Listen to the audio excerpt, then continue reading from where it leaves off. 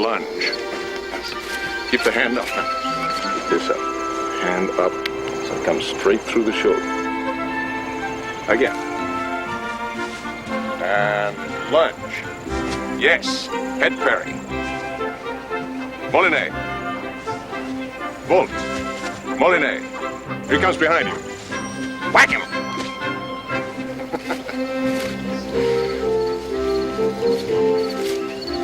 From here.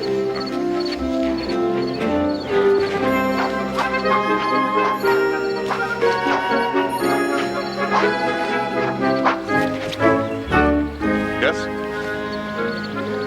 Here's a word of advice for you, little brother. When the time comes for you to fight for king and country, you avoid the provincials like the plague.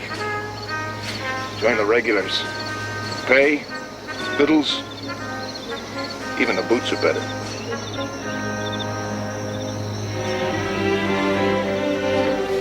I wish you were my brother, not my half-brother. I feel all of you as my brother. So I am, George. So I am. Forever.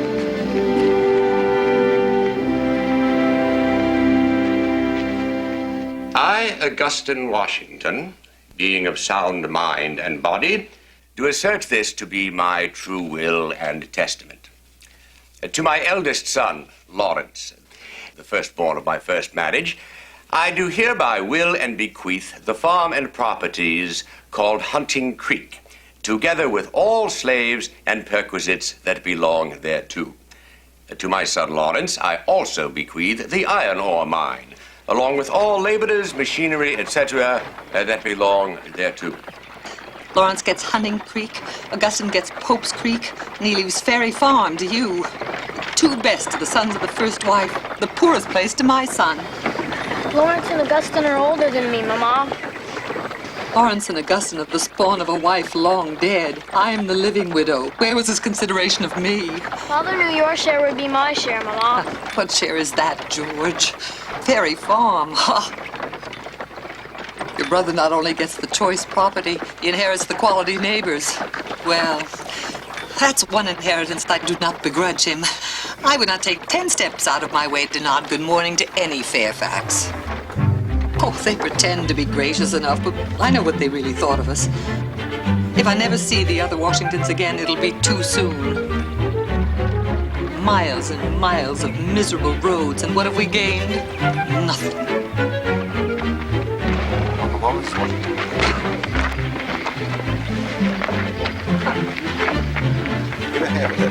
Welcome back to Ferry Farm. Welcome back, children.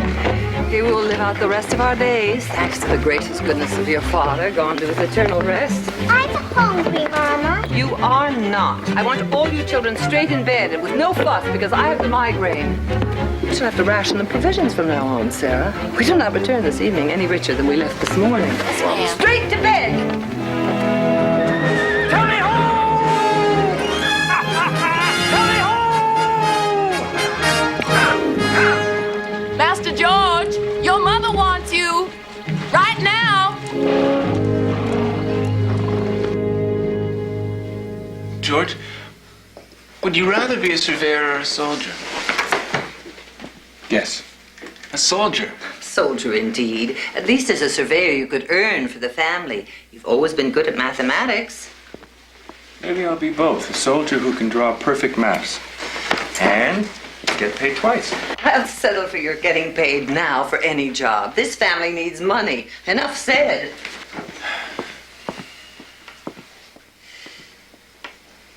Help! Step up! Step up! Step up! Help! George! Lawrence! You already taller than any of us. Will you never stop growing? How you feeling? The congestion all gone? How long you fed? You hungry? You thirsty? But George should make new friends. He is a Washington, ma'am. He can move in society. It's time he saw Williamsburg. I should admire to take it. Oh, I like that, Lawrence. But we are poor relations who must work the livelong day. Tasting the city life is for those who live at Hunting Creek. which I now call Mount Vernon, ma'am, in honor of Admiral Vernon, under whom I served at Cartagena. How interesting. But you didn't come all this distance to tell us that. Well, actually, I came to visit with my flesh and blood. Your father's flesh and blood? And to extend an invitation to yourself, ma'am, and to my father's flesh and blood. An invitation? To a wedding. Anne Fairfax and I are to be married.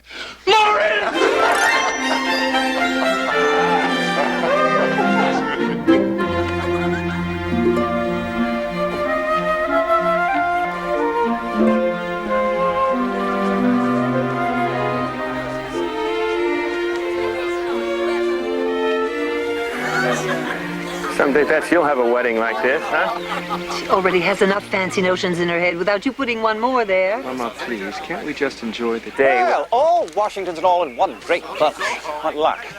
I congratulate you, Mom. Whatever for? Lawrence being your... My stepson? Yes, quite. It's all family, ma'am. All family. How are you, George? I do well, Mr. Fairfax. Thank you, sir. I hear great reports of your horsemanship. Your half-brother, Lawrence, cannot sing your praises too loudly. Oh. You ride the hounds at Fair Farm? There's very little of that sort of thing, Mr. Fairfax. We've no time to waste. Really? Well, then you must agree to ride with us, George. Have you seen our stables? No. Well, they're worth a visit. Come. If you'll excuse us, Miss Washington. Yeah. Come.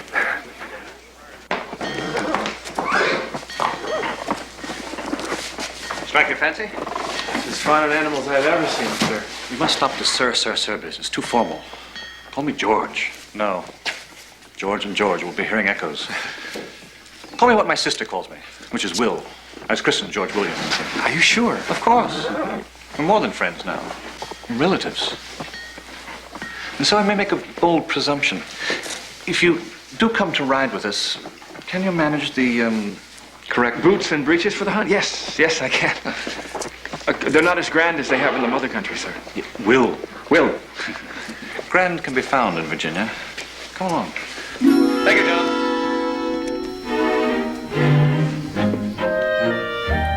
To the manner born. Take this one off. What? No. You know, London is amazing. Just to see it makes you proud to be a free-born Englishman. I purchased this in England just before I sailed for home. This won't strike your fancy? Come on. I think I'm but scratching the surface of hidden desires. Well, it's the largest I have. So, But in any case, you shall have the boots for your first hunt. no, I couldn't. No, you can't refuse. They're a gift from a relative. Unless, of course, they don't fit. Sit down.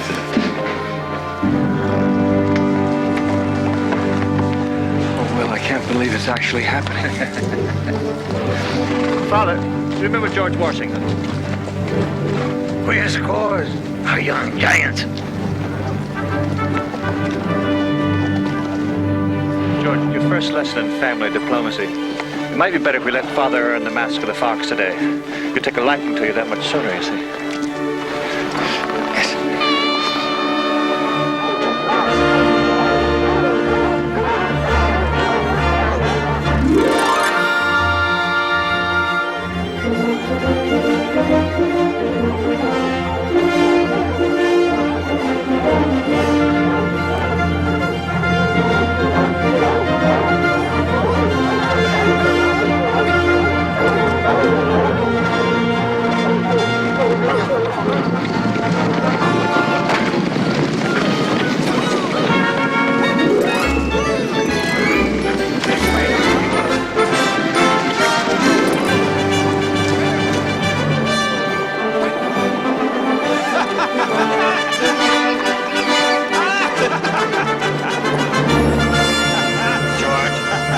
Where are you going? Come back! Good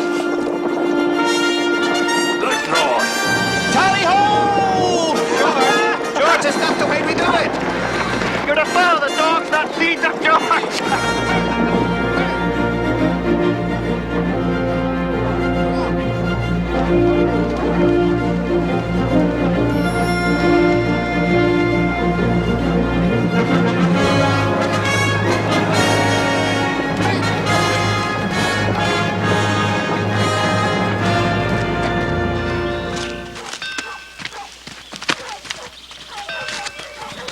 Father's a good man, George. Just a touch pompous. He does know one thing, though. If you want to make your way in this world, you must grab the coattails of an important man. You think all this belongs to Father? It doesn't. It belongs to Lord Thomas Fairfax, a cousin.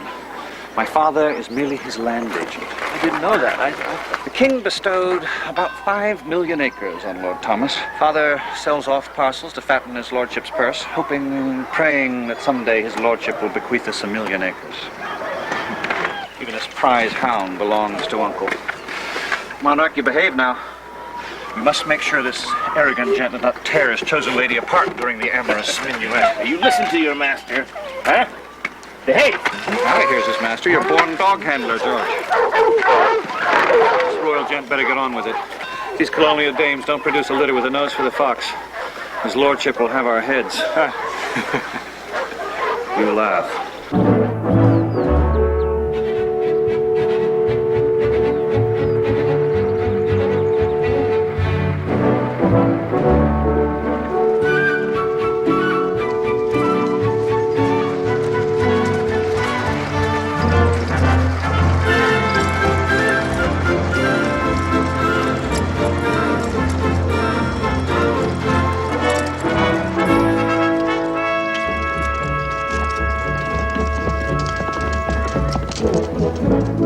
Welcome to Virginia, your lordship. You brought glorious weather with you.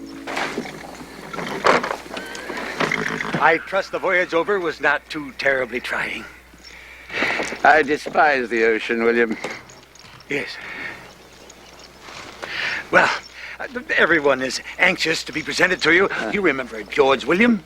A joy to see you again, Uncle. Yes. And his good friend, George Washington. Your lordship, I am very pleased to be included in Yes. And this is... Oh, yes. You'll want to refresh yourself before dining. Dear Anne and all the ladies are preparing, as I understand it, a feast fit for a king. Let them wait. Forgive me, your lordship, but... If you insist in trying to please me, William, bring me my dogs. Your dogs? The pack you've bred for me. I want to try them out. Now, your lordship? Now.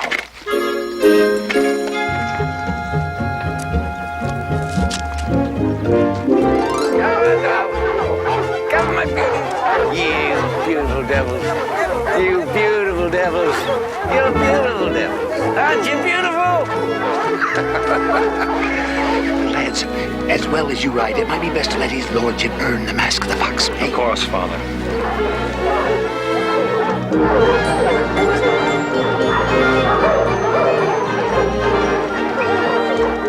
Ladies, Lord Fairfax. He must be very charming. Forgive us, ladies, for our tardy arrival. We stopped in the woods to bag you a gift.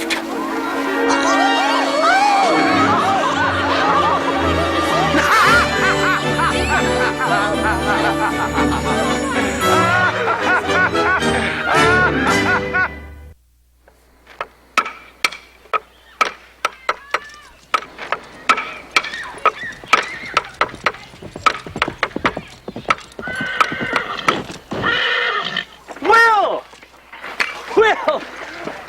What a surprise! What are you doing here? Ah, this is where you work the livelong day, eh? Yes. How long are you with us? All and sundry Washingtons well, ma'am? Well, and working hard, thank you. Would you like a drink? No, thank you. I'm too full of news. Good, I hope.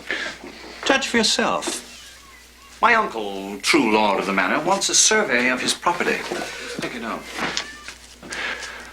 I'm to organize an expedition. What, you'll go along? Yes, of course I will.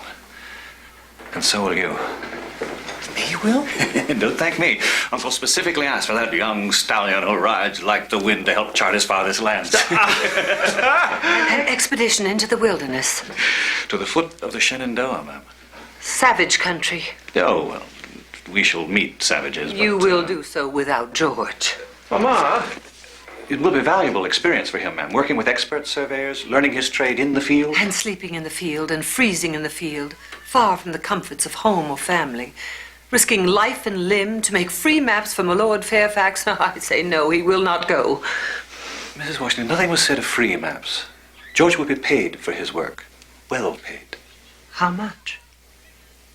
$1 shilling a day.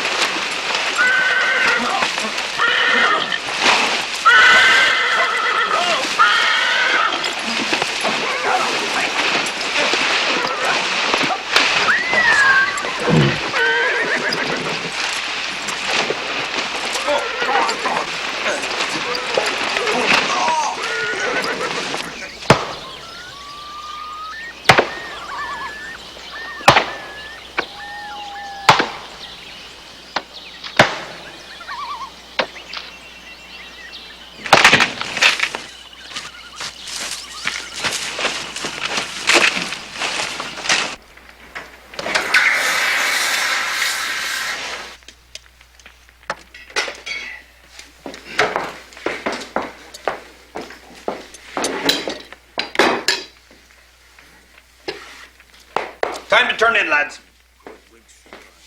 First one to bed gets the softest straw. We'll be along in a minute, Mr. Gann.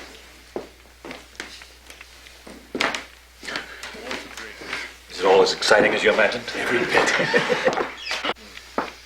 Anything else I can get you, lads? No, thank you.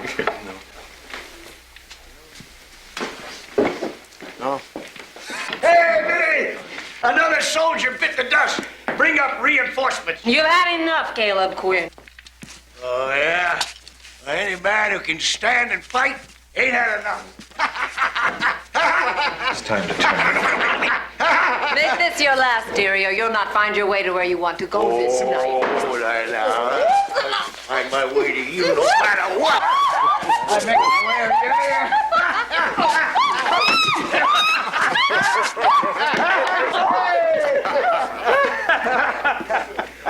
Hey, that's something to dream on, huh, lads? A broad bottom and a warm heart. That's better than kingdoms. Lift one with me, buckos. Huh? We don't know you, sir. Caleb Quinn, guide and trapper, at your service.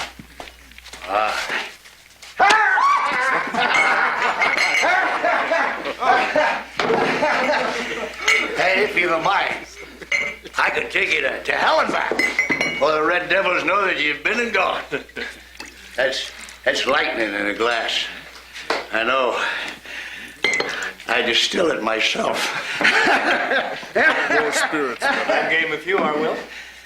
We have to get up before dawn. This will get you up for creation. Hey, to Millie, huh? My heart's desire. To Millie!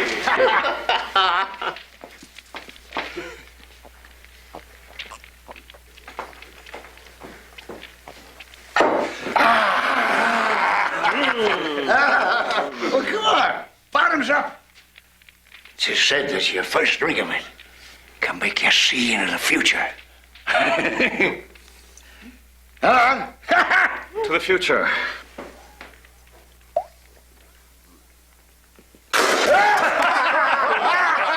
Well, you didn't see very far, Will.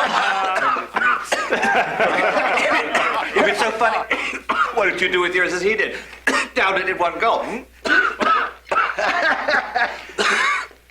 One gulp.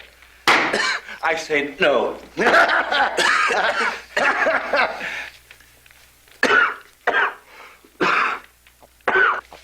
Hey. Well, I'll be...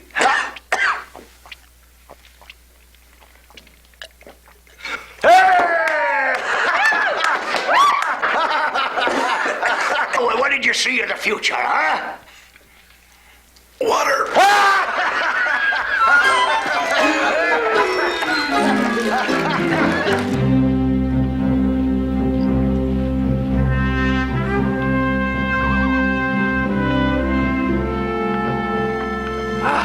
was so big, so rich, so green and untouched.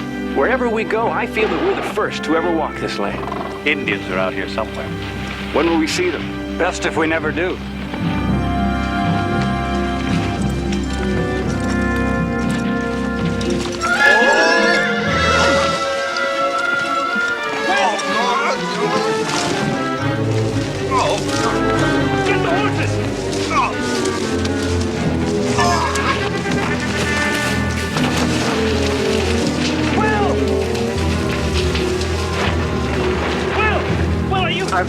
Oh, all right. My legs caught. Oh, just relax. Oh. Give me your arm. Oh, my leg. I've got you. I've got you. Okay. All right. Oh. Oh. Keep on going. Very good. I'm all right. Indians. Back down the hill? It's too late. Then what? Try, smiling.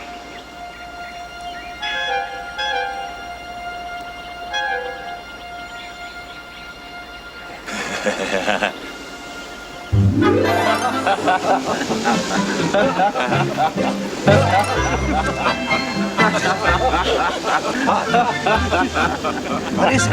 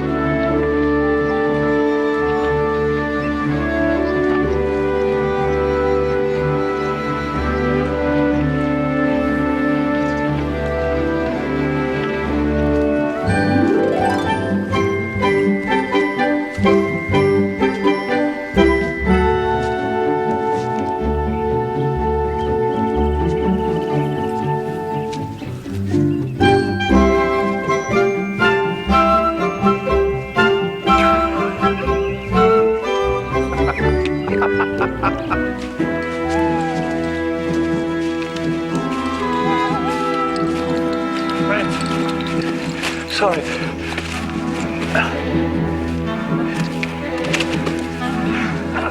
Feet.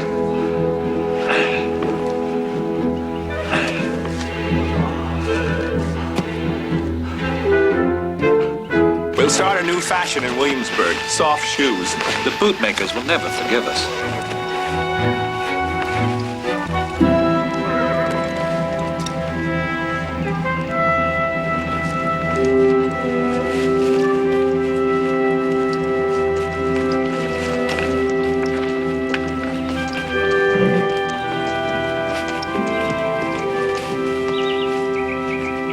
Good hunting, my friends.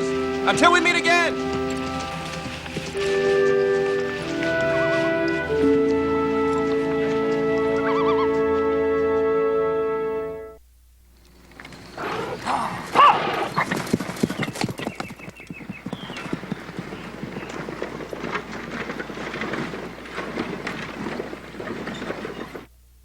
so many wonders I couldn't count them all. And, well, of course there were the Indians. Indians? George saw Indians. Strange, but impressive-looking creatures with bows and arrows. And feathers, and they had drums.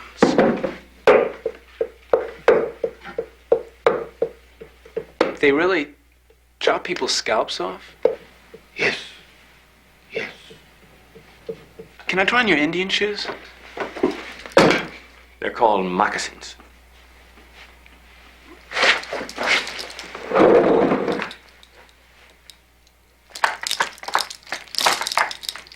Hey, hey, hey, hey, hey, hey,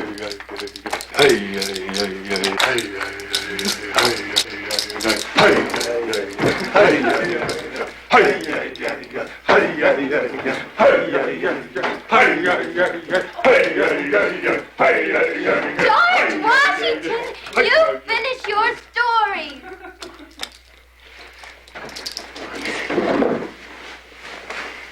Will Fairfax says that nature plays a trick on us. It draws us further and further west by making it more and more beautiful. I know that if ever I travel to the end of this land, I'm sure I'll come to paradise. And you'll know you're dead and buried. You are all supposed to be in bed instead of listening to foolish notions about exploring the wilds and looking for paradise, which no doubt also belongs to the Fairfaxes. Tomorrow I want more work and less talk. That goes for you too, George. So much for paradise.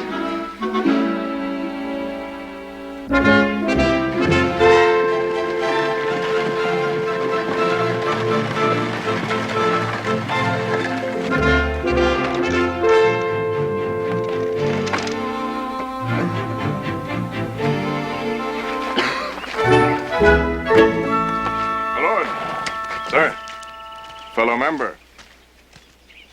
A damned singular honor for two of one family to be elected to the House of Burgesses. Will and Lawrence. Can't say I approve of politicians, though. Found them rather dull cheese in the House of Lords. But from the looks of you two, you can't do much harm. See that you don't. We can but try, Uncle. It's a long ride, Will. Yes. Goodbye, Father. Farewell. Well, George. Goodbye, Uncle.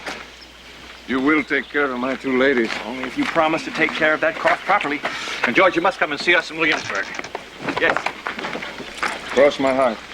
A letter every day. I shall perish of loneliness. George, when you marry, you must choose a wife who has all the right answers. As I did.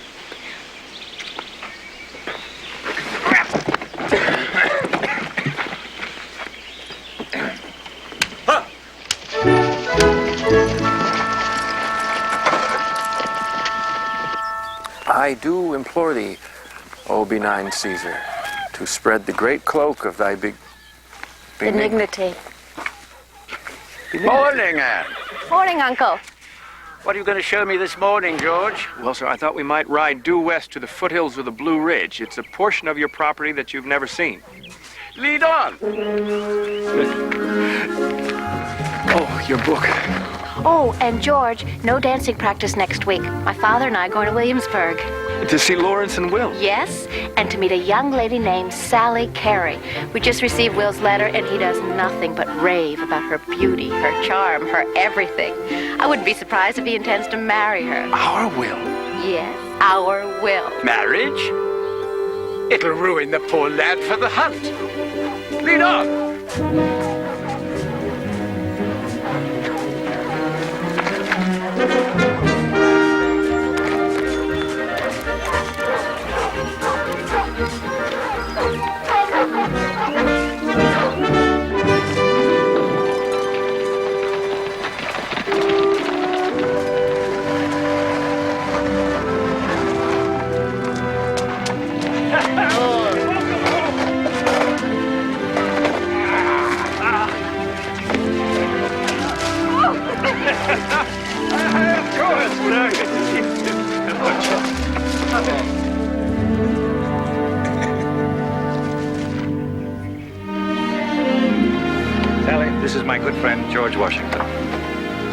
This is Lawrence's little brother, George? I've been hearing all this talk about Lawrence's little brother. I never expected such a handsome giant. I'm very pleased to make your acquaintance, little George. Ma'am? Not ma'am. You'll call me Sally. And now, enter the sacred portals of your new home. Welcome to Belvoir.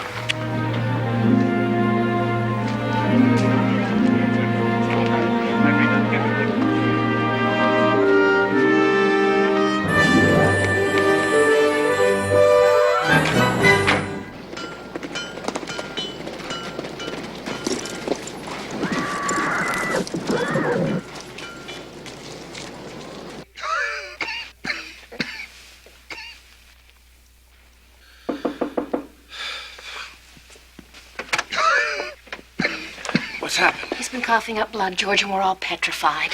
Whatever for? I'm fine now. He is not. Don't let my dearest wife alarm you, George. It's over. I just... You see? I will not go. You will, or I shall become sicker. But to leave you. I insist. Else you disappoint father, brother, and new sister. Please. I promise I shall rest all the while you are gone. So go, my dear. Take George in my place and dance the night away. Me? You. I order it. I'm your superior officer, and I order you. Face the music.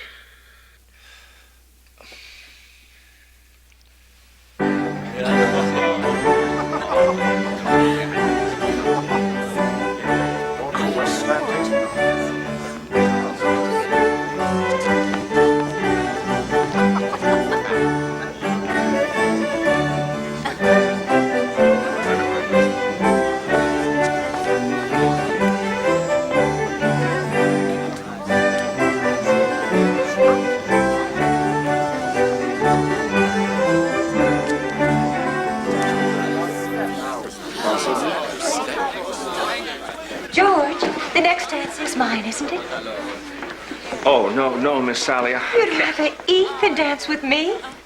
No, I only meant that I... You only meant you're not sure I can keep up with you with those long legs.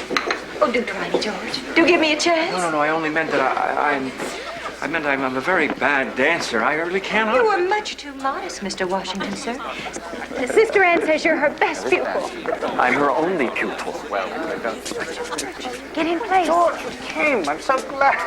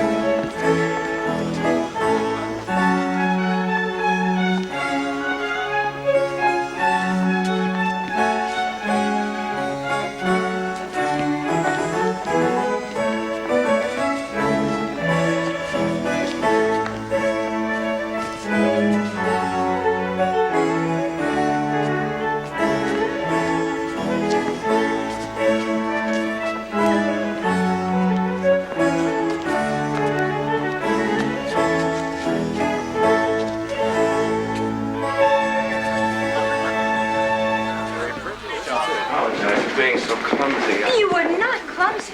In my opinion, you were very quick to learn. For a man.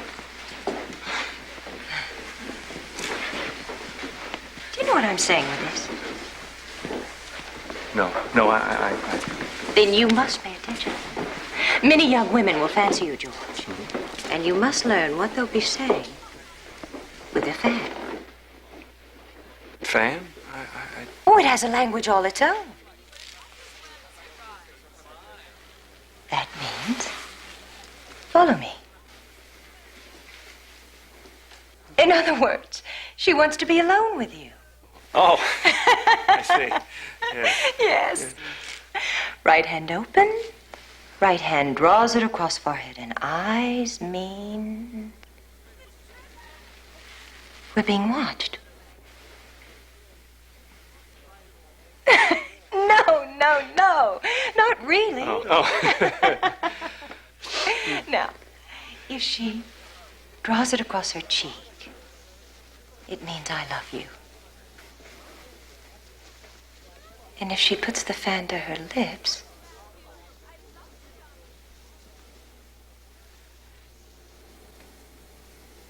I'd like to be kissed.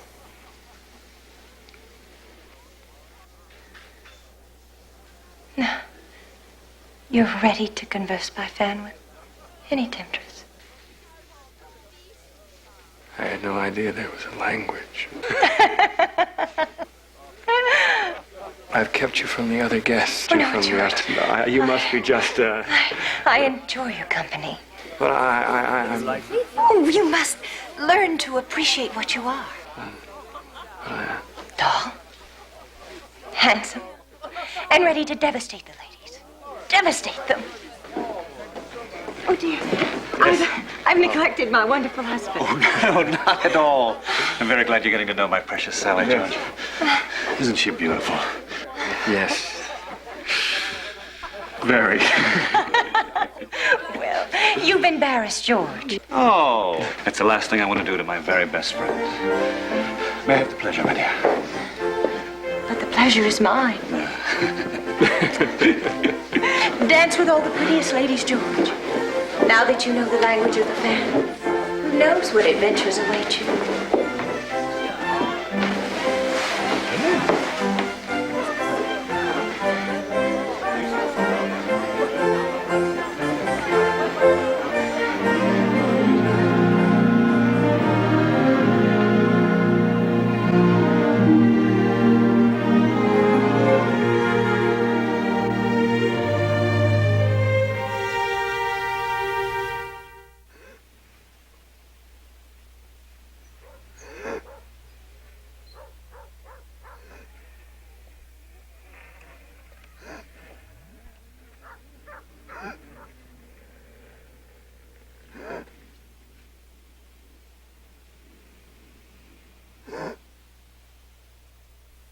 Nothing more you can do. You've been at that bedside day and night. How can... Oh, George, you need fresh air. Or you come down with a very malady that now tortures your poor brother. I hate to leave him, even for a moment. He gave so much of himself to me under very difficult circumstances when I was growing up. You love him. He can't die.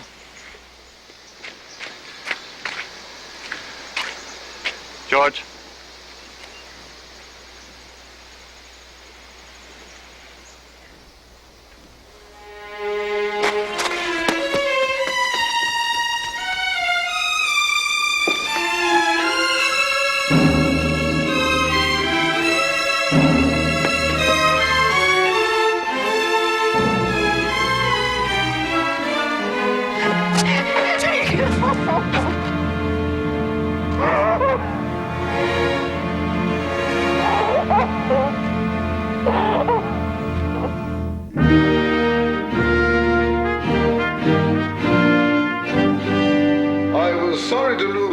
Services.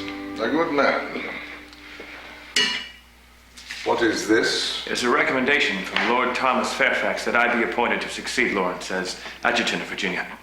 His lordship, eh? Yes. Well, adjutant is a very important post. What are your qualifications? Well, I've been a surveyor on the frontier, sir, and with the money earned, I've purchased lands in the wilderness. I know this country as well as any man. And I am, sir, my brother's brother. Well, you're in luck, young man. As you know, I have decided to divide the colony into 4 separate military districts. I might find it possible to appoint you adjutant of District 4. The smallest? It carries a stipend of £100 a year and the rank of major. Would it be possible, Governor, to appoint me to District 2? It includes my own county of Fairfax. It is also the largest. Is it, sir? I must say, you have enough gall for someone twice your age.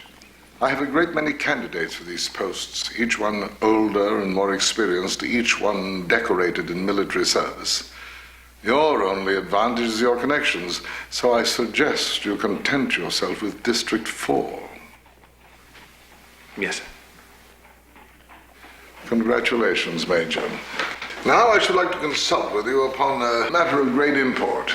The King of France, not satisfied with the vast province of Canada, has decided to make open trespass on British soil. He has sent soldiers into our territory, thus flouting British sovereignty established by God and King.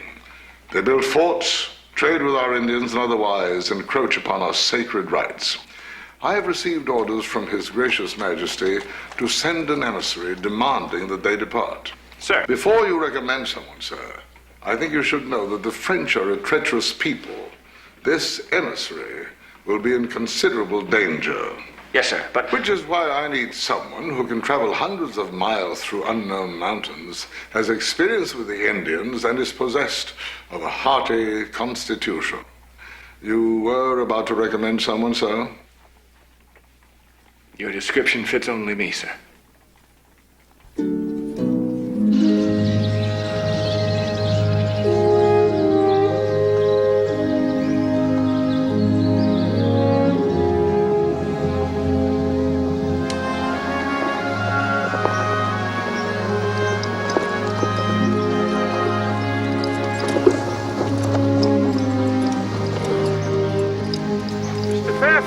Greetings.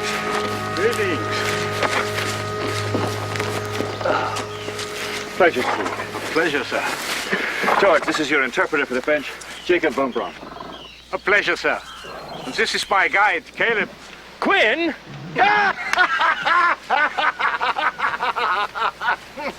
You know each other.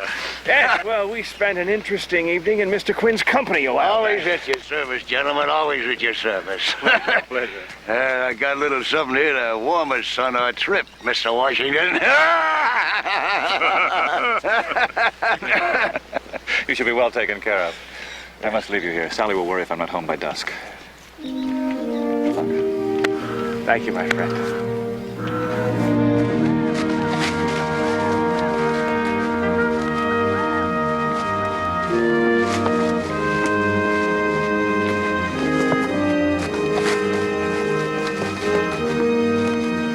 Tell me, how do they euchre a smart lad like you into carrying the king's message? Oh, it's an honor, sir. Fool's errands, more like it. What's that supposed to mean? I didn't tell you? Tell me what? That French commandant has agents living with the bloody savages. Why, he needs only whisper. And British scalps will be lifted all along the frontier. You're a cheerful fellow, aren't you, Mr. Quinn? I'll keep you laughing, Mr. Washington. Your last breath.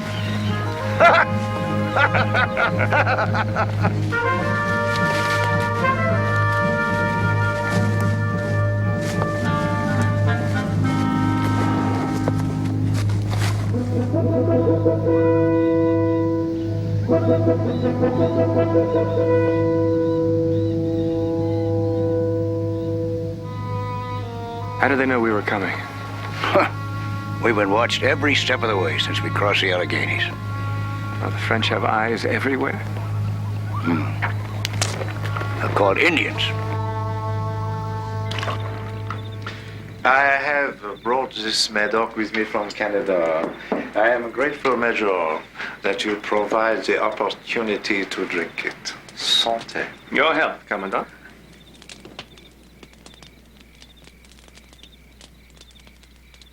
Superb. Ah. Now, about the letter. I have not only read the letter, but I have sent it to my superior. We await even now an envoy with a reply. As to the contents. Ah, yes. The matter of royal sovereignty.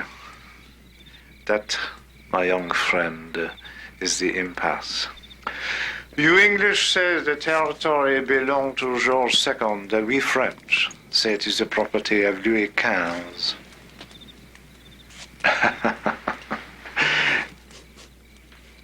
My king desires that the French do not encroach on any lands south of Canada.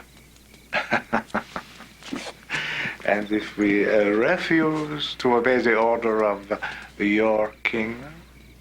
Then my governor would be empowered to drive you out by force of arms. Do not make idle threats, young man. I do not make idle threats, sir. I know my king, and I do not involve his name frivolously. There, you see. This is how it begins. Perhaps we are striking the first blow in this very room. Major, you and I could be starting a war.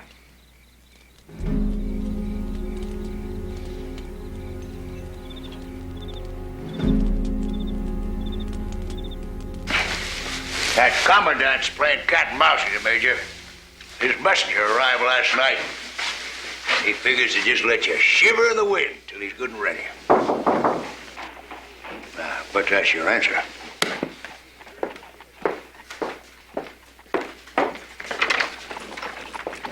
Major, the commandant awaits you.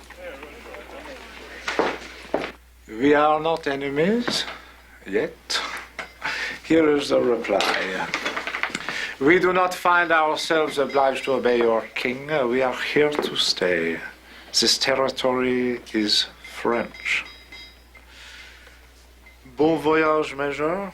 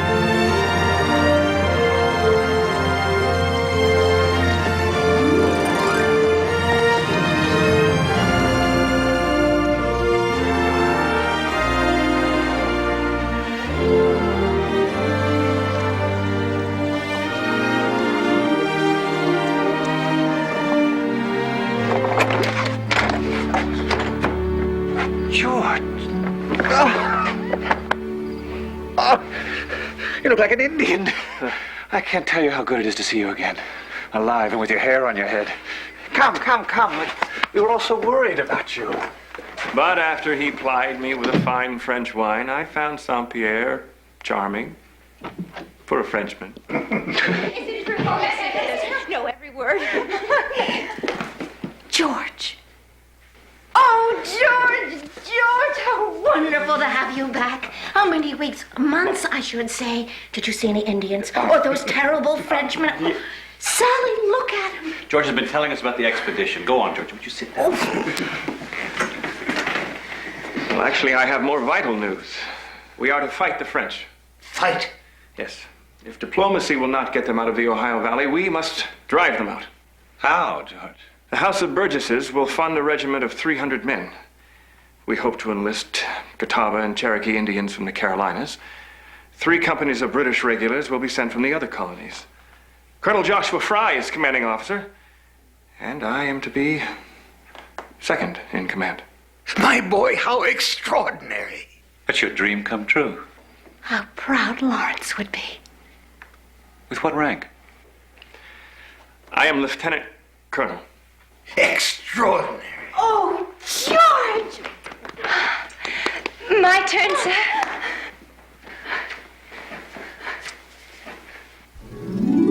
Heavens, I've never seen a Lieutenant Colonel blush before.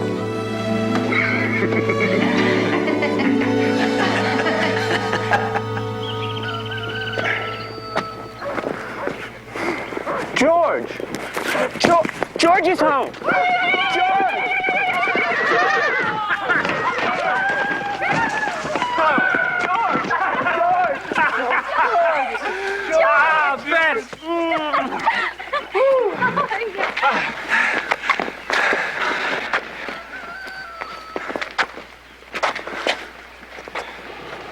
Good to see you again, Mother. And be home with the family. About time you took care of your own instead of watching over my lord's sovereign empire. I trust you're home for good this time. Oh, I'm sorry, Mother. I'm to form an army to defend us against the French. I leave tomorrow. You cannot.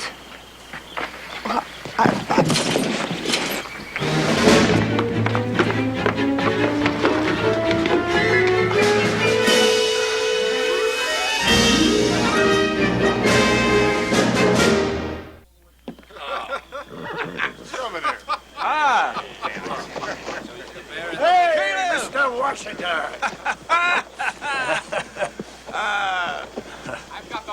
Been looking forward to this, Mr. Washington. Your hair's grown. Hey, pretty uniform. Well, Mr. Van Dam. Congratulations, Colonel Washington. Thank you very much. You look thirsty. Come in. Come in. Hard journey, huh? I got something for you, Mr. Washington. Good, good. So, our mission is to strengthen the garrison on the Monongahela River. But our commanding officer, Colonel Fry, hasn't arrived yet. And he won't. Sir, the word is that he's either sick or just got no stomach to fight the French. So what's our first job, Commander? Well, if we are to push further into the wilderness, I need more horses, food, pay for the men. I write to Williamsburg to complain, and I get nothing but silence. And I need more fighting men. Where can we find them? Indians. My scouts report that the French are sending presents by the wagon loads to all the Indians. I've got nothing to counter with. Well, I think we know a few Indians who still hate the French.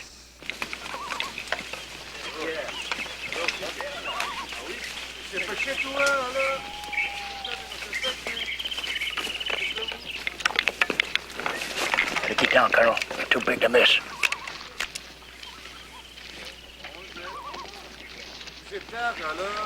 Only 2 sentries on duty. The rest of them are in those tents, fast asleep.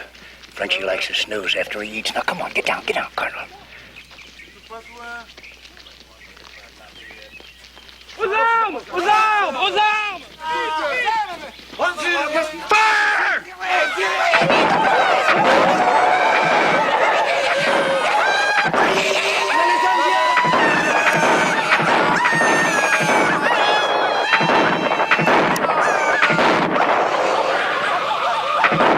Young Washington has murdered an ambassador. Gentlemen, we will observe the rules of good order.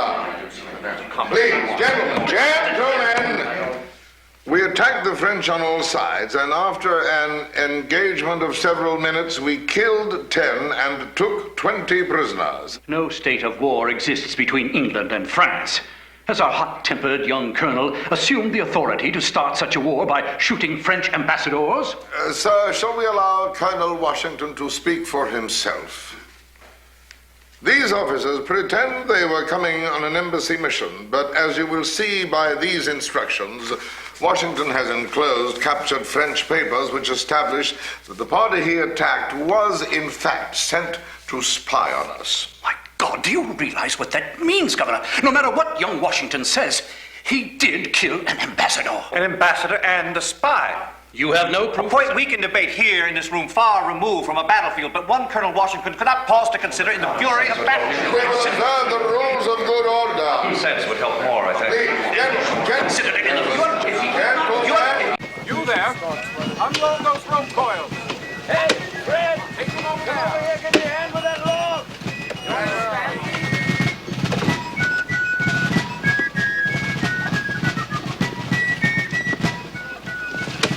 To those men who are working over there.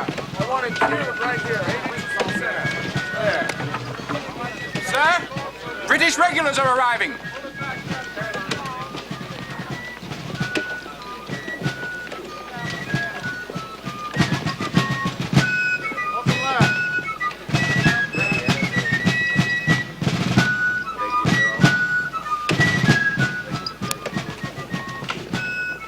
Halt the troop, Sergeant. Take care! Halt! Take care! Halt! Take care! Halt! Hold it, y'all! Fire up! Colonel Washington, Captain James Mackay, His Majesty's regular company of foot here at the request of your Virginia governor and burgesses. Welcome to Fort Necessity, Captain Mackay. I believe the first order of business is to provide cover for the men and rum for the commander.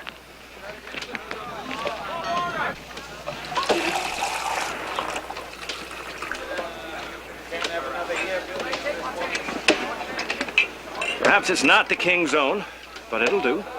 Indeed. To His Majesty, King George II. Aye, to His Sovereign Majesty.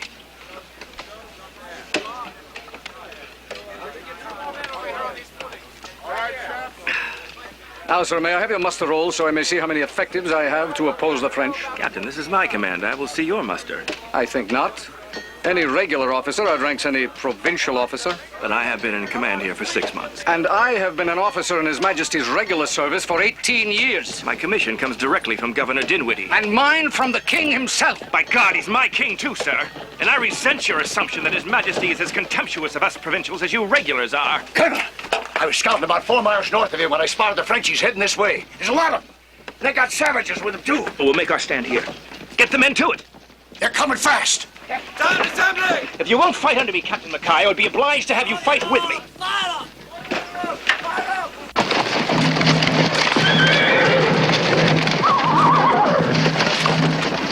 Spread out, men! Fill in the gap, soldiers.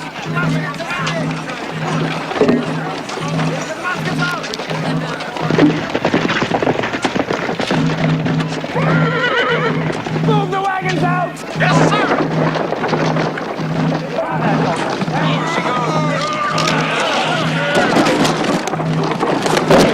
Spread out, men! Spread out! Keep your feet high!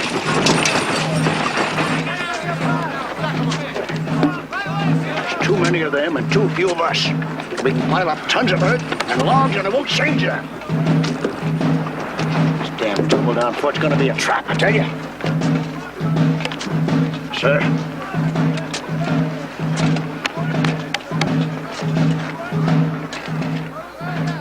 Frenchies, Indians.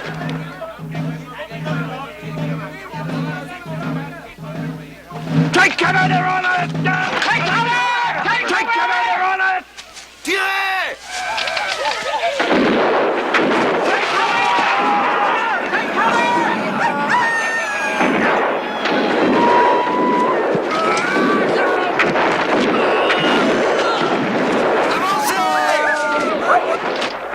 No more standing up looking around. You get your head blown off, sir.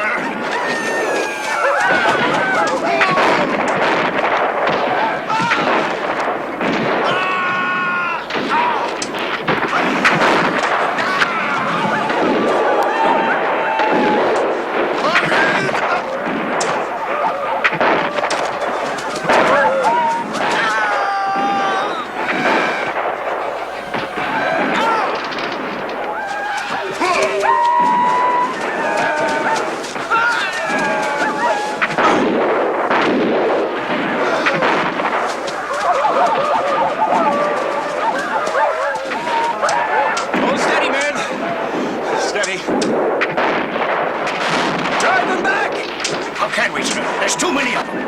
I don't believe that, Caleb. You bet, sir. Because they're not going to stop. They want to end this right now, before sundown, before the spirits come out of the graves.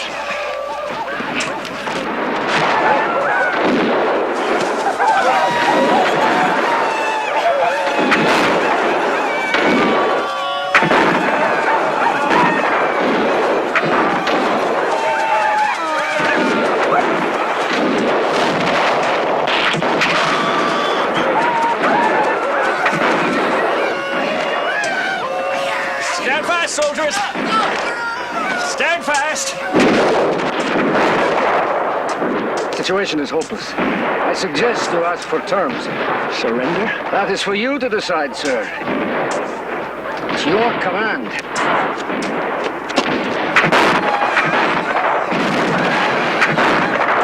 Soldier, get down!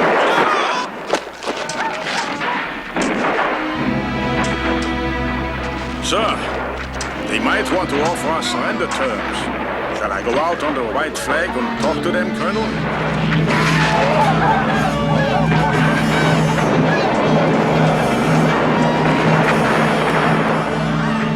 Colonel! Colonel! Yes. Talk to them, Mr. Monroe. They're accusing you of actually assassinating Jumonville, and in signing the surrender, you agreed with them. The terms of the surrender are generous, Governor. The French protected us from the Indians. And we gave up the fort with full military honors. Didn't you understand the damn preamble? Obviously, you and Captain Mackay signed without reading it. Von Braun had to translate, sir. We did insist on certain changes. 100 of my men were either dead or wounded. One word from the French commander and the Indians would have fallen on us. I had to decide. Colonel, the French have tricked you into signing a confession of murder, which means that you alone, Colonel Washington, have given them the legal right to break the peace and declare war on us. My conscience is clear, sir, in dealing with you and on the field of battle. You're quite sure of that? You weren't there, Governor. How can you know what it was like? Your insolence, sir, I will not stand for it. And I will not stand for being treated as an incompetent provincial. Don't raise your voice to me, young man. I did what I thought had to be done. No man can do more. Mr. Washington, I am reorganizing our military forces. There will no longer be a single regiment, but 10 independent companies. You can have one of them if you so choose, with a demotion of rank from colonel to captain. You, sir, have helped the French tie a string of firecrackers to the tail of the British lion, which will stir a commotion in the Houses of Parliament and Versailles for many years to come. Good day to you, sir.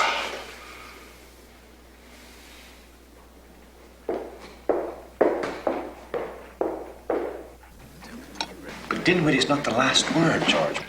We Fairfaxes are not without influence in the Tidewater, you know. No, Will, if the governor thinks that he can protect the frontier with empty resolutions and broken promises, then try.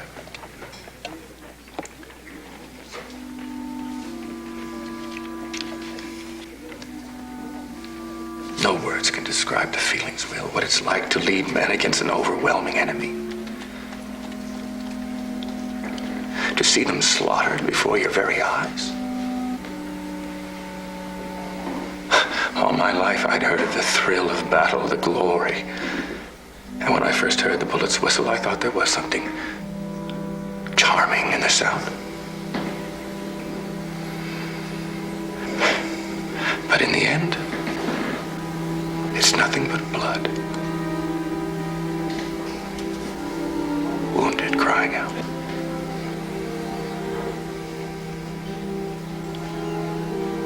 I'm done with it, Will. It's over.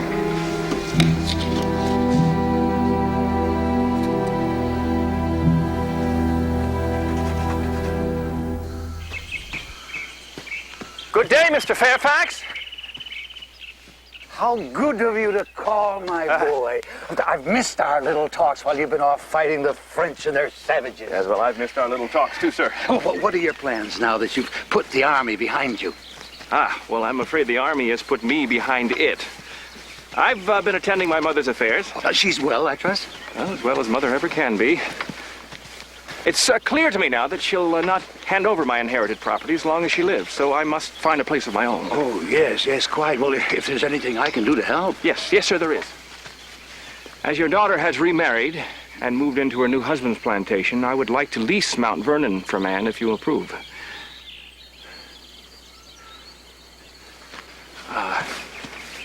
Property is all anyone can be certain of, sir. The rest is wind in the trees. Well put, young man. And I certainly can understand your hunger for land, hunger that I had when I was your age. But does this talk of Mount Vernon mean that you've given up your dream of serving in His Majesty's regular forces? Yes, well, my military career is over. I'm a farmer now, and glad to be. You're quite certain of that? Never more so. Then the house is yours, George. And what comes with it?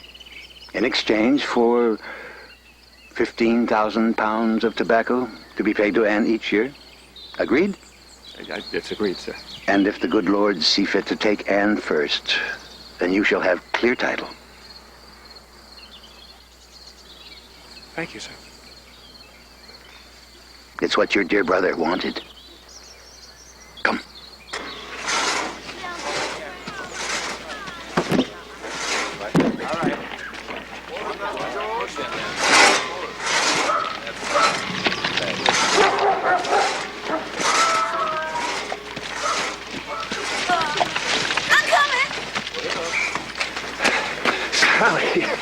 There he is, my inconstant friend. And what do you have to say for yourself? Sally, I'm sorry. Here alone for almost a week, and you've made no effort to call at Belvoir. Why, sir, have you been avoiding us? I demand an answer on pain of instant embarrassment. Well, I didn't want you to see the house till I'd finished my plan. But I should have known that you'd wait for no man. So enter, madame, if you insist. Oh, I do.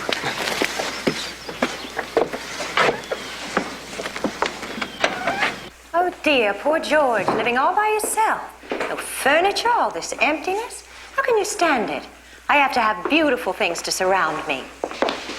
Well, there's so much to do, and it takes so long when you don't know that much about architecture. I have the help of this English builder's manual, and I've developed a good eye. Oh, that sounds immodest, doesn't it? Terribly. Lead on, sir. If you can't give me a tour of what is, then you must show me what will be.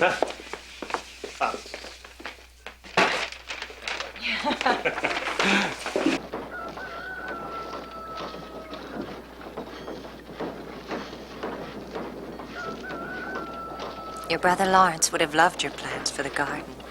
I don't want to see it as formal as before. You must keep the roses. And George, you must plant everlastings. You know, those November flowers that can be dried after the frost and brighten our world until spring. What a lovely thought. You've just designed your dream house and garden. What about a dream lady? What would you like her to be? A wisp of a thing, soft and fair? Perhaps tall and dark-haired, like your Sally. Oh, no. No, not like you. You're one of a kind, and I'd never find another. Dear George. George! George!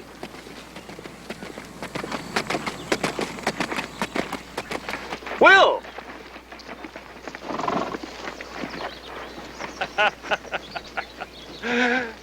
Welcome home! My dear. George, my friend. I can't tell you how delighted I am that you'll no longer have to travel half the day to reach our door. You'll dine with us tonight? Oh, no, really. Of course you will. We have much to talk of. Every tongue in Williamsburg is wagging about the arrival of a Major General Edward Braddock with 2 regiments of British regulars. Braddock? He sailed into Hampton Roads last week. Oh, what a sight. A forest of sails. Boatload after boatload of real British regulars. Superbly trained and disciplined. They're amazing. They march as one man. March where? The general has orders from the king to take Fort Duquesne. By God, it's about time. That fort controls the frontier. And once taken, we can drive the French right back to Canada. Now, why so interested, George? I thought you'd turned your back on a military career.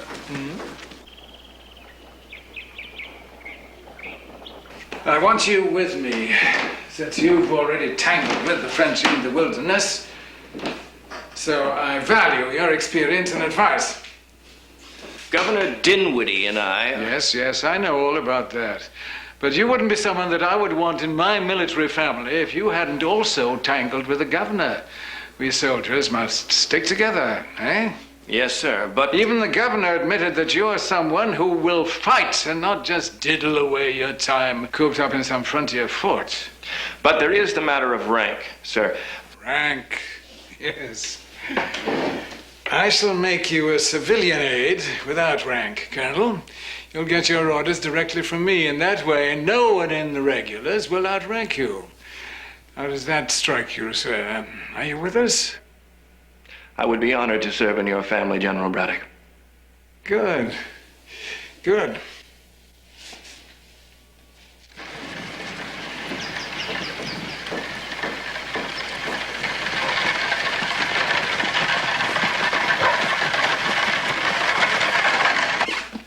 And the last field must be seeded by the end of the month. If the French cooperate by turning tail and leaving the Ohio to us, I should return well before first harvest. If there is a harvest. George, this drought. Little brother, don't even say it. We must produce 15,000 pounds of tobacco or lose my lease on Mount Vernon. I'm Mrs. Washington. I'm sorry, ma'am, but... I certainly don't have to be announced to my own son. There you are. Just like your brother, running after Mount Vernon at every opportunity. Mother, Jack... And you, enticing him to take care of your property while mine lies parched in the hellish sun. But I needed Jack to finish the planting and to look after the house. Cows so dry we must squeeze them like bagpipes for a pitcher of milk. And all you can do is steal away my John Augustine and hitch him to your plow. George can teach me agriculture. How? When he's hundreds of miles away in some godforsaken wilderness. And who knows if you'll ever come back, except in a box that we must put in the ground. Mama, that's a terrible thing to say. Well, it's true. George, how ungrateful you are for all the sacrifices that I've made for you when your father died. I know. I am grateful. You're welcome to stay at Mount Vernon while I'm away. If you insist. I do. Well, I'll lose the light if I don't leave now. Goodbye, Mama.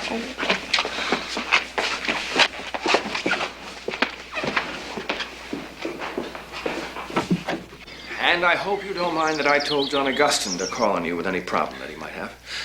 My boy, I'd feel hurt if you hadn't. We're really family, you know? Yes, well, thank you. I must be on my way. Goodbye. Godspeed.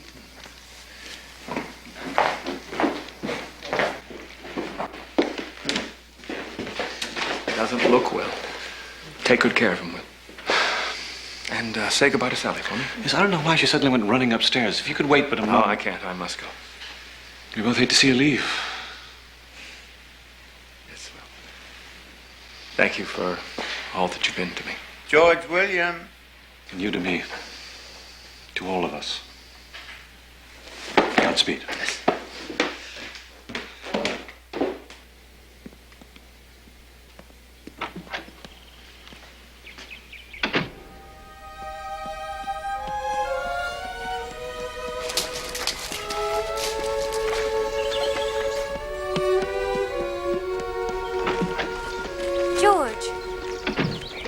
Go without saying goodbye? Somehow I knew and couldn't bear to be there when you told the others. I heard everything from the top of the stairs. Why, George?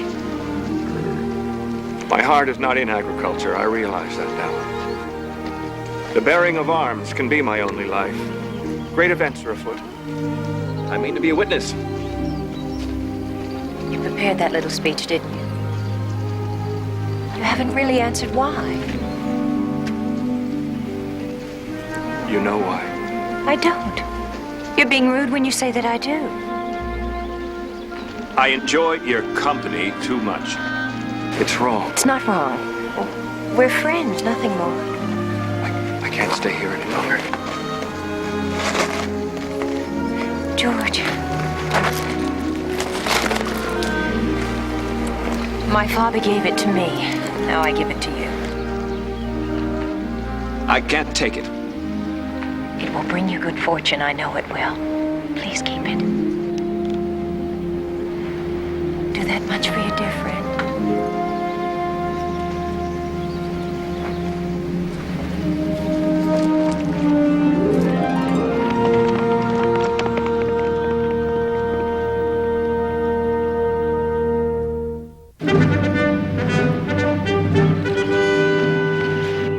howitzers, 6 ships cannon, 14 6-pounders. To move all of this, sir, we've been promised by the colonial governors 200 wagons and 2,500 horses. Has anyone a comment on our proposed tactics?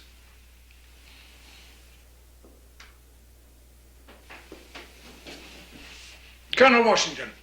You're top-heavy in ordnance, sir. Transferring such heavy loads over 300 rugged miles across rivers and mountains could prove to be more difficult than any of us could imagine. We thrive on difficulties, don't we, gentlemen? We certainly do, sir. Yes, sir, I'm sure you do. But to achieve victory here, you may have to alter your tactics. And what, pray, must we do, Colonel? Well, sir, you and your officers are new to this country.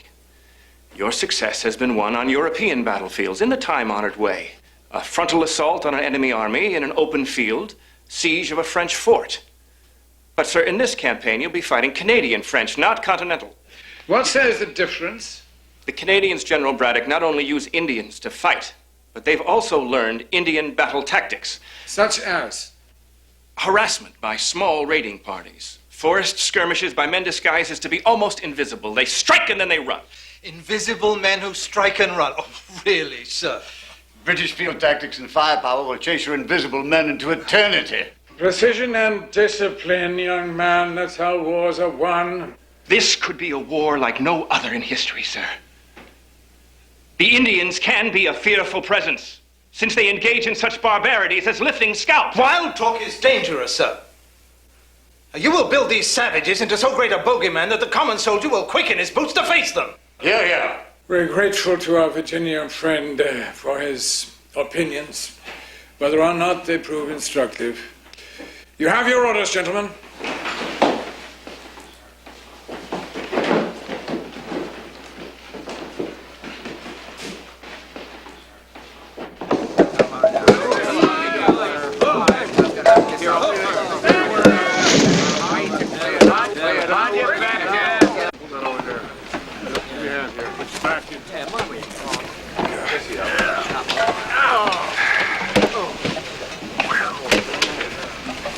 Maybe some down here.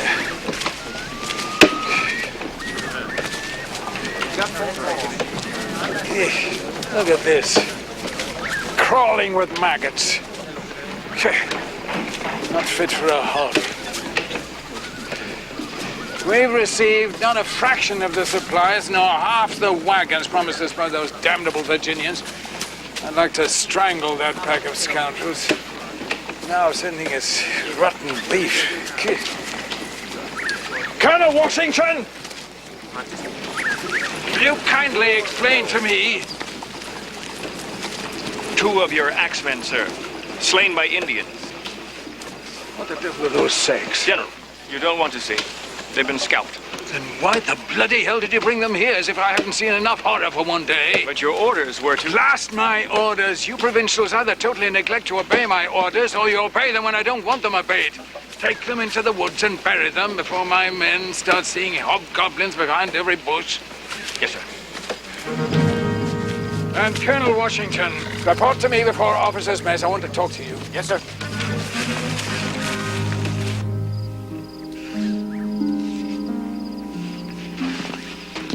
Oh, sir, I'm sorry to invade your privacy. The sentry said... Don't let this barren field embarrass you, Colonel. It'll soon be overgrown again.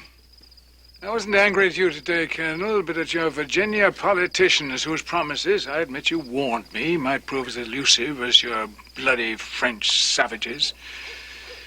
Damn them all. British soldiers ambushed and scalped. British horses stolen. Promises broken. And so I turned to my Seneca. And as always, find comfort. Fire is the test of gold, adversity of strong men.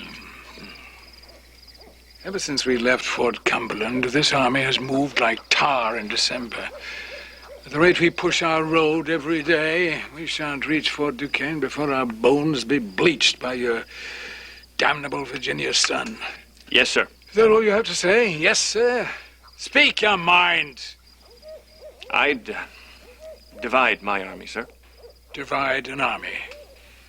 The French know where we are. We're being watched every mile by their Indians.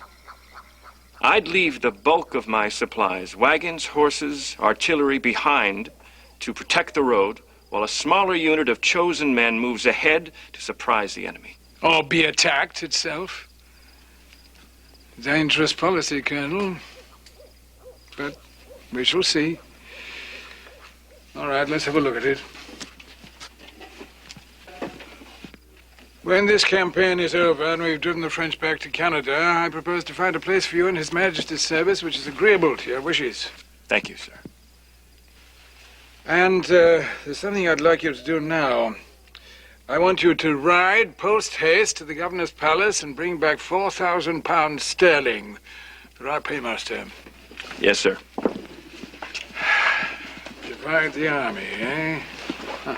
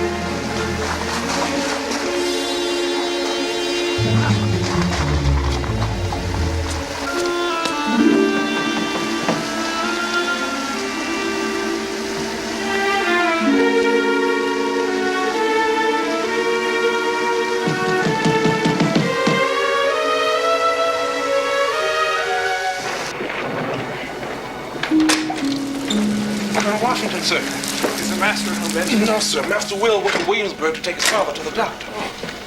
Benjamin, who is it? It's Colonel Washington, ma'am. Oh, there's no need to come down, Mrs. Fairfax. I'm on a mission for General Braddock, but my horse could go no further. Benjamin, look at him. Chilled to the bone. Well, I rode to Belvoir hoping to borrow a mount from his stable. I had no idea he'd been taken to a doctor. Which is exactly where you'll end up if you don't get out of those wet clothes. You're shaking. Oh, no, I'm late already. I can't stay. Yes, you can, Benjamin. No, I have no time. I'll ride to Alexandria. There's a public stable there. No, you'll do no such thing. Sally, I can't stay. Dear, a voice of command. It's the first time I've heard it.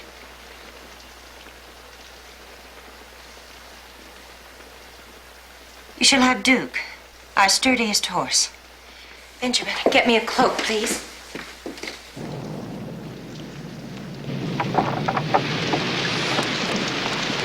John, would you please saddle Duke? Yes, ma'am. He hasn't been ridden since I took him out on the weekend, so he should be well rested. Which is what you should be before you ride on. If you rest most of the day, the storm will be over by the time you wake. I'm sure the General wouldn't mind. He expects me as soon as possible. If you knew, General, you'd know I have no choice but to ride now. You must inform us of your safe arrival at camp. Yes. If you wish, you can write to me. Not directly, of course, but through my sister in Alexandria. Sally, A certain distance must be maintained between a married woman and a gentleman who is, after all, only a dear friend.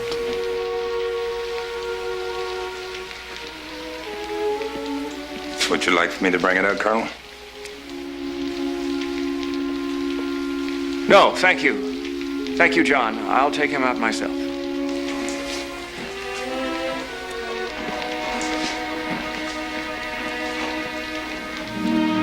I tried not to come back. I know. I'm sorry. It's all right.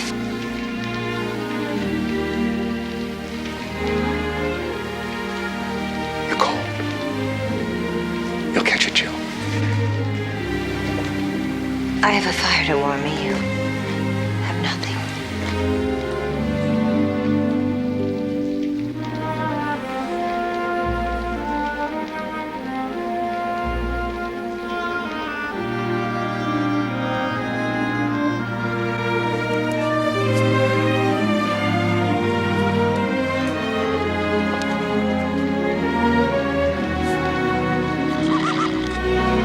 I'm grateful for the horse, but I'll send him back as soon as I can. Keep him, please, until you return from the campaign.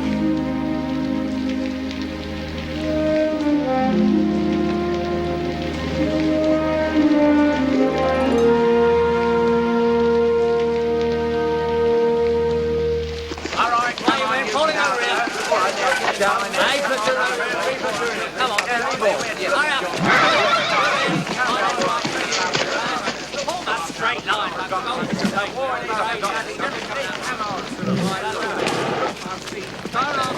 Just stand up straight. Come on, yes, come on, that's right. I've begun to fear the savages had removed your top knot. The rains washed out the bridges. I got back as soon as I could. Payday may be just what the men need to lift their spirits. Are you ill? A touch of the fever, sir. Banging headaches, agony in the belly, that sort of thing? Yes, sir. Then you've earned a rest. You'll use my bed.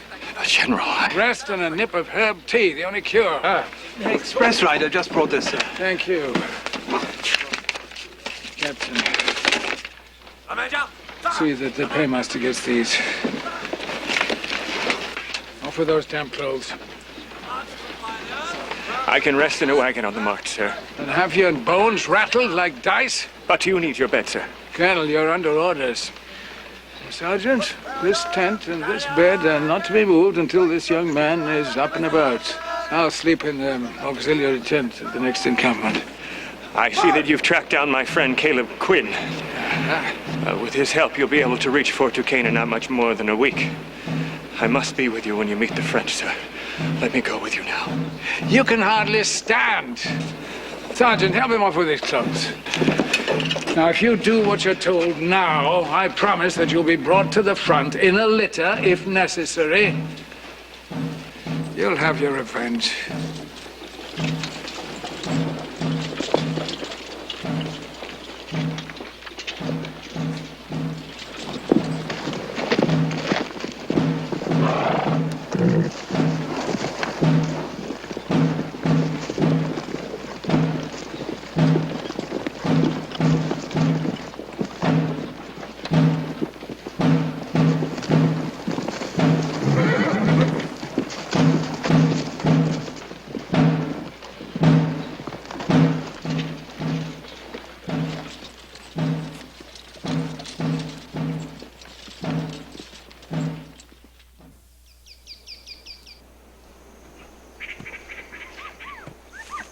Hey, hold up there, Colonel, hold up. Orders are you're not to move till you get better. You are supposed to be up ahead on the march with the general. I can make it without a witness. Oh, you can't. You can't ride that horse the way you are. No, see there? Oh, Colonel. Help me up. You got a fever, sir. And I promised the general I'd take proper care of you. Then help me up, damn it. General's sure right. You Virginians are as fractious as mules. You always gotta have your own way. Come on, keep in line there. Over. And a sailor. Look down, look down. Formation tight.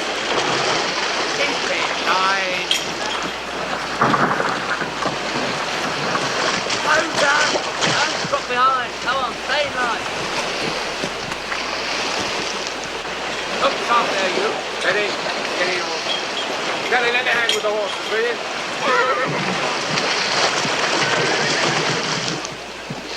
Bring it up, right behind there. Look sharp, you. Keep it alive.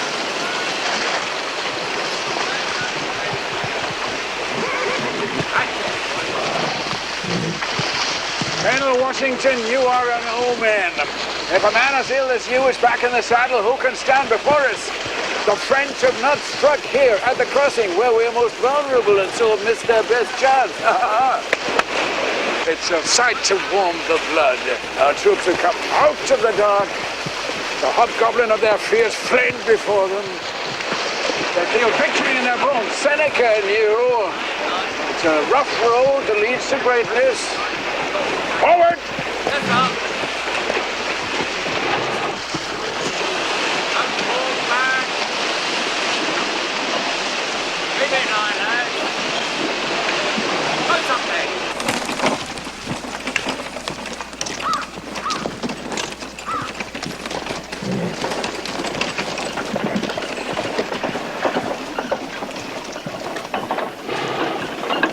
How far now?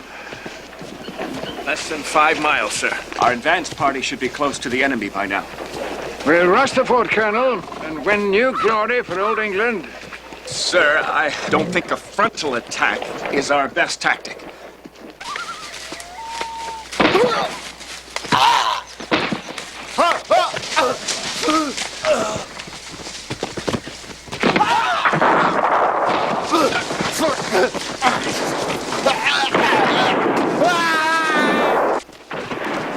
Can we obstruct them already?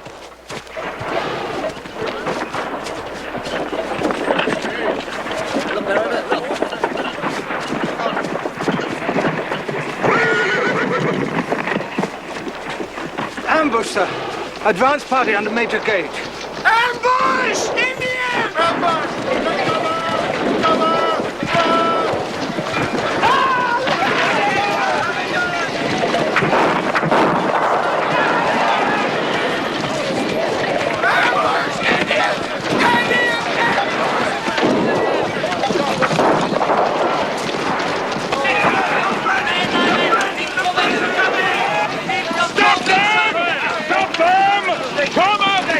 Soldiers do not run from battle. Form up!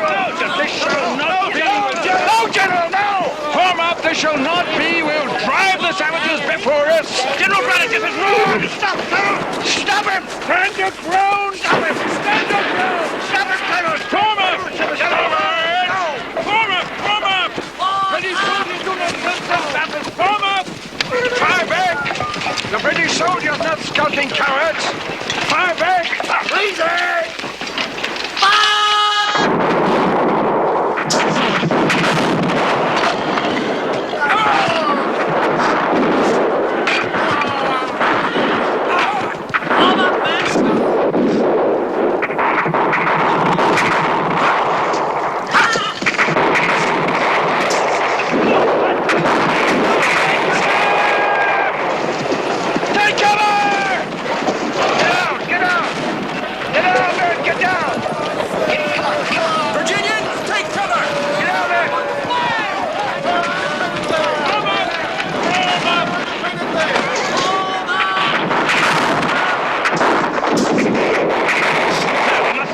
Regroup my men and fight back Indian style. Whoa, savages. We'll fight like a disciplined army, not like a rebel of cowards hiding behind trees. General, it's not You heard me, Colonel. Drive those soldiers from out of the brush and make them fight in the open like real men. Sir!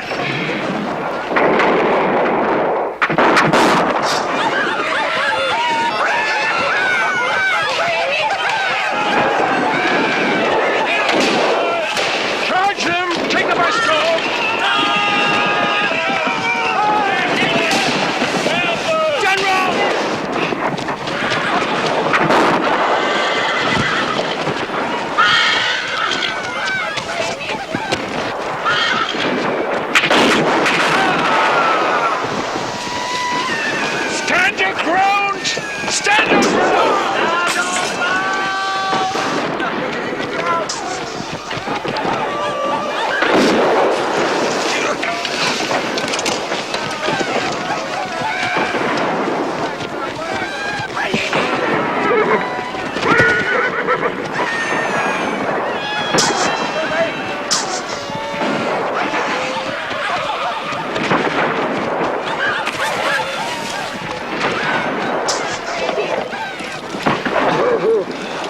My aides! Oh, God, you, Colonel.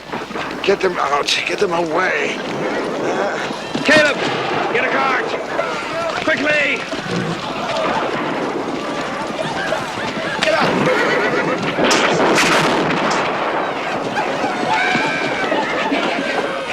Take that, son. Lift them up into the car. All right.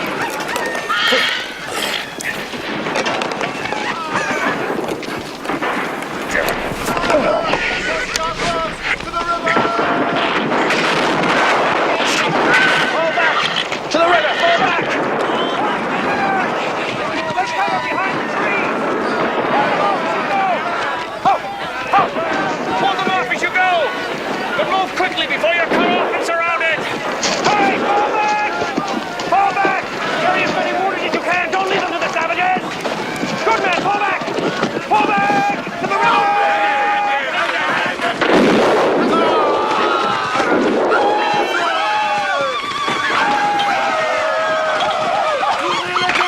Allez, allez, allez! Dépêchez-vous! Attachez-vous, cochon!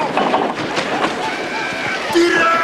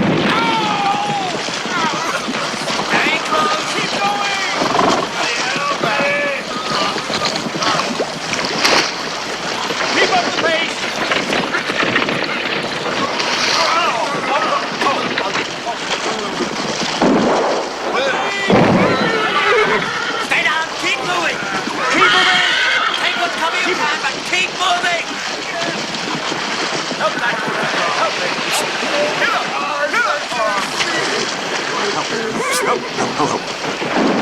with the men! Together! On up, Colonel, help me up. I must ride on my own horse. You're in no condition to ride, General.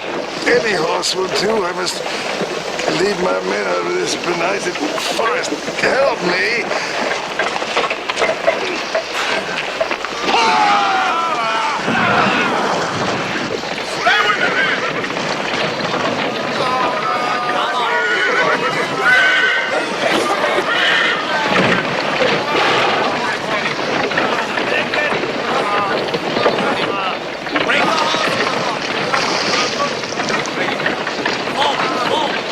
Come, men! Move on. Come on, Sergeant. Keep up with us, men. Keep up with us.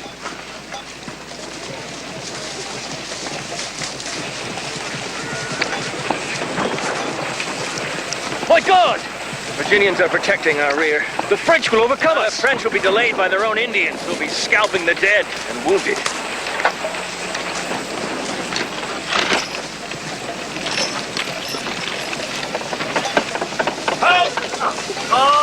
Get rid of our supplies and baggage.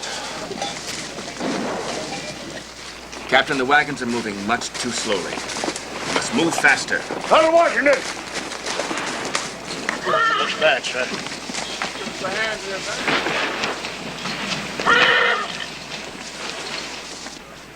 General? Who would have thought it?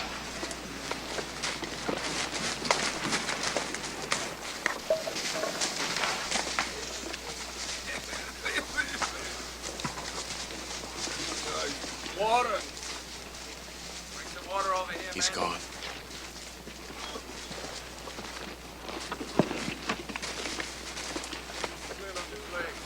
Captain, Sergeant Minor over here. Aye, sir.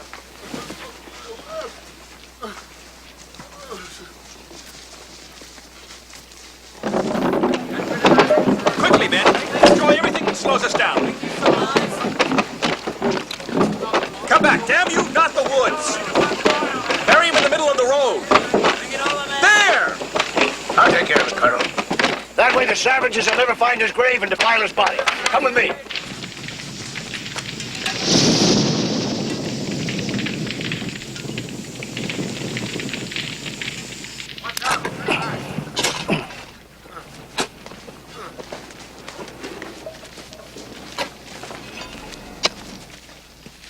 Officers, move out! Battalion! Battalion! To the front! Our general was a brave man in the wrong war.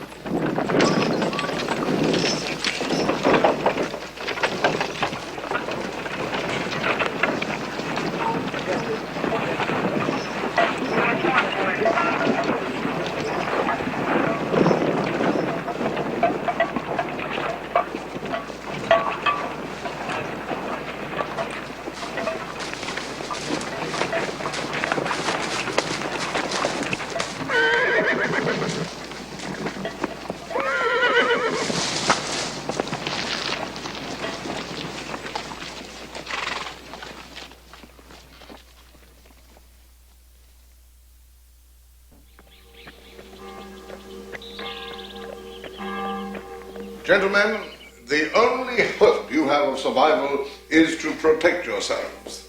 The French can easily send their Indians across the mountains to scalp us in our beds, so you see, you must be ready.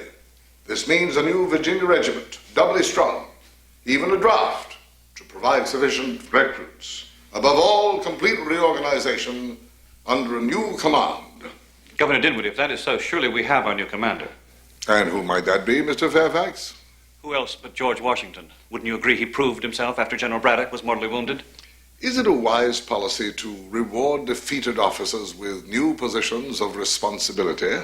He knows next to nothing of the science of warfare. He has not received adequate training, and indeed, he's little more than a boy. Well taken, sir. But he possesses a quality which any of us aging military experts would be happy to trade for all our science and our schooling. He can lead men in battle. Here, here. Ladies and gentlemen, may I present to you Colonel George Washington, commander of the Virginia Regiment, raised in defense of His Majesty's colony.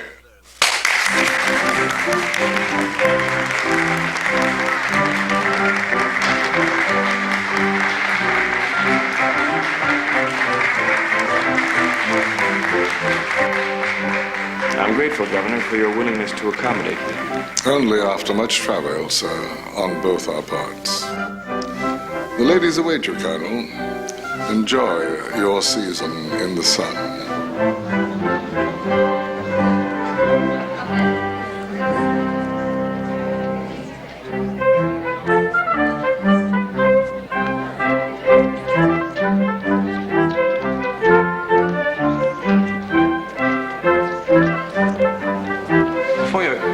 By this army of beauties, I'd appreciate it if you'd keep Sally company while I pay court to some constituents.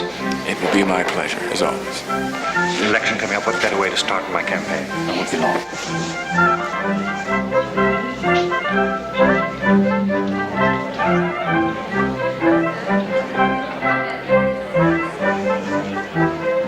If you've made as much progress with your soldiering as you have with your dancing, you will succeed no matter what the odds. Well, I certainly know where to come for encouragement, don't I? What progress have you made in that other important matter? What matter's that? Your search for Mistress of Mount Vernon, of course. I'm afraid there's been little time. This evening is the perfect opportunity. You're the lion, the hero of the hour. With one crook of your finger, you could claim any lady in the room. Good evening, Colonel Washington. Good evening. Mrs. Fairfax?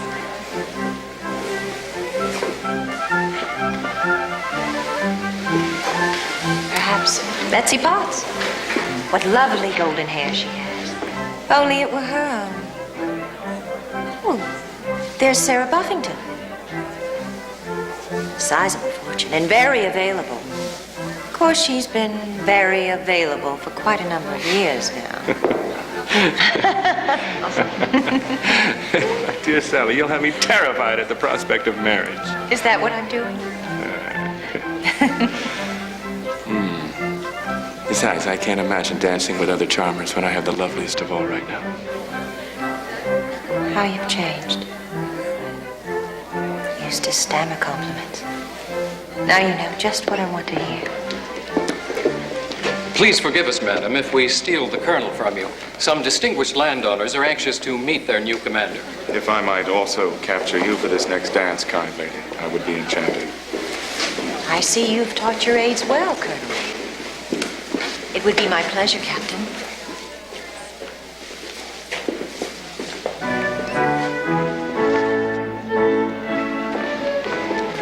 Colonel Washington, may I present Mr. John Blair and his wife, Mary. Congratulations on your appointment, Colonel. Thank you, sir. I am honored, Colonel. The honor is mine, ma'am. And Mr. Daniel Park Custis and his wife, Martha. It's a pleasure, sir.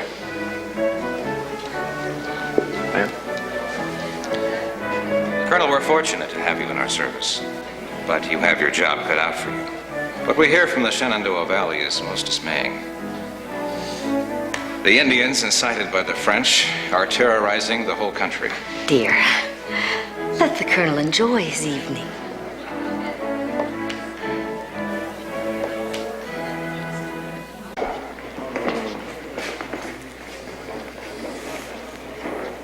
He did say 11. Yes, sir. Yes.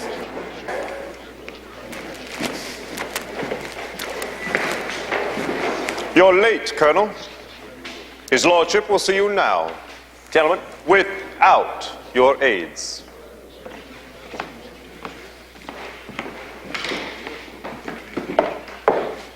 I had hoped, Your Lordship, that you might grant us preferment. Preferment, sir?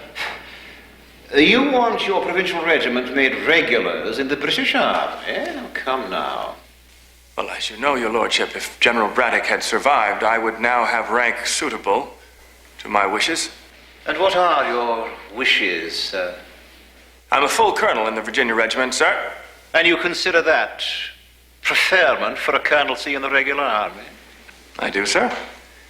I have fought the French and Indians for 4 years. I have more knowledge and experience of road building, tracking, Indian lore, and wilderness combat than any other man in the colonies. Experience, yes. But with what results? Your Lordship, You led your hand-picked force to defeat a fought necessity. You were with Braddock on that disastrous march.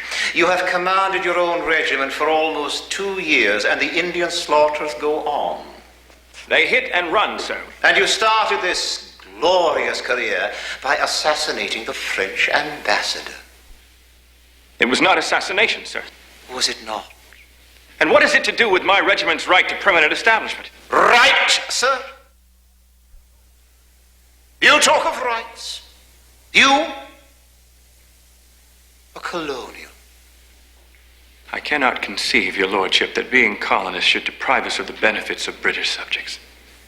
For 2 years, we Virginians have protected the frontier with our blood. We have fought to keep this land for our king.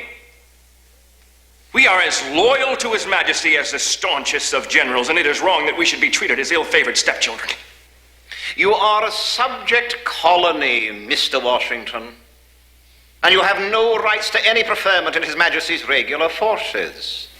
But your lordship... Have you read Bland's treatise on military discipline? No, sir. Of course, you know Fawcett's, the Prussian short exercise. No, I'm sorry, sir. Any green coronet in His Majesty's regulars was weaned on the great Frederick's strategic concepts. Yet you, sir, a provincial who pretends to military competence, don't even know of the existence of such books. Just because I have not read the proper books, sir, does not mean that Your arrogance defies me, sir. Perhaps you should concern yourself more with your provincial responsibilities and less with your uniform and rank. But your lordship... We are at war with France, as well as the Austrian and Prussian empires. And you, sir, were the man who fired the shot that started this war. I ask you, Colonel, does that call for rights and preferment? But your lordship... I believe we've said all that needs be said, Mr. Washington. I bid you a safe journey back to your fort and the duties that await you there.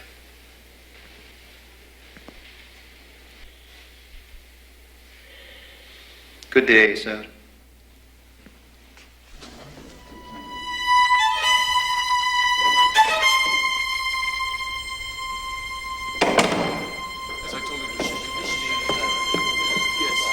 Good day, sir.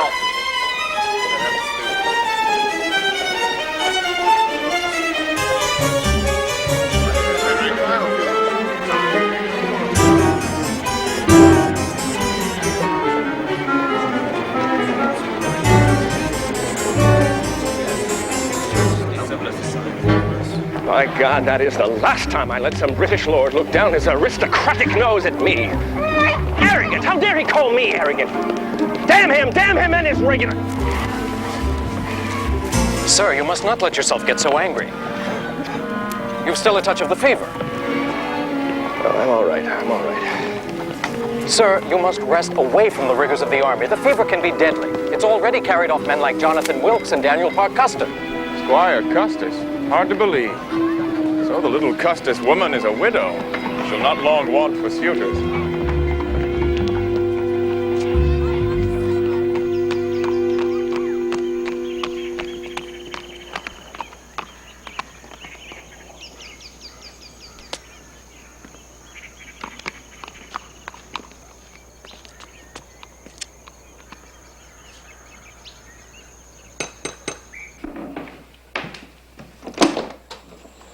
Good afternoon, sir. Can I help you? Yes, I'm here to offer my condolences to Mrs. Custis. And who may I say is calling, sir? Colonel Washington, how nice of you to call. I only just now heard of your loss. I hope you don't mind my stopping by unannounced. I was on my way from Philadelphia, and I wanted to express my sympathy. It's very kind of you, sir. My sister Nancy is here with her husband and a gentleman friend. Won't you join us? No, I wouldn't think of intruding. Oh, we'd be honored. No, I really must be on my way. At least stay to tea. Well, if I may be frank, ma'am, I'm a bit indisposed. Stomach miseries? Yes. I have something that might give you relief. Come with me. A bit of canary wine and a dram of pulverized hartshorn. There. Now, you see, it is the joining of one to the other that works the magic. But you must drink it all down at once.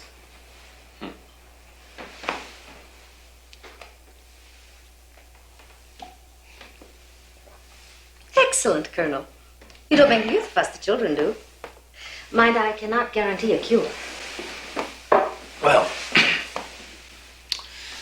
I feel better already. Thank you. Good. I must be on my way, though. I've kept you from your guests long enough. And the gentleman is Mr. Josiah Dinsmore, the latest matrimonial prospect my sister has brought for my inspection. I'll see you to your horse.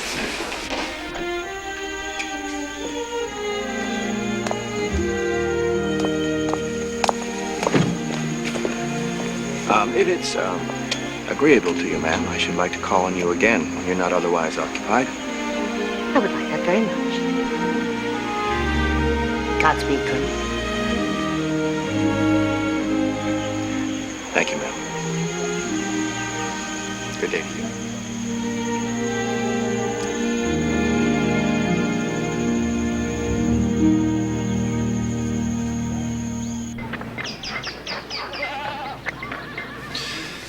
You may go, sir.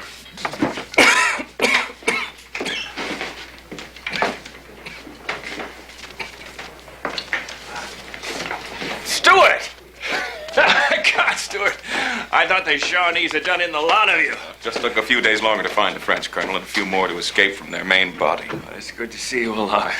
I just hope that wagon with the gifts isn't late, because our friends here are going to be wanting a little reward. Huh? Like it or not, they've brought you a gift. Huh? Show the Colonel.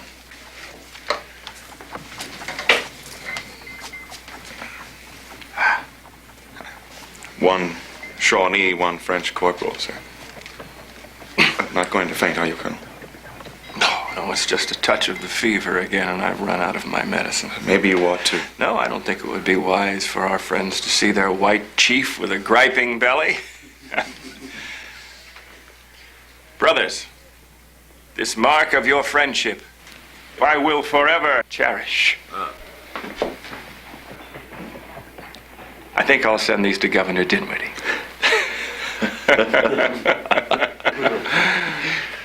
Feed them, they look hungry. Yes, sir.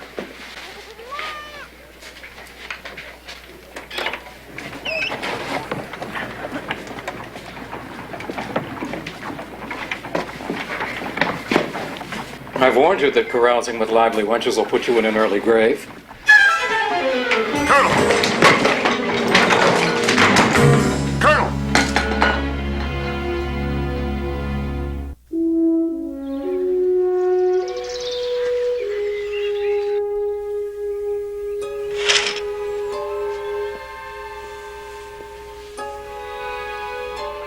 It was wrong of you to wait so long before sending word you were here. And in such a state. I didn't expect you to come. I just wanted to borrow your recipe books and some ingredients. My brother John Augustine left the cupboard almost bare when he and his passionate Hannah left us. You've tried to talk when you should be listening to your new doctor.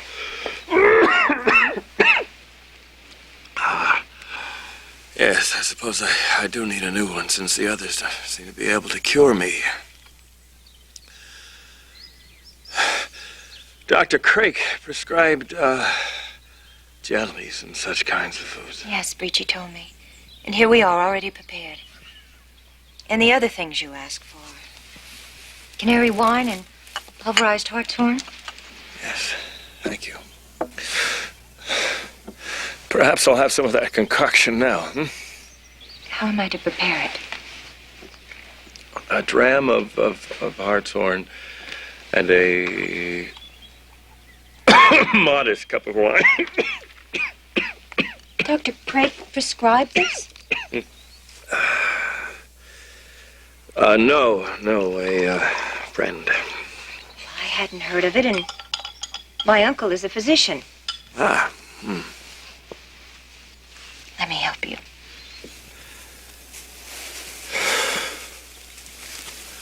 Are you quite sure this helps, or is it your imagination?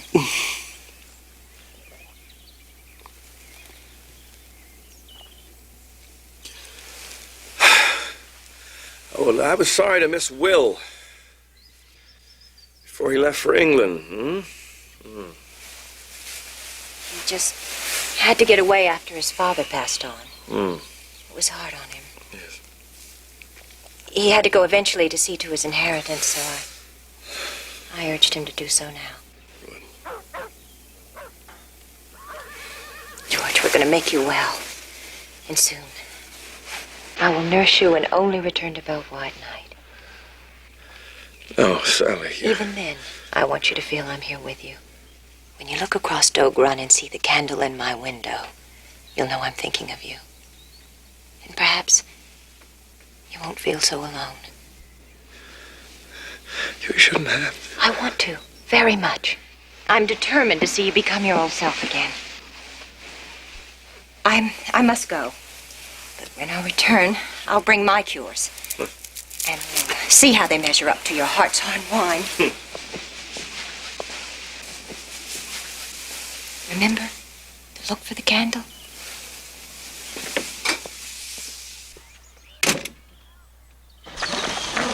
Afternoon, sir. Take your horse away. Oh, yeah.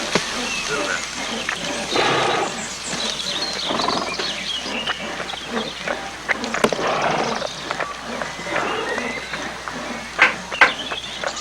So at least you're not dead. That was the rumor circulating in Williamsburg, probably started by the governor. Well, Mercer will be glad to hear you are still with us. The temporary command is about to ruin his health and his good sense. The men are very bare of winter clothes. The snow is up to our eyeballs. Yes, I've written to Williamsburg on that. I assure you, sir, the resupply will show up on the hottest day in July. I'd best be off. We all feel terrible, sir, about your having had to be cooped up here in the lonely winter gloom with nothing to do except write letters telling us what to do.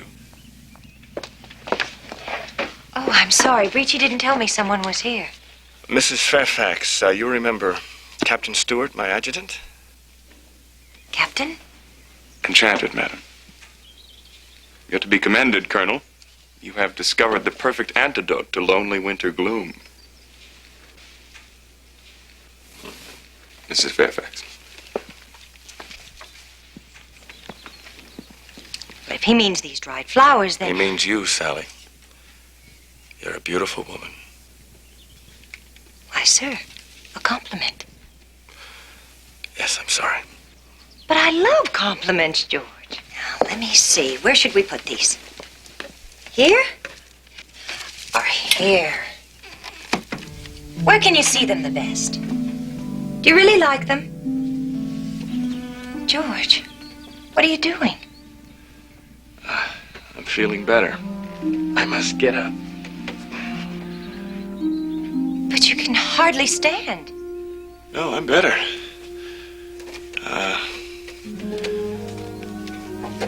I'm much stronger. Sally, I'm grateful for your visits, but now you needn't come anymore. You don't mean that. I do. George, it's all right that I care for you when you're sick. Will would want that. And he'd tell you so if he weren't on the high seas now, sailing for home. But it's not right. Your winter has gone to a sick man. You just said you were getting your strength back. I am. See?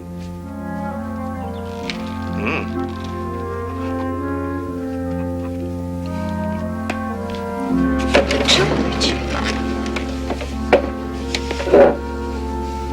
I'm afraid I can... But you call Breachy, he can help me. Let me help you. Put your arm around my shoulder.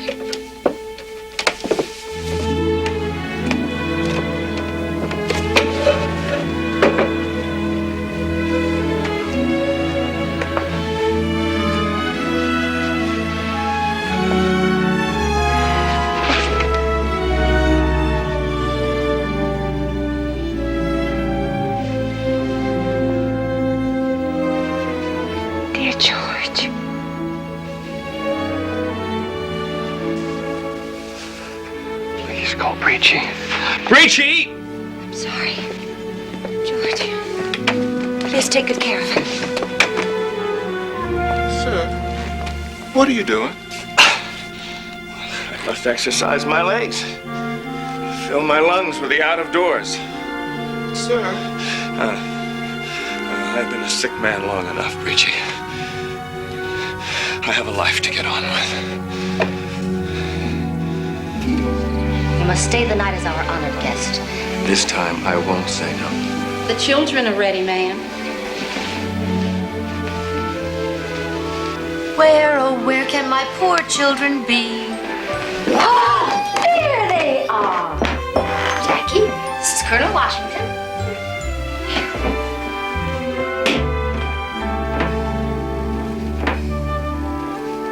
And this is our little Martha. But we call her Patsy, don't we? Pay your respects. What a pleasure it is to be in the company of such a charming young lady. And gentleman. Giggles away till morn and to sleep. There you go. Good night, dear children. God keep you.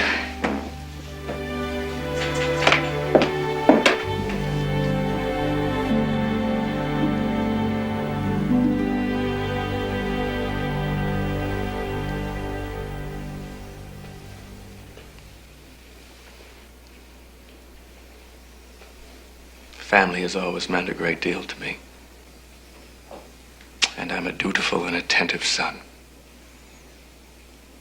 Though I must confess there are times when my mother inspires more than a portion of exasperation. Seeing the pleasure that you take in Jackie and Patsy reminds me also how much I anticipate children of my own. They are indeed, sir, a blessing from God. Though sometimes, and I borrow your word, an exasperation. You may wonder, madam, you may indeed wonder why I feel called upon to recite to you this roll call of my obligations, though I have carefully omitted mention of my lesser qualities, such as a temper, when sufficiently provoked. No, sometimes insufficiently.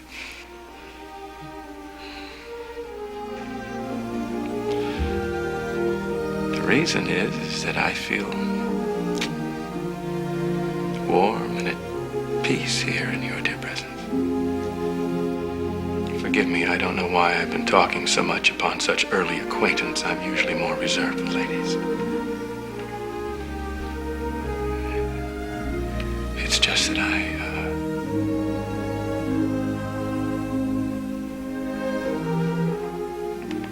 I'm not sure what I intended to say.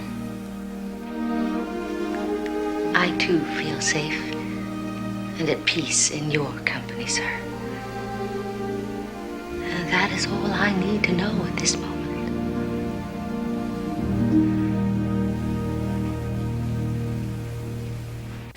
Oh, George, we grow so weary of your leaving us.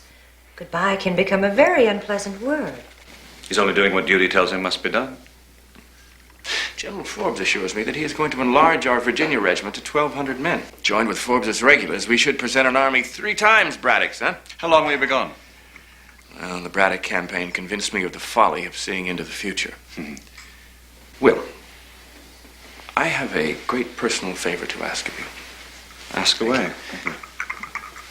Before I knew I was going to be joining Forbes's army, I had made plans to enlarge Mount Vernon. I would be deeply grateful if you would supervise the construction in my absence. Of course I will. It's important that it be completed before I return. Why the haste? I may be bringing home a bride. That's wonderful. Anyone we know? Well, it would be ungentlemanly of me to mention her name before I have won her hand. But I feel that you'll find her as charming as I do. In that case, I wish you victory.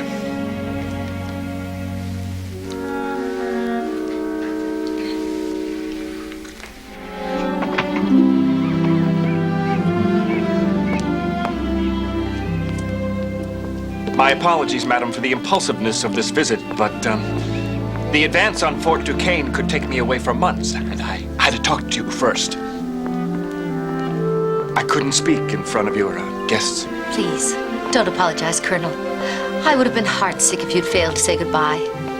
But this is not goodbye, dear madam.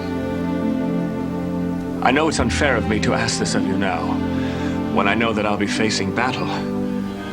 But when I return, I'm determined to make you my wife. If that would be agreeable. You take my breath away, Colonel. I don't mean to be so abrupt, and you need not answer now. I only had to at least make my declaration before I left. I'm so glad you did. Will you believe me when I tell you that I have never felt this way before in my life? And you need not wait for my answer. Yes. Oh, yes, I will marry you, my dear Colonel Washington.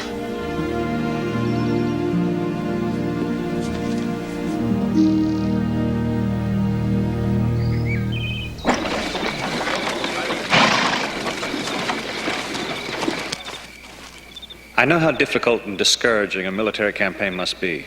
In the meantime, George, you must take care of yourself and come safely home to us. Sally has also written you a message, which I enclose herewith.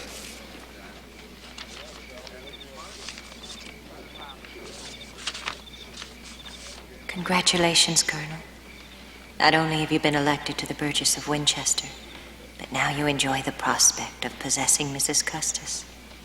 I hope you know how happy I am for you, my dear friend. You look weary to the bone, sir. I already have one, Mother Brici. I emphatically do not need another. Forgive me, sir. No, forgive me. I'm not in the best of moods. These damnable delays. We must attack Fort Duquesne before the French are reinforced, or we'll lose the chance once and for all to drive them out. I shall be fine now. Good night, Brici. Good night, sir.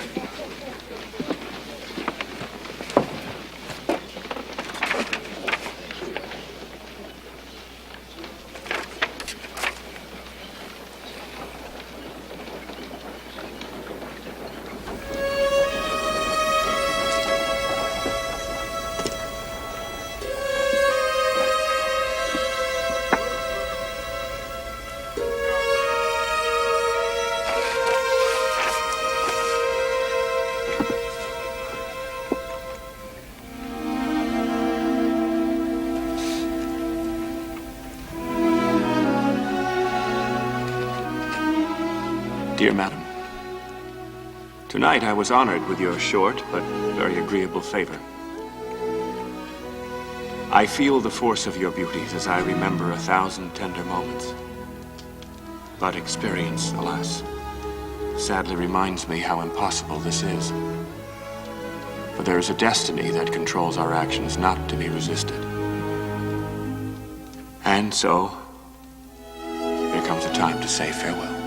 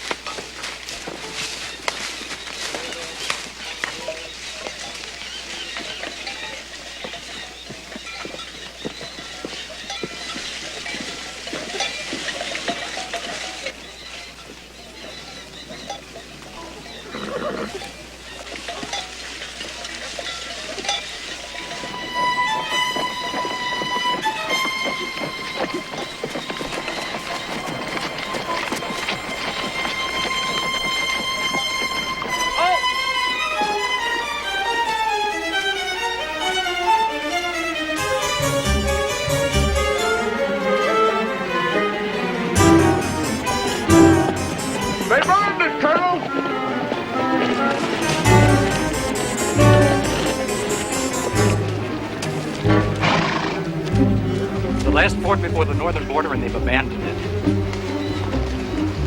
I can't. Secure the fort. Prepare an encampment. Yes, sir.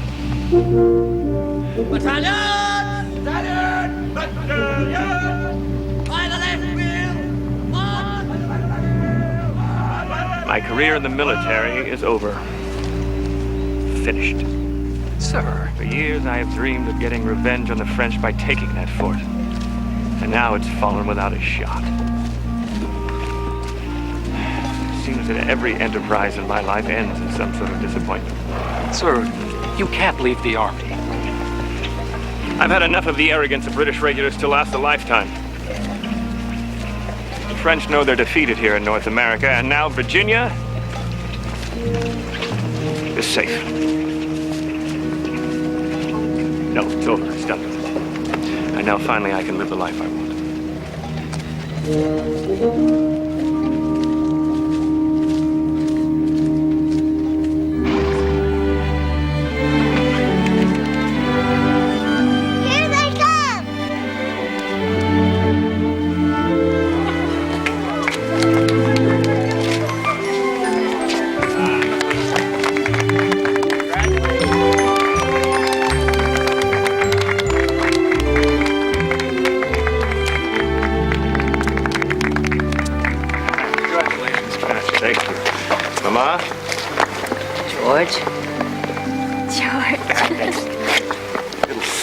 Thank you. Thank you. We shall miss you, sir, but I can see now why you will not miss the army. My friend. Is he right, George? You will not miss your command? Well, my future is to be a farmer and a husband. There'll be no British general telling me how to plow my field or love my wife. Mr. and Mrs. Washington. Will. God bless you. Thank you. You'll be very happy. Yes, we shall. I know it. My dear.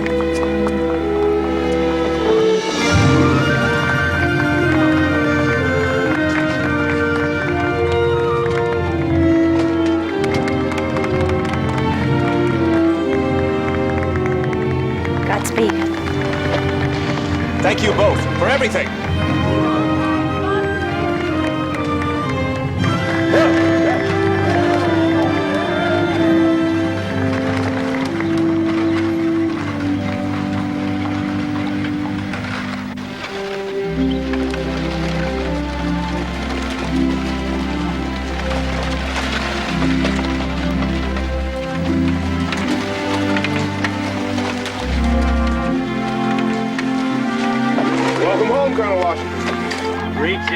This is Mrs. Washington. Ma'am? How do you do, creature? Gather yourselves together. Here. This is Jackie. Say hello. Young man. And this is our little Patsy. Hello, Patsy. Oh, George, it is beautiful. John, welcome home, sir. Mrs. Washington, this is my estate manager, John Alton. Mr. Alton, my husband has spoken so highly of you. Mrs. Washington, welcome to Mount Vernon. We've enjoyed preparing for your arrival. Thank you. And thank all of you for everything. My dear, I can't wait to see if Mount Vernon meets with your approval.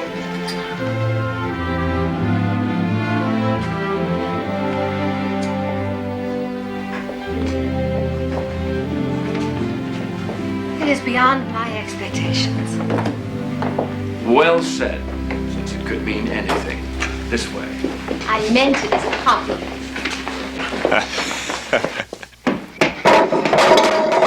Jackie! Child. Child, you must watch where you run. Now, I want you to stay with Jane and be sure you keep little sister out of mischief. Forgive my sharp tone. I must remember to defer to you in the disciplining of your children. Our children. And I meant it when I said that you are to treat them as your own when they require correction. My old comrades in arms would be amused to see how I handle discipline in my own home. Come. You must see the better.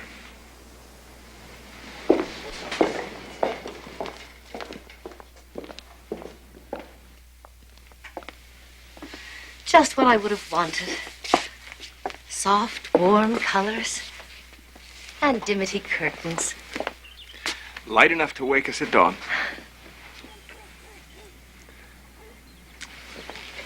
And a cradle.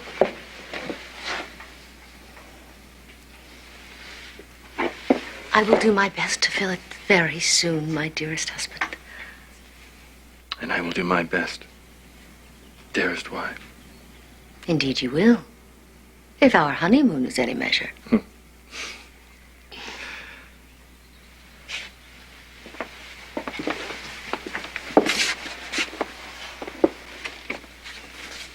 I would put the latch on the door now, were it not for the children.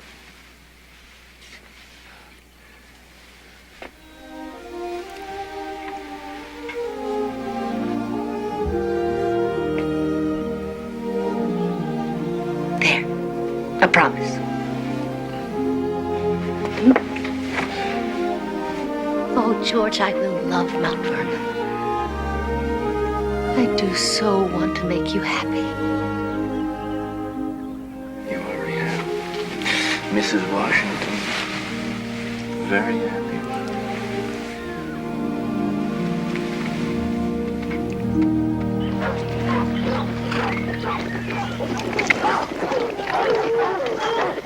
Thomas, feed and water them. They've given us a grand run today. Gentlemen, feed and water yourselves in the parlor, eh? It's hard to believe those dogs are descendants of that daredevil pack we bred for Lord Fairfax so many years ago. You know, every time I ride these hills, I think of Lawrence.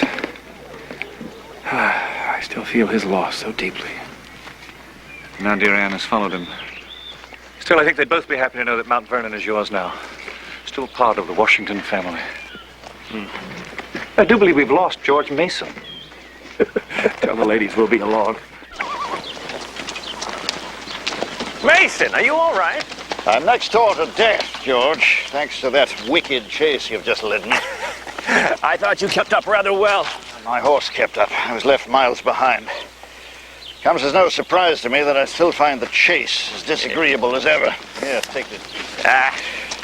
Now, since as a good neighbor I've subjected my posterior to this nonsense, you owe me a favor. Anything, my friend. Well, don't speak too quickly. Since you were elected to the House of Burgesses, you haven't attended that many meetings. I ask you to attend the next one with me. Your influence will be felt without me. I've heard from Benjamin Franklin, Pennsylvania's agent in London, that Lord Grenville intends to proceed with his stamp tax. Can you imagine they'd lay such an economic burden on us without even asking our opinion? Well, if he attempts it at the next Parliament, the fat will be in the fire to a fare thee well. Why do you always expect the worst? How can you defend a mother country that attacks her colonies without a voice in their parliament? We are also Englishmen. A few short years ago, we fought together against the French. We were brothers. Brothers, yes, when they need us.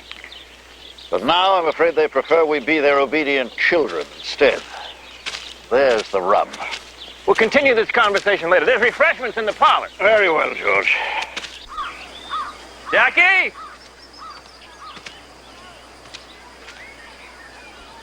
Jackie! Come down. Be quick about it. But you went hunting, sir. Why can't I? Is there anything wrong in liking guns and horses and dogs? Mother says I'm much like you in that respect. Yes, well, I too would have rather been in the woods at your age. But books permit you to plunder the wisdom of the ages. Mathematics will help you to survey the vast lands that you'll one day own. Can't I pay someone to do it? Down. Quick. Give me the gun. Stop it. But learn to depend upon your own skills, Jackie, or you become as helpless as so many sons of the gentry. Now, come. Jackie? Jackie! Why'd you run off this way? Mama, my head aches. I can't read anymore today. May I rest in my room till I feel better? Dear. Let's just send him back to his books and no more about it. I really feel quite awful, Mama. Now run along, then. Thank you, dear Mama. Let's see. He spent the forenoon resting in a tree, the afternoon in his room. Pray, madam, how will he spend the night? You think I spoiled him? Think! But I promise not to say any more on that subject, and I must hold to my word. George. Colonel Washington, wait for me. Don't walk so fast. George, each time I try to be strong with him, and each time I fail, I am sorry. Please, don't walk so fast.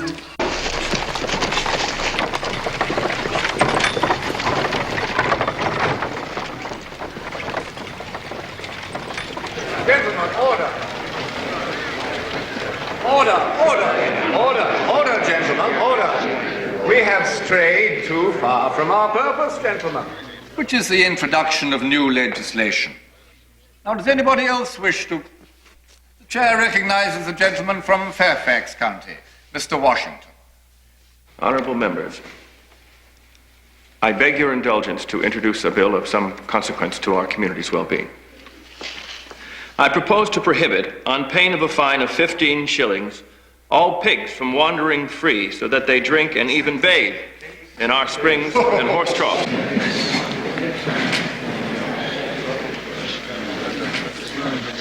Pigs, George. Pigs. When you should be concerned with British blindness and arrogance. Oh, I felt it was important. I warned you our Prime Minister would force passage of this diabolical Stamp Act. All violators to be tried in courts of the Admiralty, without juries. But I understand that the proceeds are to be used for the protection of the colonies. Damn it all, George, we can protect ourselves. And tax ourselves. Besides, it's the principle of the thing, George. They wouldn't allow us a seat in their parliament, so they have no right to tax us. However, they disguise it as a bloody stamp. Well, what can we do? George, we must learn to defend ourselves. It's your duty to help ignite resistance to this tax. Nathan, I have fought for my country and my king, and I do not need you to remind me of my duty. George, it strikes even at the freedom of the press. All of our newspapers, all of our legal documents, even our playing cards must be on stamped paper. How can you ignore what's happening to us? If I choose to not add fuel to the fire, that's my right. But men like you must stand forth. I have done my service, sir. I leave this fight to others. Any attempt to vest such power in any other parliament destroys British as well as American freedom. Order! Let Patrick Henry continue! If I have offended the Speaker or my fellow burgesses, I ask your pardon as a junior member. I would show my loyalty to His Majesty to the last drop of my blood. But this assembly has the sole right to lay taxes upon the inhabitants of this colony.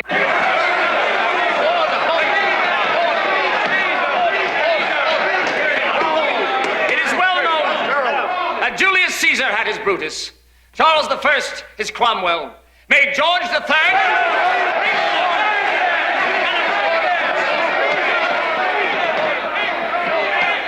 May George III profit by their example. If this be treason, make the most of it!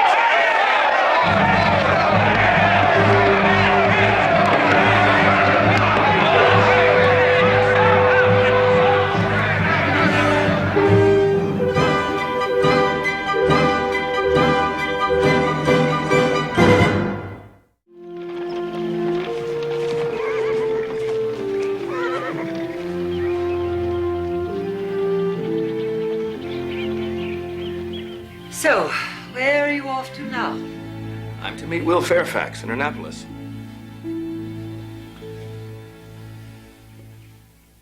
I've been to see Sister Betty. We are both very concerned about your welfare, Mother.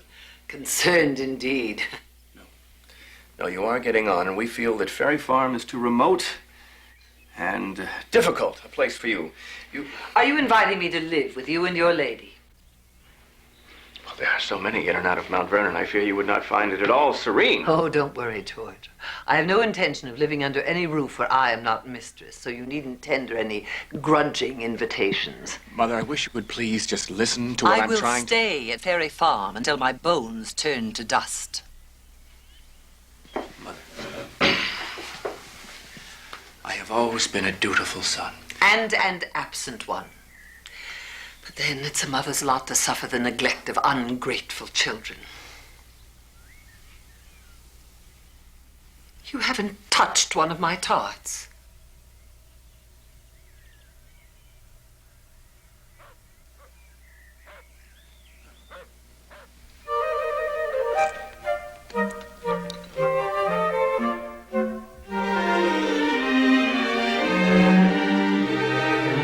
Stand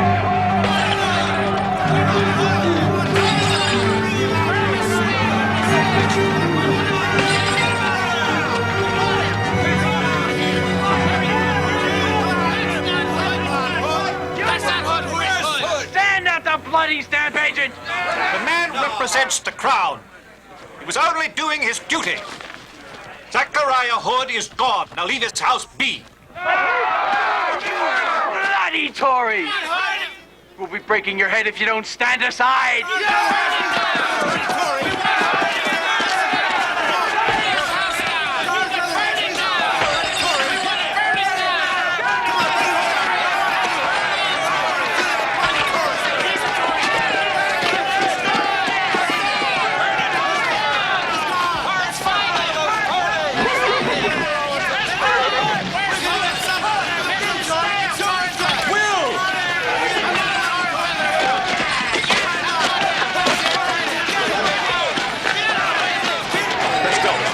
Let's go!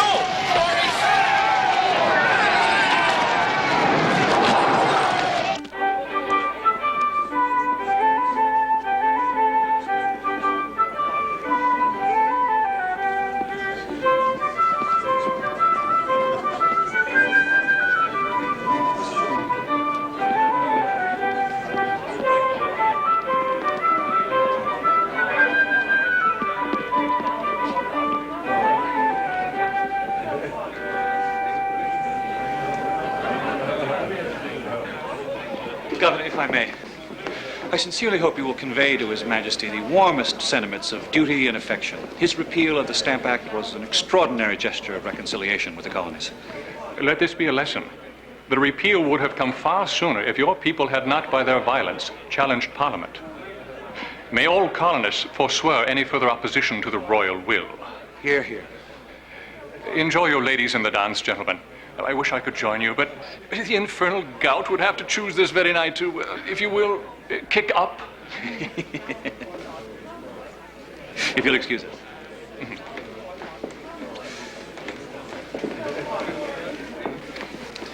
Had Sally and Martha not been with us, I would have reminded him of some cautions which might be practiced by the king's ministers.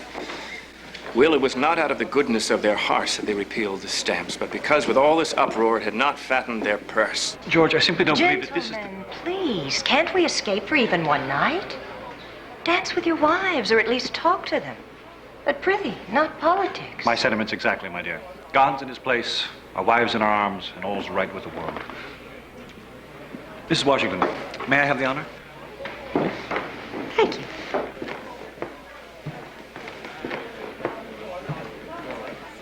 Shall we?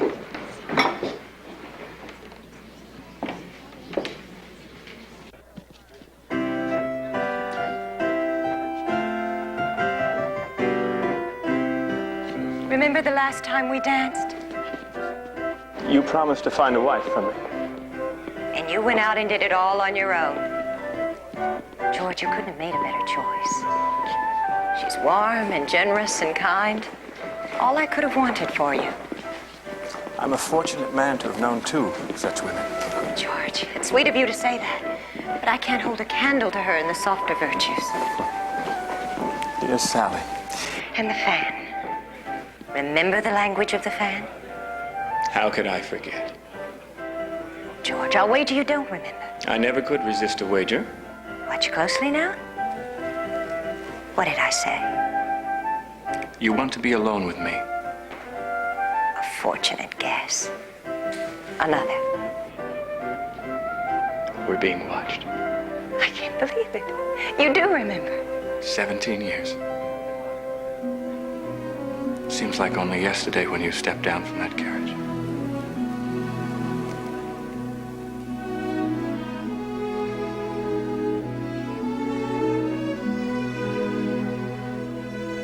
How innocent it was, that sentiment I bore you. And I you, my gallant young gentleman. Even then, we both knew it could never be more, and there's Will. I must go to my husband. Sally, thank you for your friendship with Martha. She treasures it. I've never known another woman I like as much.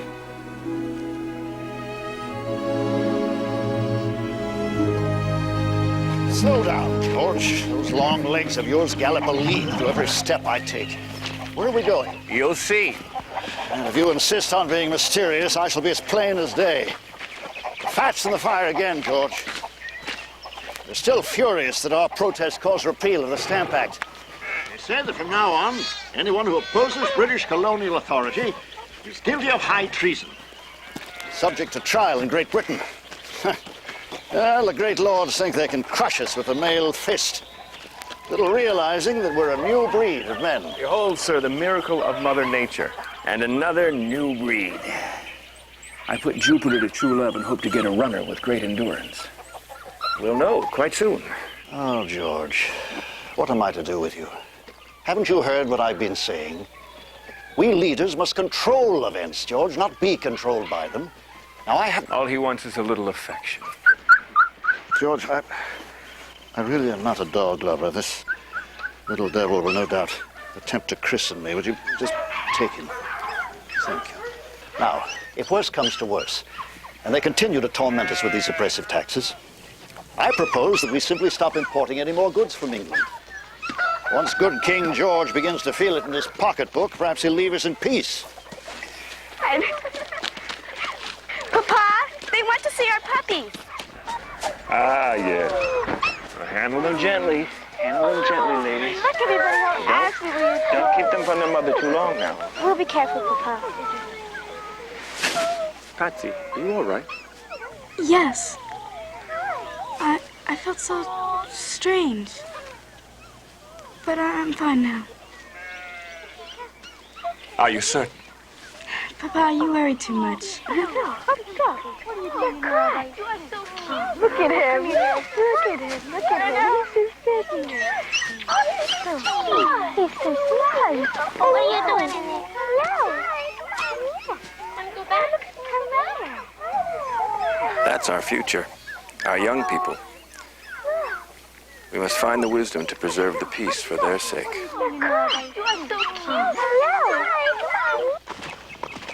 Their intempered words verge on treason. Mr. Speaker and gentlemen of the House of Burgesses, I have heard your resolves.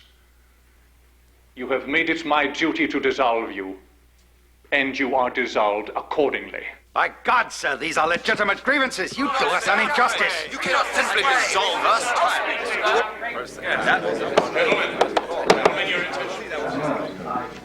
Since the governor has evicted us, this tavern will have to do. May it signal our resolve not so much to make merry as to make good sense. As Parliament is the villain, and not our gracious king, let us open this solemn meeting with a Raleigh Tavern toast. To His Majesty, George III, long life, long reign, and boundless wisdom.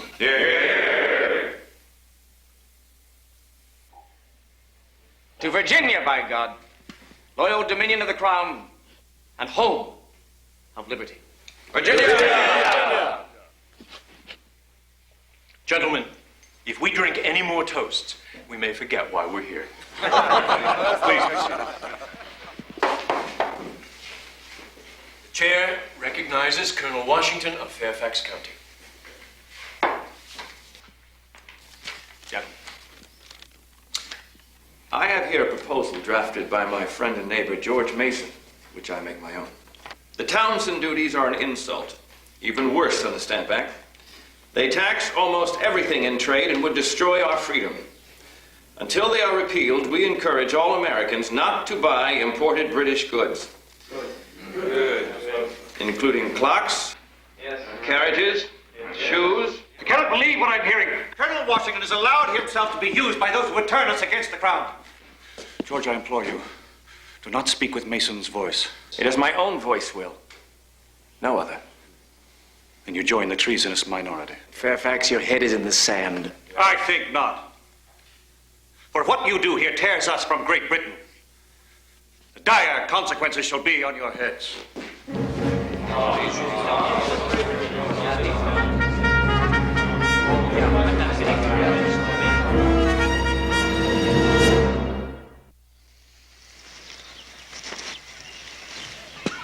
put on display by Mason, like some prize horse. It's become hard to find a moment alone with you. With you.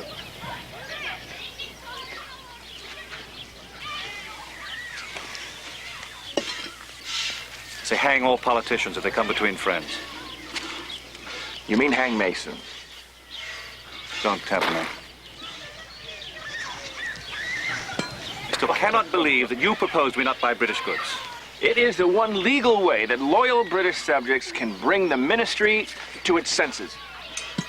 Don't you think it's inconceivable that loyal British subjects should not share in the cost of protecting these colonies from savages and foreign enemies? Yes, but the mother country must allow the child to become a man who can make his own decision about taxes and defense. I think the child owes just return to the parent for all the affection and protection it's received.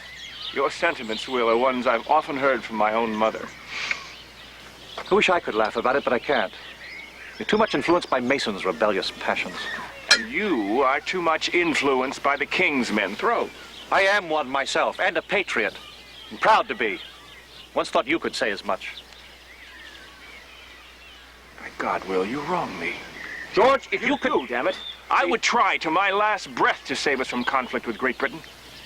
But those damnable lords in that ministry forever look down their noses at mere provincials. It is their arrogance which threatens this peace. I cannot believe I'm hearing this from a man I called Fred. By God, George! Well, George, I was worried when you didn't come in with the others. Now will you join us? George! It's Patsy again!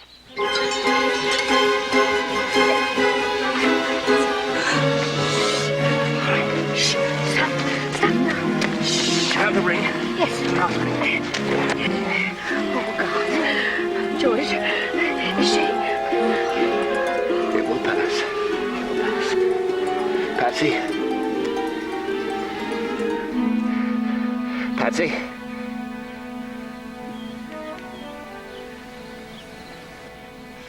She's rousing. Patsy? Papa? Yes, I'm here. Are you all right? I'm sorry. It happened again, didn't it? Yes. Don't worry. Don't worry. Why don't I remember?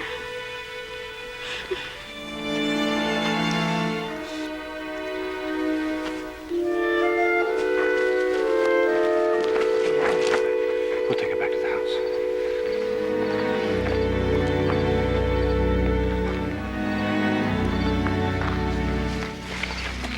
George, I'm frightened. Neither Dr. Craig nor Reverend Green has been able to help. Or maybe the water from Berkeley Springs. That's for cripples and wasting maladies. But it might help. We must try everything. We'll pray. We'll pray for a cure.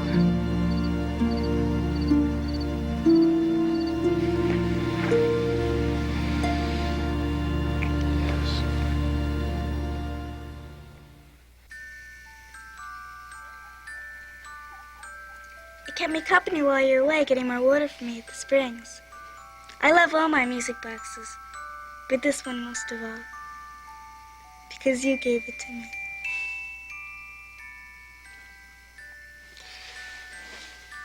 Right. Wind it again, please. And kiss me goodnight. I thought we agreed you were too old for that. I changed my mind.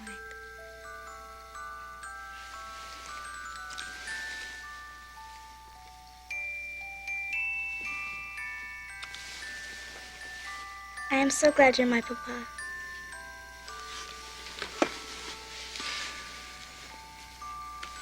You're very dear to me, Patsy.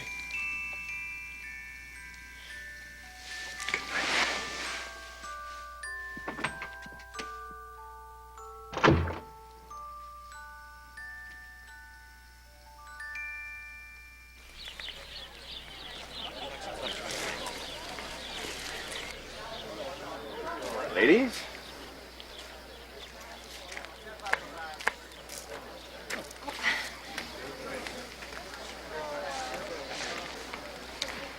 Too bad our Massachusetts rebels aren't here to join us, Fairfax. You could offer them a cup of the King's hemlock.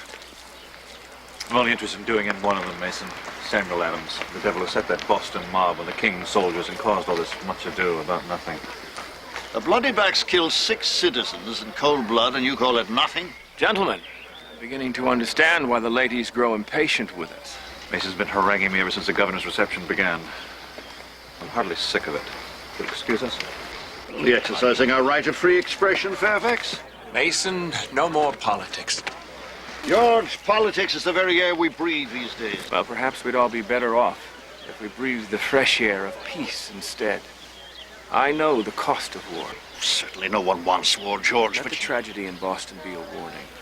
There's too much talk of conflict between mother country and colonies. Arms should be the last resort. The very last. Just when I think you're ready to defy royal arrogance, you too bend the knee.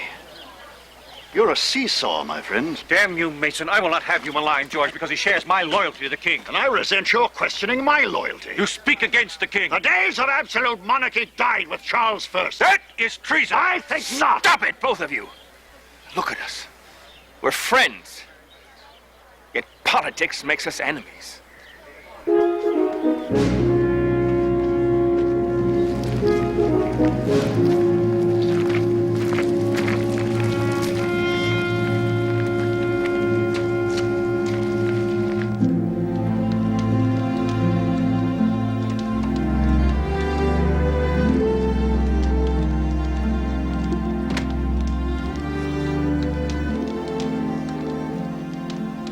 Do you think I'm a seesaw, going from one side of the issue to the other, unable to make up my mind? Is there anything wrong in being judicious? I never was as a youth. Perhaps experiences have made me too cautious. You are not like George Mason. Such men can play with ideas. They don't have to act. While you, once you have decided, must do something about it. I missed you so much this time. I thought I'd pine away to nothing. Perhaps you'd love me more if I had.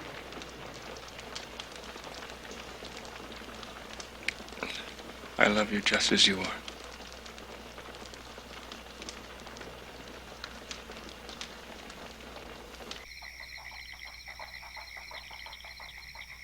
Jackie's enrolled at King's College, General Gage. Excellent, sir.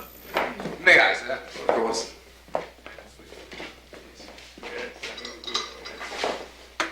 I trust, Colonel Washington, that you are not in sympathy with this dangerous talk coming from Massachusetts. The better sort are in much alarm over all this anger over the ministry's tax on tea. I fear it may become as nasty as the Stamp Act riots. The outcasts of society think they can get their way by putting loyal subjects in fear of their lives. Colonel? Thank you, sir. Jack? Thank you, sir. Well, I can promise you, if anything like the violence of the stamp riots occurs, we shall order in troops and quash the rebellious spirit at one blow, without regard to expense. Hear, hear. There'll be an end to rebel insolence once and for all. You've been keeping your counsel, George. Have you no strong opinions? Your Madeira is excellent, sir. Honest men have a right to act on their conscience without being called rebels or traitors. Sir, you insult your host. Nonsense, James. Perhaps we insult Colonel Washington. And certainly we bore Master Custis and neglect our heritage. In any convivial gathering of loyal subjects, what is the first thing we must do when the wine is poured? Toast the king. Colonel? To His Majesty George III. May God grant him wisdom in these tragic times. Amen to that.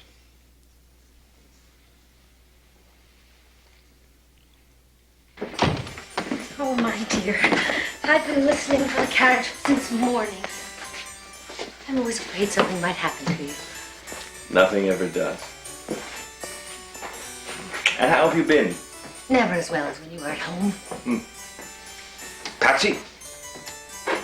She's been practicing for hours to surprise Papa. Any incident while I was gone? I've never seen her in better spirits.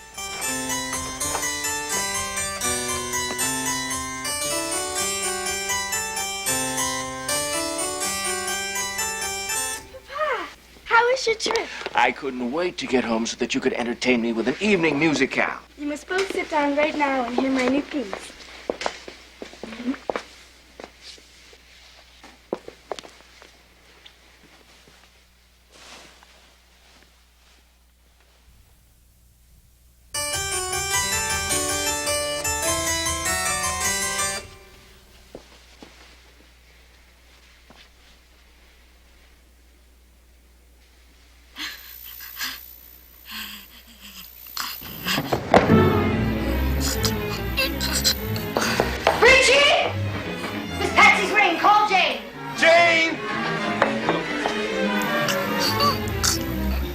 God help her.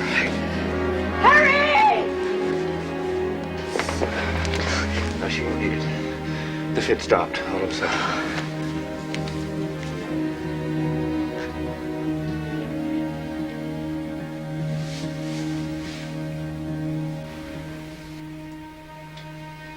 Is she waking up, George? Patsy. Patsy?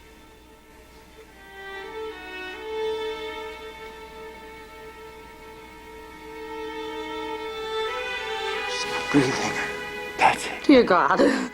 Send someone for Dr. Craig. Patsy. Patsy! Patsy! George! Patsy!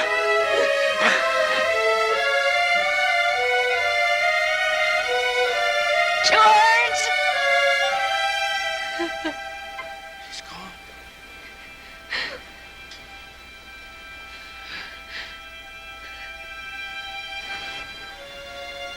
Patsy's gone.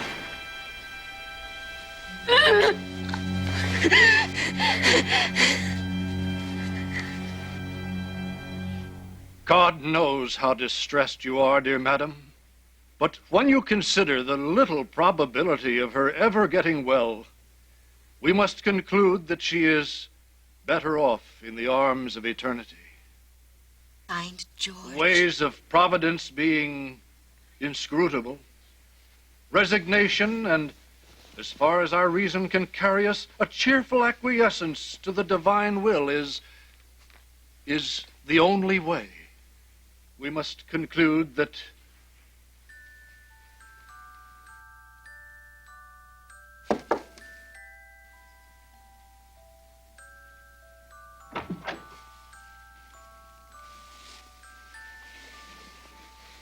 George. Martha wants you to rescue her.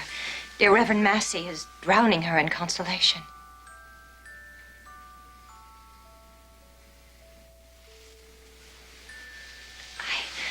I want to help you. I don't know how. You already have. Martha never would have made it through without you. I know nothing I can say will stop the pain, but maybe one day you and Martha will have a daughter of your own. In every way that a daughter can be to a father. Patsy was my own. Oh, George.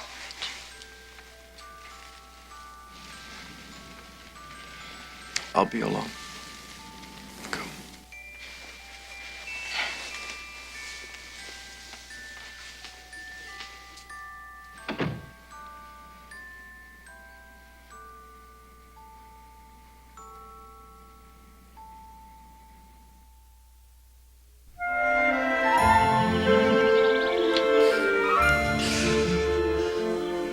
Ah, look there.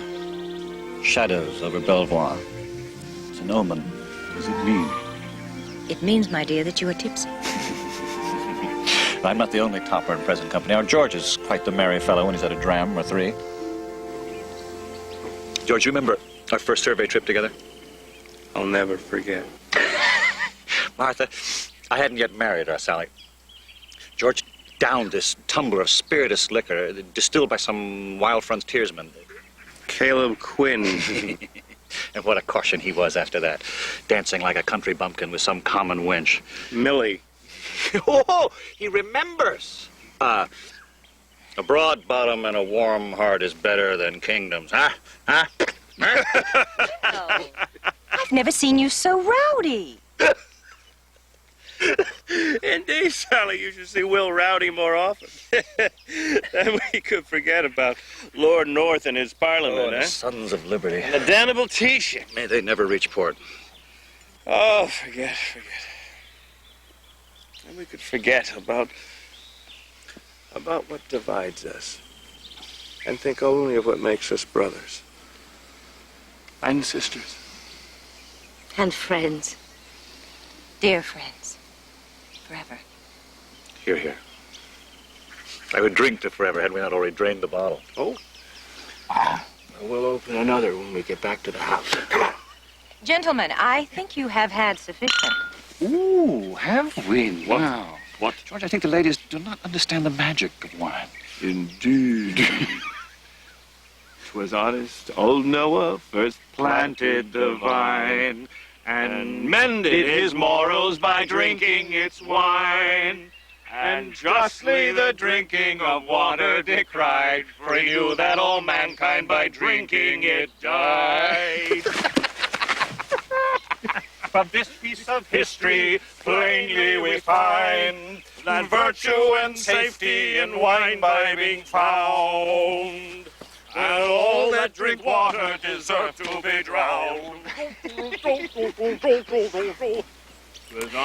It's the first time since Patsy was alive that George has laughed. Oh, thank God for Will. I do hope he's not serious about returning to England. We could never leave our dearest friends. You know that. How much like boys at play they still are.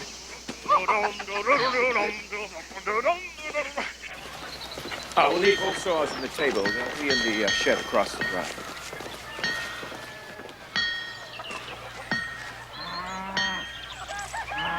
George!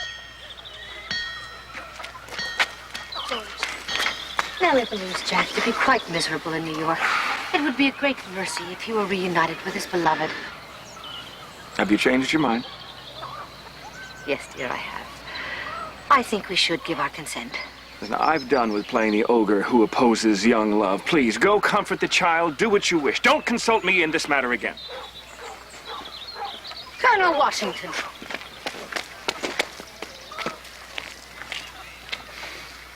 I sometimes forget what a great disappointment you've had to bear. You've lost Patsy. I know Jackie is not the son you would have wanted. And you deserve children of your own. Don't. We've talked about this too many times. If it's not God's will, what can we do? George! George! I have news! They've done it! I've done it, George. Private citizens, disguised as Indians, have dumped a cargo of British tea into Boston Harbor. Yes, I've heard. Well, you're not stirred. But George, so bold, so final an act as this must force the ministry to face the truth of our rage. And invite their rage as well. What? Will they dispatch regiments across the ocean to force us to drink their tea? Such lawlessness only gives the British further excuse to punish us, as General Gage has promised. I have work to do. Well, good God, man, what else could they have done?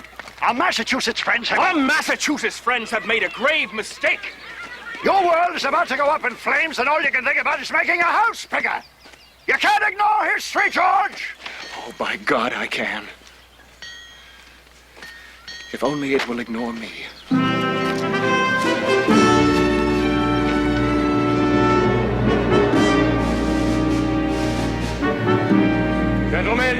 Gentlemen, please, your attention, please. The chair recognizes Mr. Henry.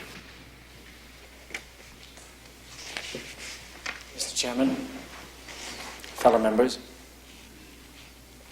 let this document, which a writer brought this morning, speak for itself.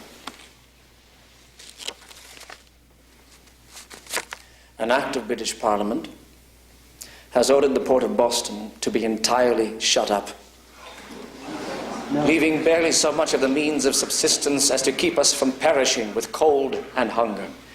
Councillors and judges of this province are to be replaced by appointees of the King. General Gage, with an army of 5,000 redcoats and the backing of the fleet from Halifax, will assume the office of military governor of Massachusetts, and henceforth all British soldiery is exempt from civil justice. Once again, the damnable ministry uses a sledgehammer to crush a flea. Outraged that a few chests of British tea be dumped into the ocean, they would, in retaliation, starve women and children. My friends, if Boston be humbled into submission, then we could be next. They could close Hampton roads. Gentlemen, will you support Massachusetts in her hour of need?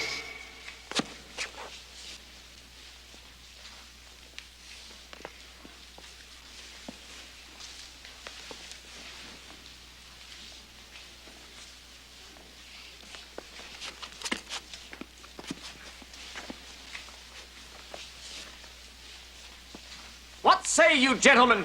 What say you?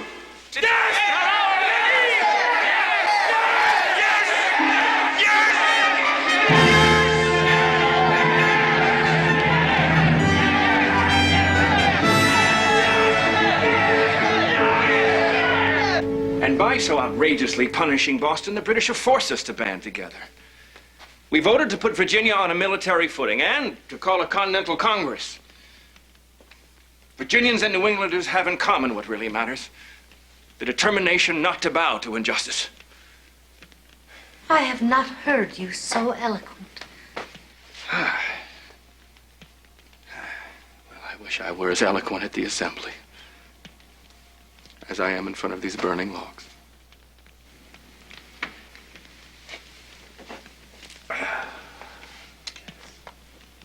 George, I hesitate to tell you this.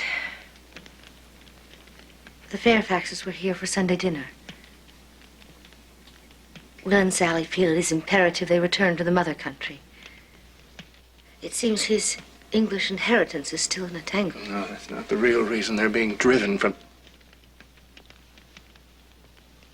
Sally spoke as if they might never return. They leave at the end of the week.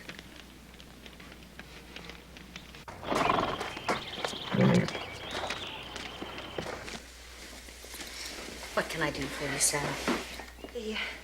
The loadie. Could you please see that they place the trunks properly? Yes. I'd like to be alone for a moment in the garden. Please call for me when my husband's ready to leave.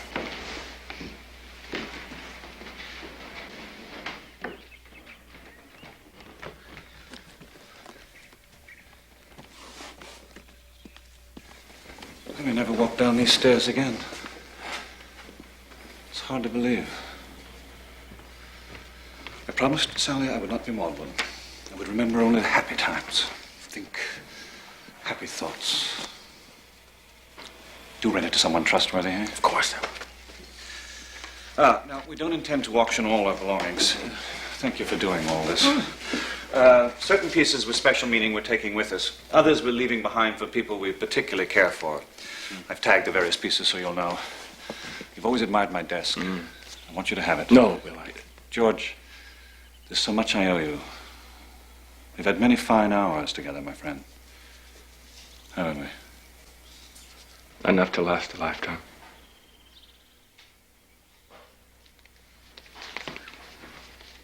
Well, I must give final instructions to Samuel for the staff. Meet you at the carriage.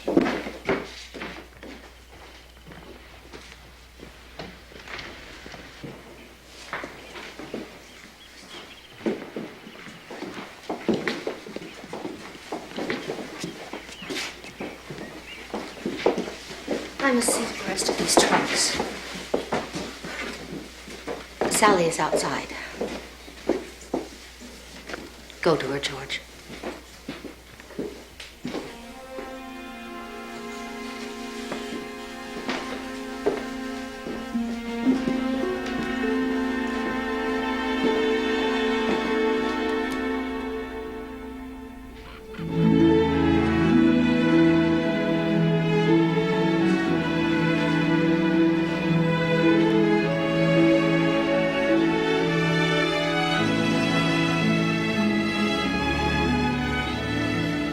was thinking of the time when you were ill, and I put the candle in my window so you would know I was thinking of you.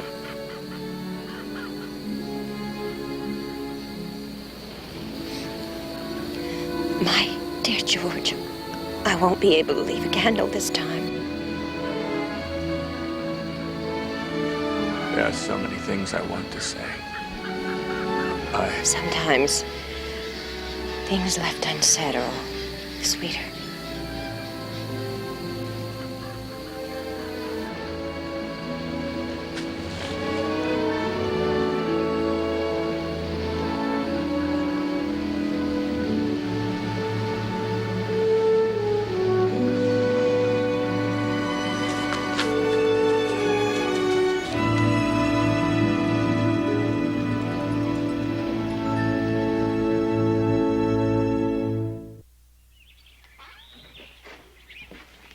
Morning, Billy. Morning, sir. What's the matter, Billy? Nothing, sir. Mr. Alton is selling off your increase today, sir. He's about to leave for the slave market in Alexandria. It'll be all right.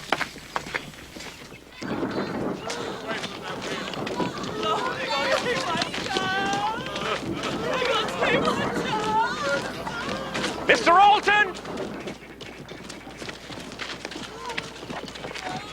I gave you no authority to sell any of our people. Colonel, you instructed me to cut costs because of our drought losses. I've told you before, Mr. Alton.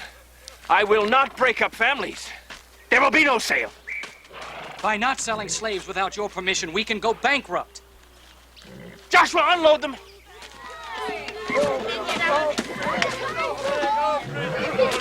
You are undermining my authority, Colonel. How can I manage your plantation? You may not be managing it much longer, Mr. Alton, if you do not follow my instructions. But, Colonel... This matter is settled. Let's hear what the man has to say. This has nothing to do with the... Gentlemen, we must agree on a Virginia resolution before the Congress will send them to the King. These non-importation measures Mr. Mason and you propose would be a great financial burden. But Virginia must lead the way. If we refuse to import any goods whatsoever from Great Britain, we could unite the rest of the colonies against these unjust taxes. Hear, hear. Virginia has always been a traditional leader in this. Excuse me, Mr. Lee. Could I please draw your attention to Article 17? We urge that during our present difficulties, no slaves ought to be imported, and we declare our honest wish to see that an entire stop forever be put to such wicked, cruel, and unnatural trade. I fear your proposal has distressed our permitting. Granted, Mr. Randall. I am a slave owner myself. But I have stopped purchasing slaves. I now find the slave trade repugnant and contrary to the principles for which we ourselves here petition. I agree with Colonel Washington. It must be stopped now. Gentlemen, we must move on.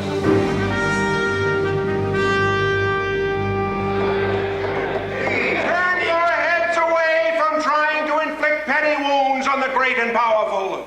Instead, seek a union between their strength and our will.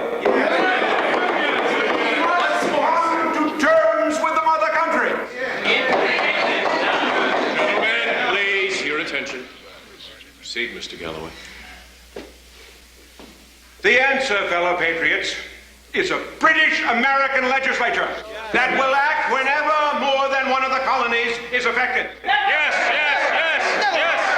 Under such a plan of union, no taxes could be levied by Parliament or laws passed unless the American legislature agreed.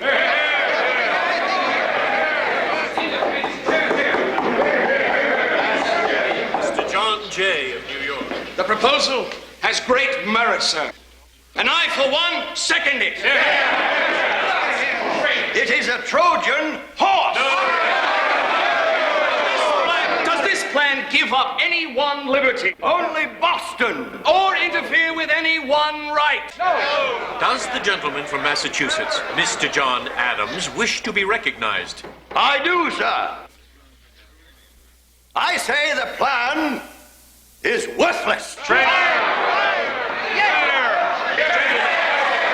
Gentlemen, if it can avert a clash of arms, I think this plan of union with Great Britain makes great sense.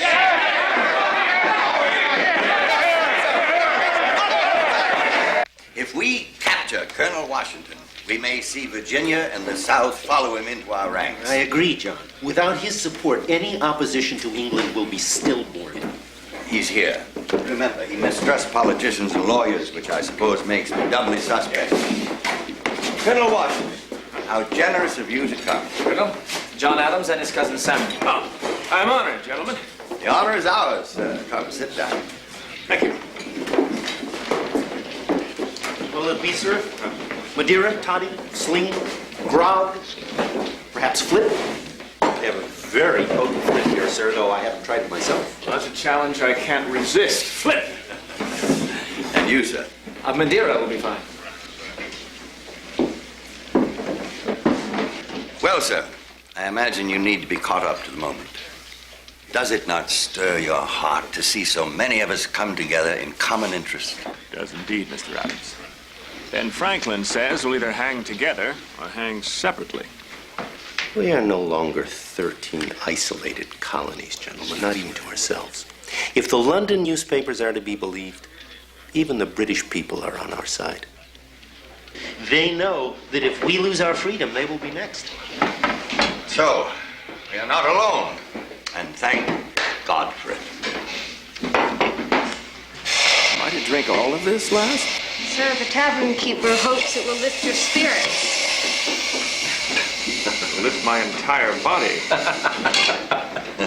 Thank the kind gentleman, and yourself, too. Why such royal treatment for an ordinary Virginia planter? The regard in which you were held, sir, by all of us in Massachusetts. Do I detect some purpose in this flattery? I assure you, it's heartfelt. You are known to prefer candor in your friends. Mr. Galway's plan of union with Great Britain is intended to deflect us from our purpose and make us forget that the mother country will never let us be masters of our own fate. We need your help, Colonel Washington. Either Virginia leads with Massachusetts at her side, or we are lost. The surest way toward peace is to show the king that we are one in our resistance to tyranny. I doubt that the king will receive such sentiments with the same enthusiasm. To our Massachusetts brothers. To our Virginia brothers.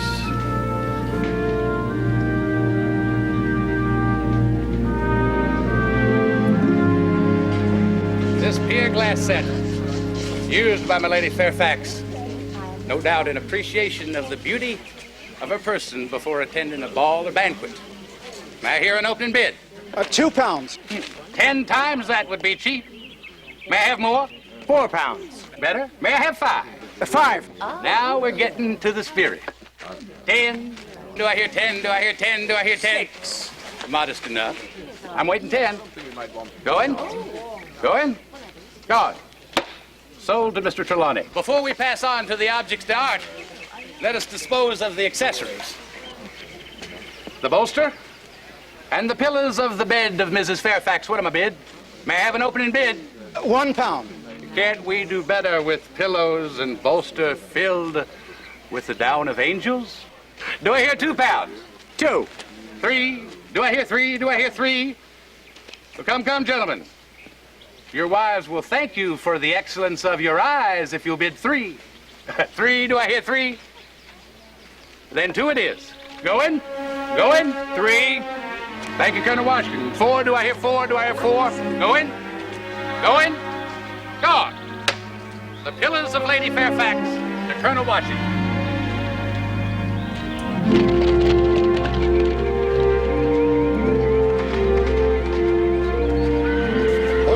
Where's Colonel Washington?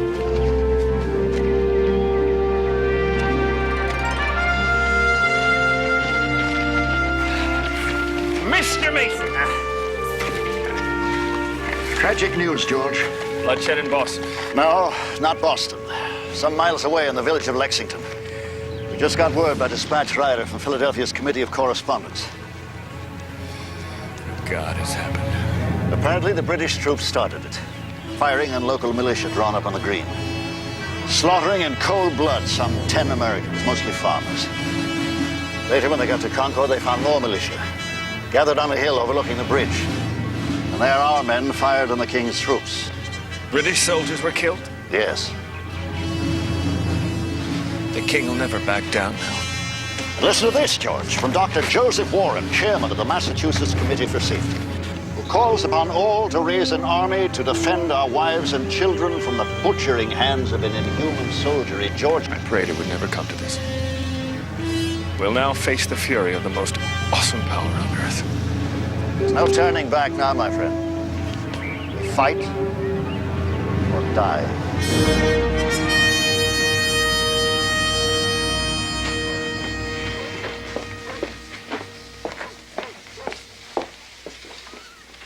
I put your best breeches and your uniform in the big trunk, where they won't be as easily rumpled. But my taking that uniform mustn't concern you. I'll wear it only to demonstrate my willingness to lend Virginia forces to the cause if the need arises. You'd go to Boston to fight the King's soldiers. We may yet compose our differences. You don't really believe that, George. Not if you're worried that the British fleet will send ships up the Potomac to bombard Patriot houses. I wish you hadn't heard that. I've heard much more than you think these days. My dear, what is happening touches all of us. You can't protect me from it. Would Patriot leaders be taken to England, tried, and hanged as traitors? They'd have to catch us first. I want to know.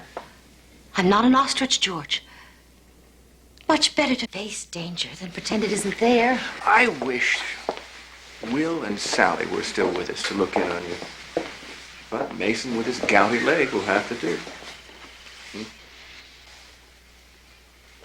I shall be fine in all things. Except missing you. I don't want to leave you. But I must. I know. And I won't worry too much while you're gone. I promise.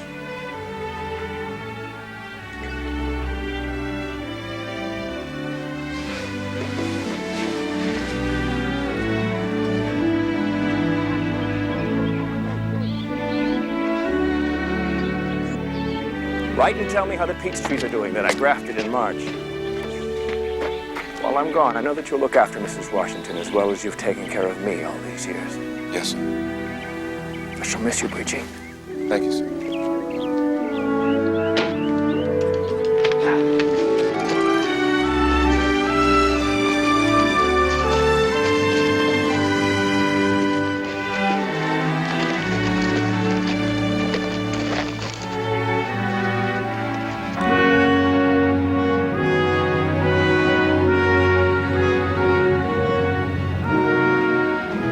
What Continental Army, Richard? The next time the British march out of Boston, our ragtag New England regiments could well scatter to the winds and our liberty with them. We need a man to unify all factions. I suppose I should be flattered that you've chosen a fellow Virginian, but Washington has only fought savages from behind trees. What does he know about European battle tactics? He'll learn. When, Mr. Adams, he'll face the greatest army in the world. You think they'll give him time to learn? Come now. Are you trying to push Horatio Gates on me again? The man is but 3 years in this country. But he was a major with the British regulars. He's a professional, and so indeed is Charles Lee. But in the Polish army, sir. And he is also British. A bit strange. I know what you're up to, Mr. Adams. You choose a Virginian in order to involve the South in the defense of Massachusetts. But what if your own New Englanders refuse to serve under Washington? By God, they had better. We need one strong commander-in-chief and one army. Not 13 squabbling militia. as happened with those troops under Benedict Arnold, yes, and Ethan Allen of New Hampshire, captured the British fort Ticonderoga within the borders of New York without telling the officials there first. And now New York and New Hampshire are at each other's throats again.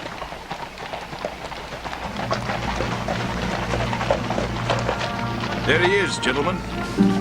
You will have to knock a few heads if he's to unify us. Knowing that, will he accept the post? If not, then why is he always wearing that uniform?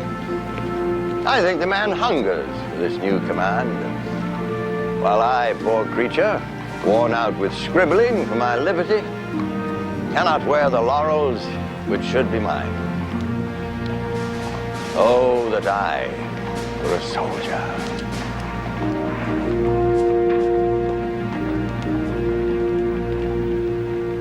Will you, Mr. Washington, accept this supreme command?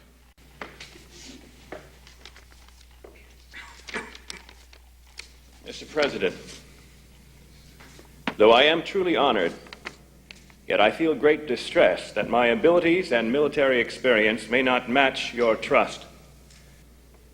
I will, however, exert every power I possess in service to our glorious cause. I beg the Congress will accept my most cordial thanks for this testimony of their approbation. But let it be remembered by every gentleman in this room that I do not think myself equal to the command you honor me with.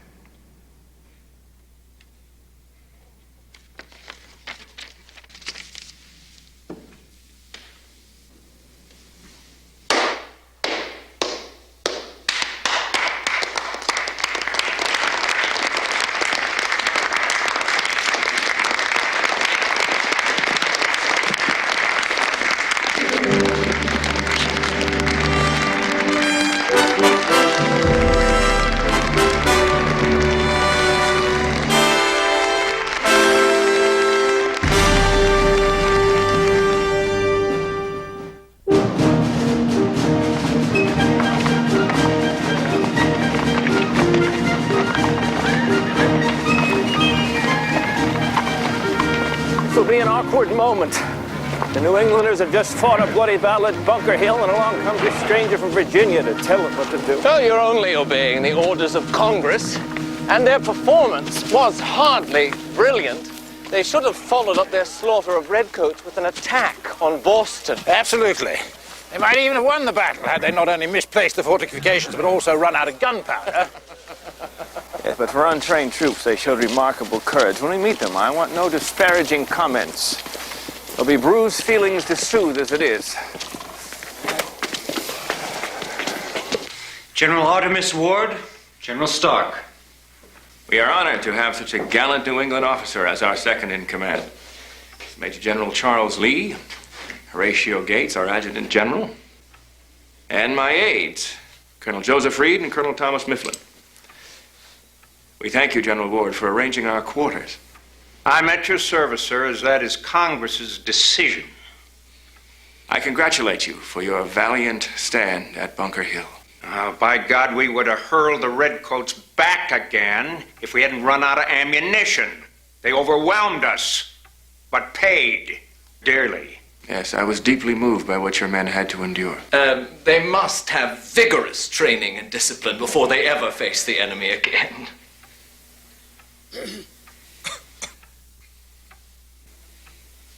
Well, shall we get to know one another over a glass of wine? We've had a long day, sir, preparing for your arrival, so we respectfully decline your invitation. General Stark will see to your further needs. Welcome to New England, sir, and good day.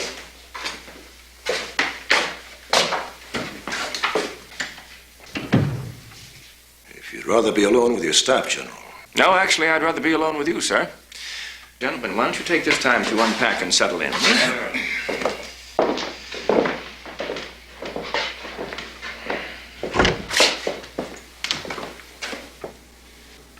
If I may be candid with you, General. At your service, sir.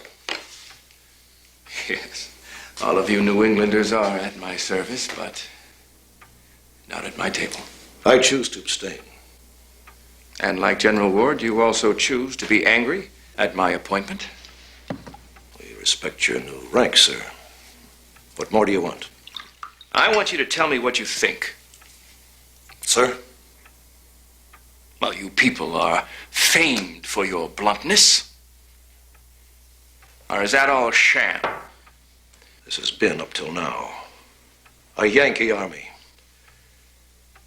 We've been the only ones to fight the damn British lobsterbacks. Now they send us generals and precious few troops. And what in the flaming hell did that Congress have in mind putting us under command of a Virginian? At least tender me the courtesy of time, and perhaps I can prove to you that a Virginian can march with a Yankee. So, I will see you and your troops tomorrow. Yes, sir.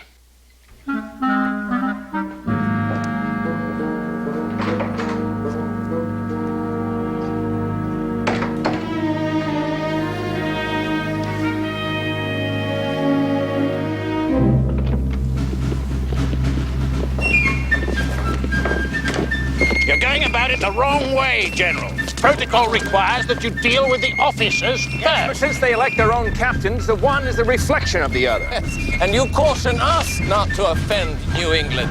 Gentlemen, you must remember that these are not professionals, but honest workmen.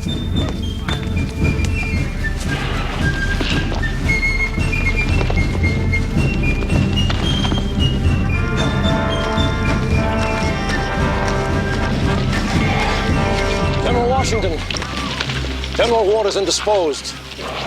Troops do not expect your review till this afternoon. Well, I prefer to see them now, as they are.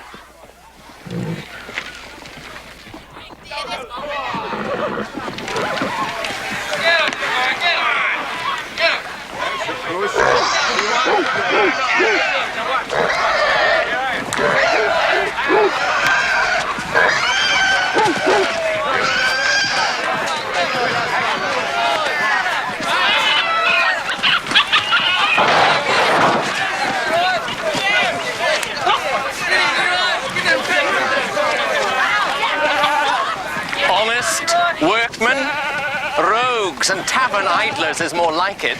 Just understand, the freedom to which New England has been accustomed makes them hard to control. I'd flog the lot of them.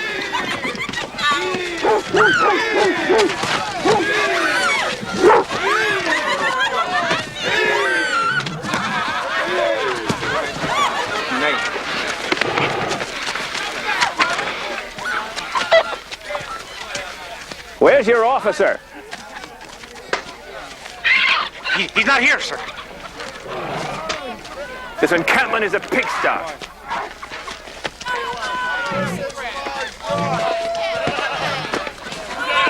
Well, soon every officer and private will know his place and duty, gentlemen.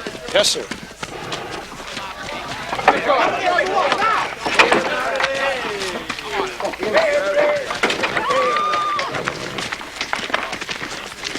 Who are they? Pennsylvania riflemen, sir, arrived last week. And Tearsmen refused to take orders from anybody. They broke the prisoner out of jail, sir. If you break that man out of the guardhouse, you are in mutinous revolt. You men are from Pennsylvania? And proud to be. Yes, well, I'm proud to be a Virginian. But we are more than just Virginians and Pennsylvanians. We are Americans. In an American army. Can't blame a man for what he does when he's had a few. Every army has rules and commands. In the heat of battle, a soldier either follows orders or the British regulars make sausage of him. Can you understand that?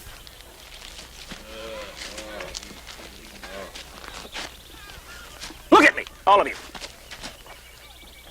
I think you're men enough to become real soldiers, willing to fight for liberty and obey your officers, but you can't do one without the other. Now, show me what you're made of. Lock up the prisoner.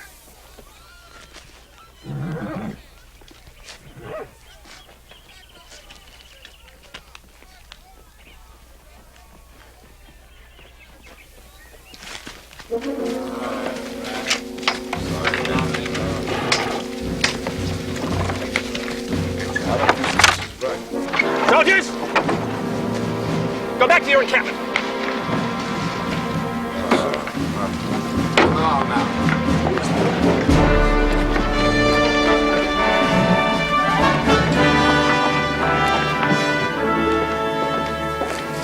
Thank you.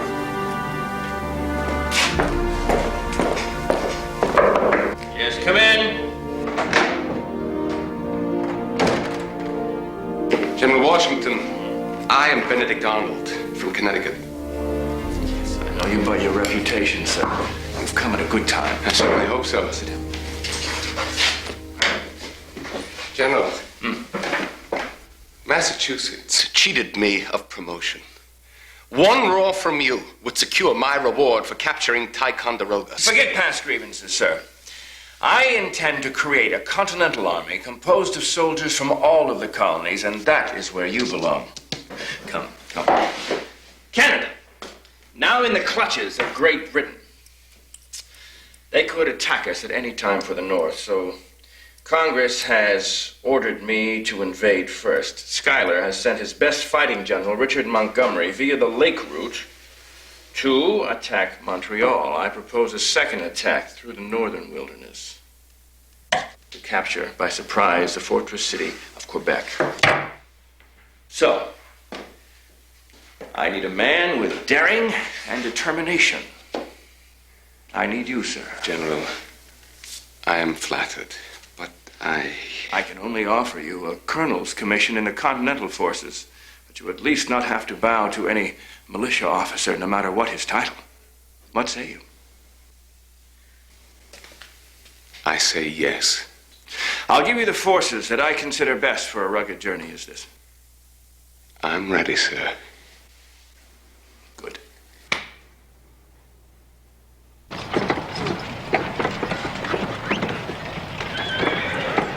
General Gates, I understand you instructed your recruiting officers not to re-enlist free Negro soldiers. At the urging of Congress, yes, I did. Well, they fought well at Bunker Hill. They do not warrant such treatment. The Southern troops now enlisting will not serve beside any black man. The Southern forces have a right to decide who enters their own regiments, but they cannot tell the other colonies who they may enlist.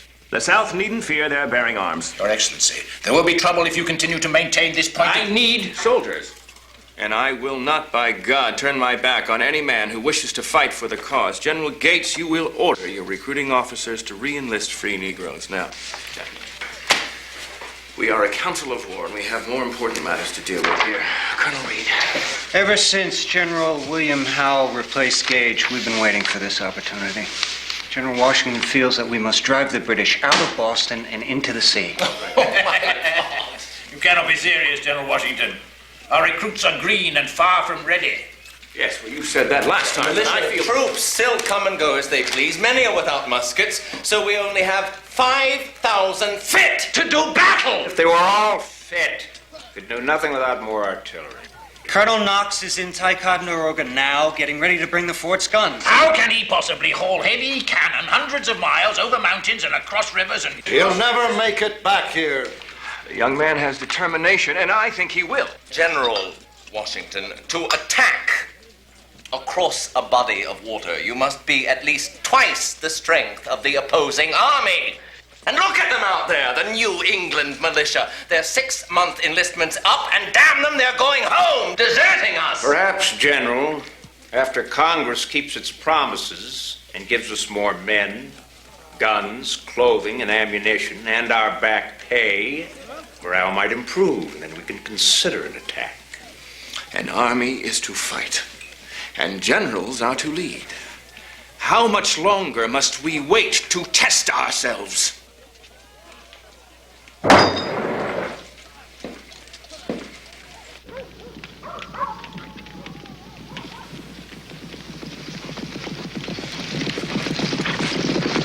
Halt! Who goes there? General Washington, soldier. Sorry, sir. Your duty to challenge everyone. You're to be commended for your vigilance at so late an hour. Thank you, sir. Come, walk with me. Any sign of an enemy patrol? Everything's quiet, sir. Except for our own men who are getting ready to leave us in the morning. What's your name, soldier? Even, sir. Even crutch. You're not one of them whose enlistment is up? I signed on again, sir.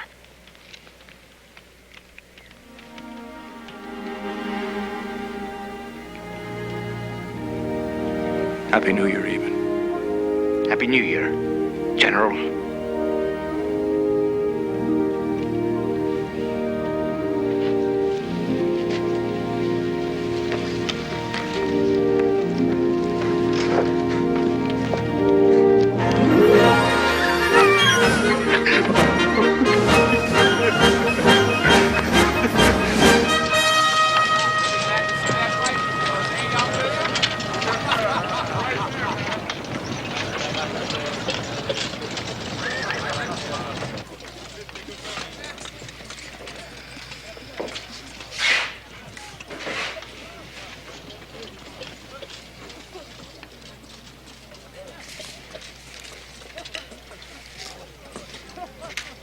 My dearest wife.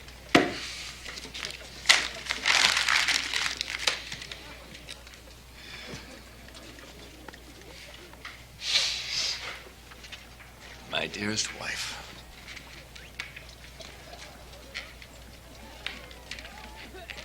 Exasperation and impatience seem to measure my days.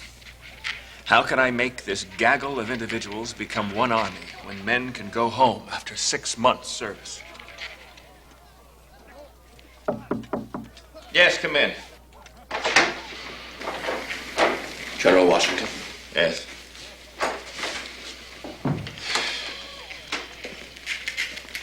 Sorry to disturb you, but this just came in.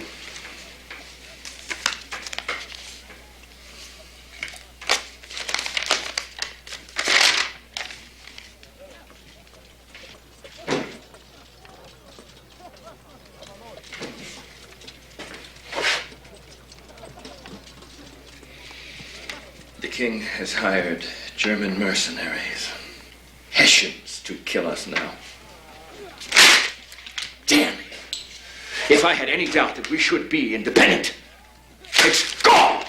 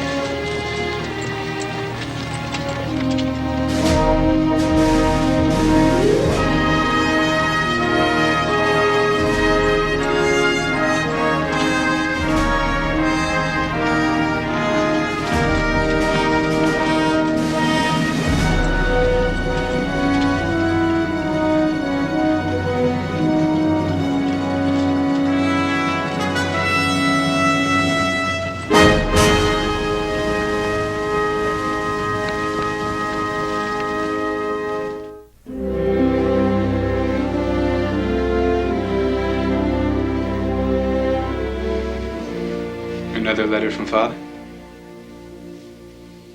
How is he? His difficulties multiply if I can read between the lines. The weather is so cold. He wishes I were there to cheer him. To keep him warm at night, you mean? Jackie.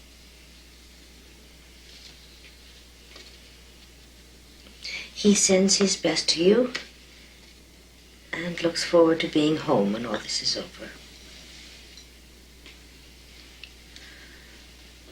Oh, Jackie, how I miss him.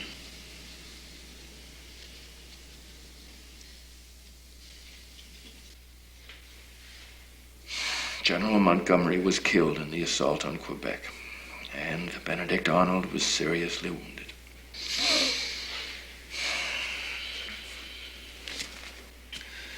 Canada is lost, and there's nothing to stop the enemy from coming down the Hudson. If the British fleet should move on New York City, they could cut us in two.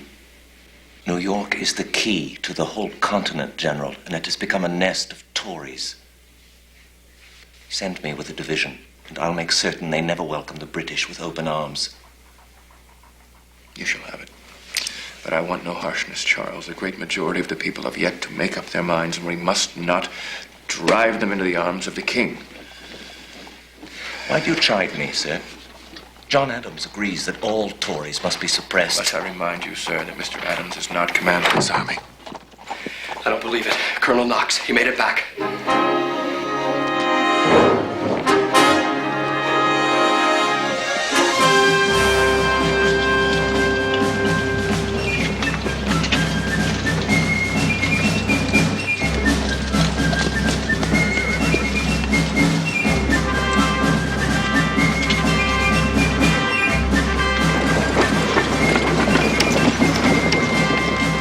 Ticonderoga sends its greetings, sir.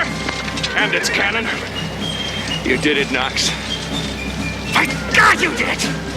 Rivers, mountains, Indians, nothing stopped you.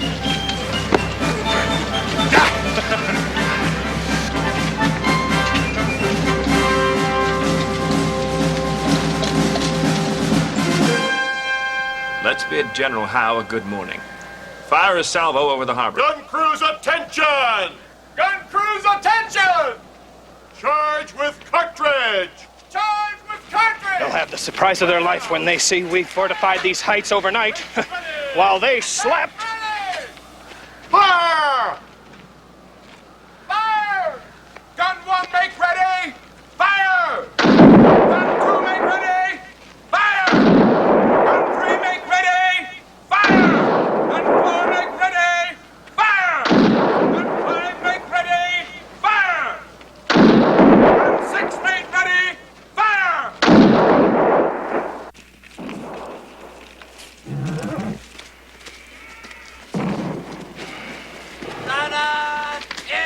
Thank you, General Clinton. General Howe, I have no idea how we could have completely fortified those heights in one night. Our amateur general is far more resourceful than we ever imagined. He can rain shot and shell on every part of our lines. Our navy can be blown out of the water. Well, we must dislodge him, no matter what the cost. Cost matters a great deal, General Clinton. We lost too many at Bunker Hill in an assault against fortified positions.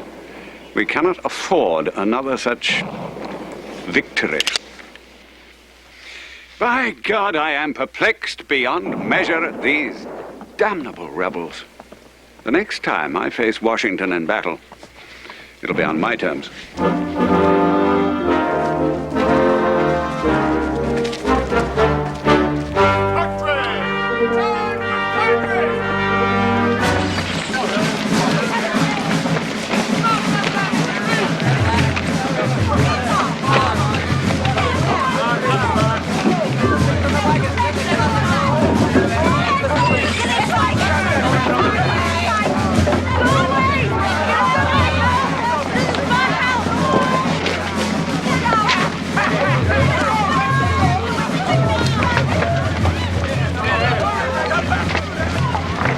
My compliments to General Sterling. Tell him to take his brigade from the Dorchester Heights to the city common and prepare a defensive position.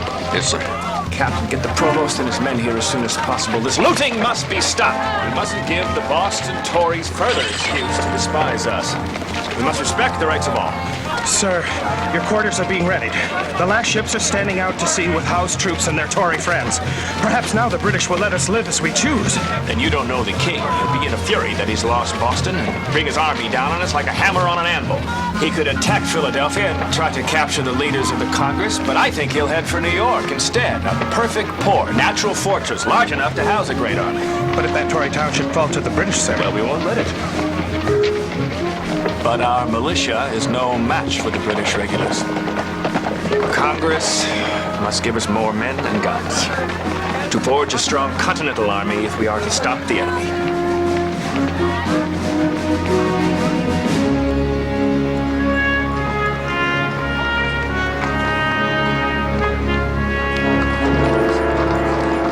Hello, sir.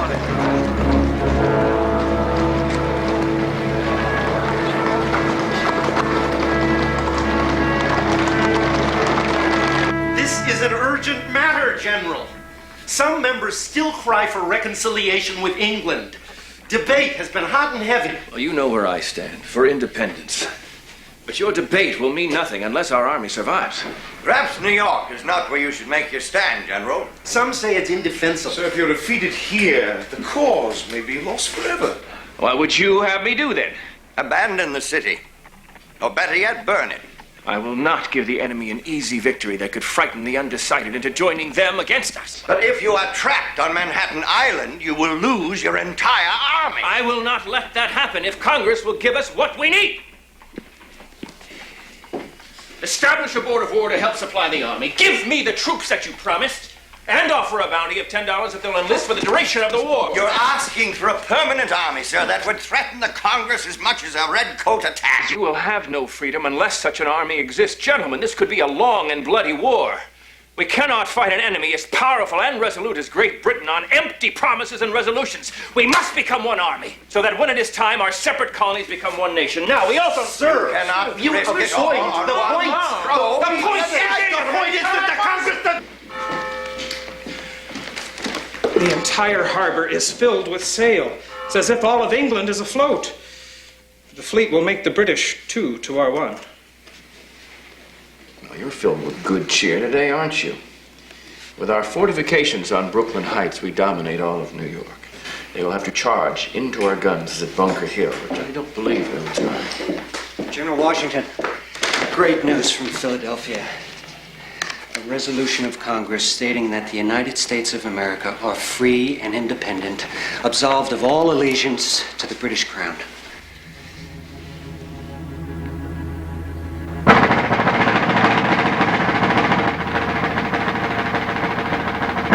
In Congress, July 4th, 1776, the unanimous declaration of the 13 United States of America.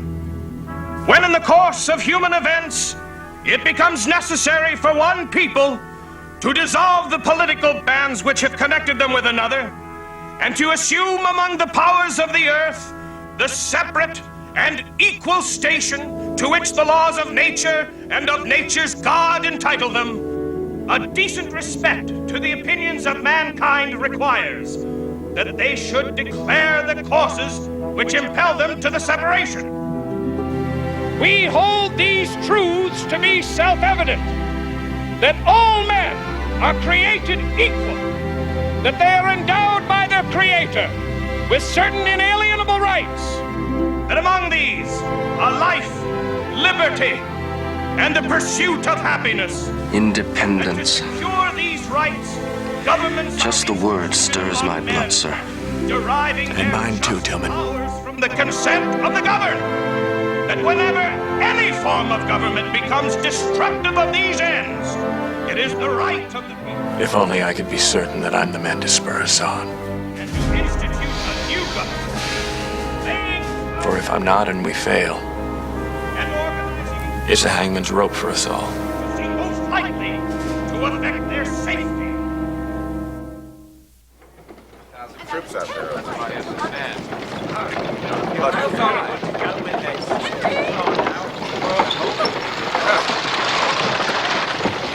Give me a hand. Bring those other chairs down here. We'll put them in the wagon. I'll take them over here.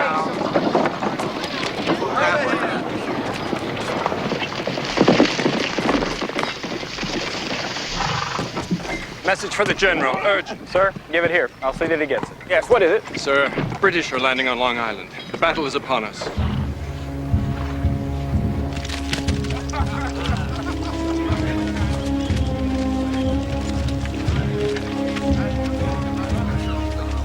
Take all the sea bread you can carry.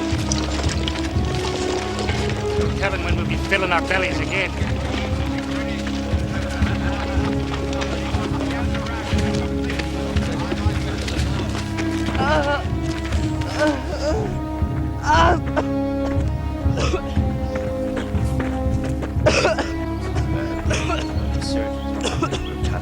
Easy, boy.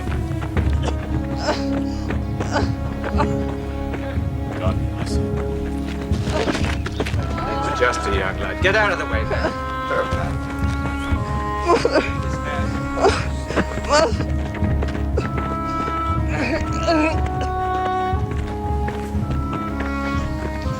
Damn, it ain't hard enough to break the teeth of a rat. Our King George, eat it. Move out, men. Back to the picket line. That's good. Okay, lad.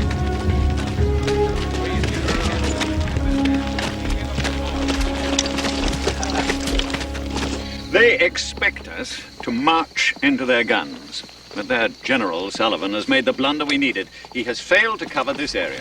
General Clinton, you will slip through the gap tonight and take possession of the high ground behind them. At dawn, you will sweep in on their left flank as we attack in front, crushing them between us. Brooklyn Heights will fall like a ripe plum. And our rebels will either be on their knees toasting the king or dead. Then I suggest we move within the hour.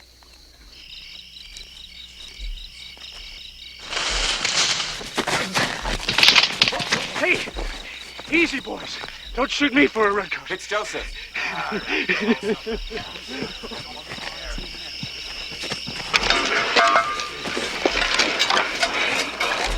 Where the devil you been? You get your full lamp blown out. It occurred to me, Corporal, when I seen them big Hessians. Damn. If we only had bayonets.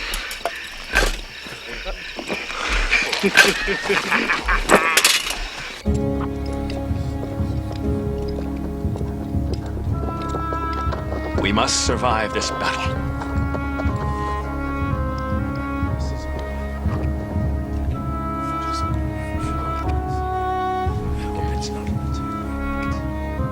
Most are hardly more than boys. But if they stand fast and fight, it could mean our freedom.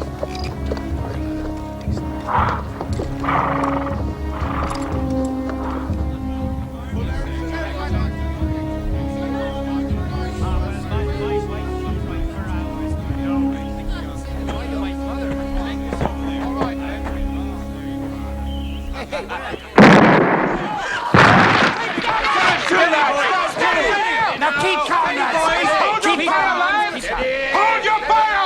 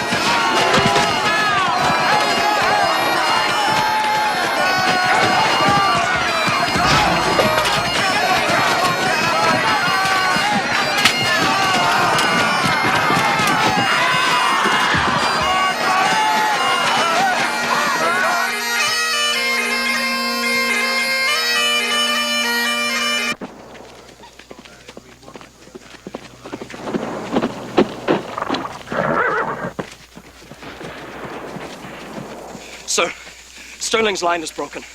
Caught between the Black Watch and the Hessians. He's trying to get back to Brooklyn Heights.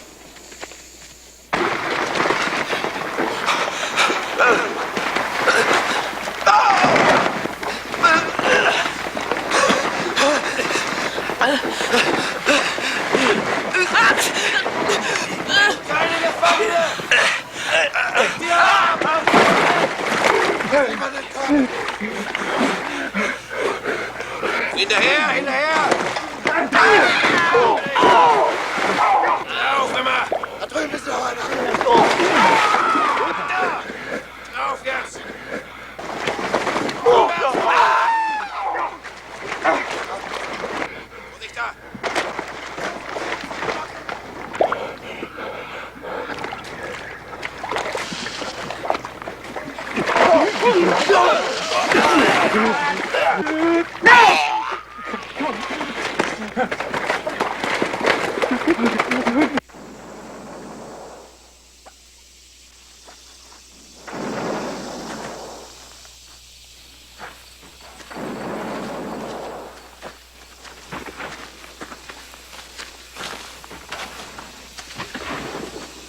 Sir, our losses are severe. 3 of our generals killed or taken prisoner. Over 1,000 officers and men captured. Plus a regiment of dead and wounded. Sullivan, Sterling. All those good men. Still can't fathom why the enemy has not tried to smash our last defenses. Well, a 4th patrol reports that the Bloodybacks have dug a trench parallel to our works. So angled we can't fire into it. So it begins. How we'll breach our lines by moving from one trench to the next. But if he gives us time, we could get our entire army across the river to Manhattan before he knows we're gone. That's impossible, sir. It's our only hope. Tell Colonel Glover to have his Marblehead men gather all available boats. Sir. Tonight they go back to being sailors. The British are within earshot of our lines. Tory spies are everywhere. We can't make such a silent withdrawal. Well, we must. And the British will never expect it. But what if the Bloodybacks catch us half on the water, half still on the heights? They would slaughter us. Yes, but if Providence is with us, we'll save this army.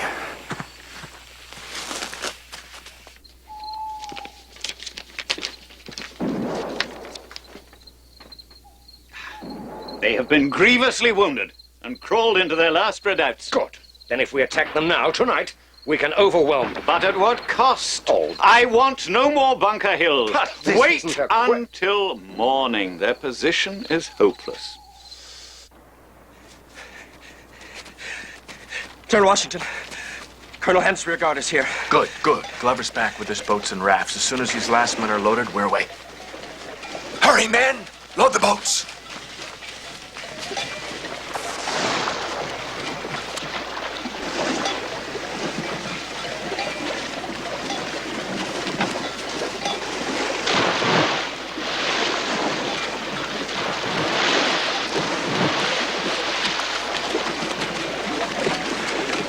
Hurry, soldiers!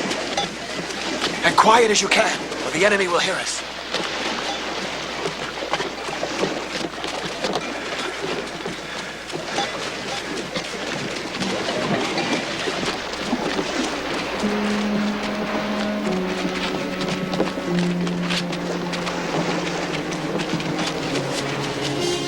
The Hessian patrols will be on us at any moment. Move them quickly, Colonel.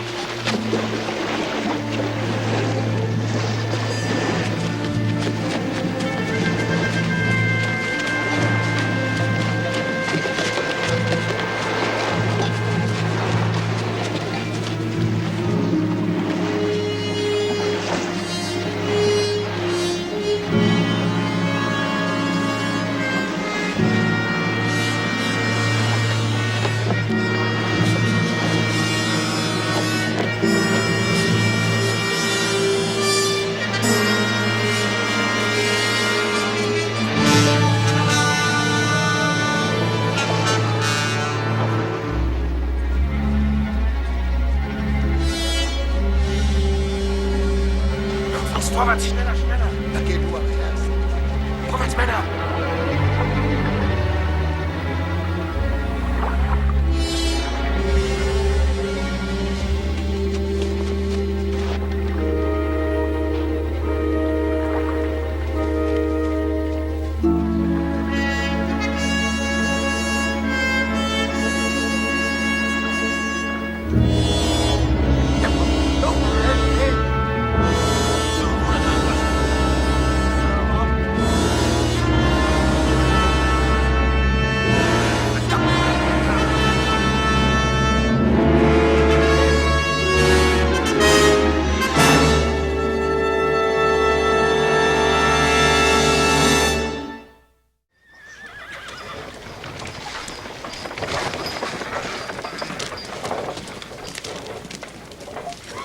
their enlistments up,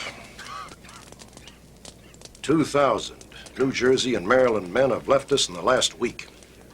Now the enemy is 3 to our 1. If this continues, by the end of the month, we'll have no army at all. And Tory forces are gathering behind us. They see us on the run ever since New York. They know we lost Fort Washington, Fort Lee. Now, all of New Jersey's gone. The jackals want to be in on the kill. Sir, since you left half the army at the north to protect New England, you must send General Lee another urgent message to bring his troops from Jersey. They could save us. Now that we need him, he ignores us. I have faith in him, General Greene. He'll get here. If he doesn't, sir, we will face certain defeat. No, sir. Never. If only a few of us go on fighting, the enemy will one day tire of this war that we refuse to let him win because we will not give up.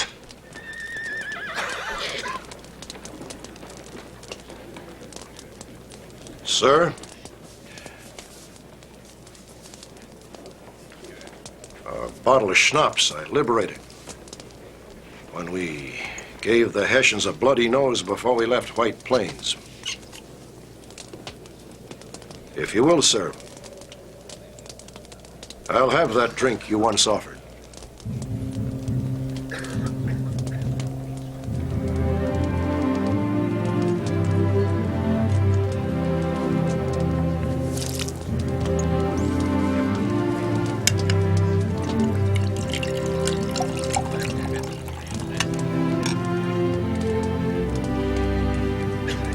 To our Commander-in-Chief, whom we are honored to serve.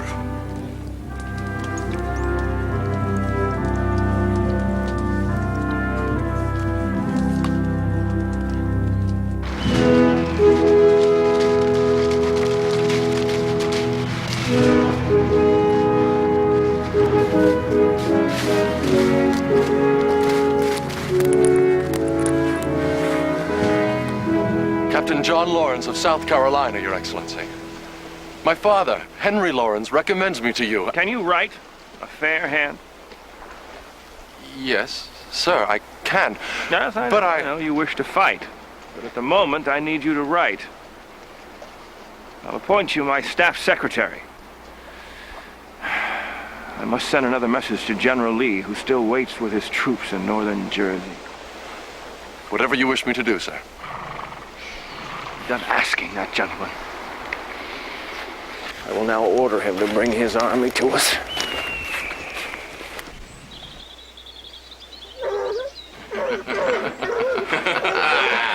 By God, the Continental Army needs Charles Lee more than Israel ever needed a savior. Or a weary general needs his midnight sport. We must be leaving, sir. Your army is already miles ahead of us, heading for Pennsylvania. I may yet decide to turn and surprise the enemy by a bold attack. But General Washington needs you, sir. He does. I tell you, sir, that great man is most damnably deficient. Please, sir, Mrs. White will skin me if I don't turn the butter. Yes, turn your butter, you cheeky wench.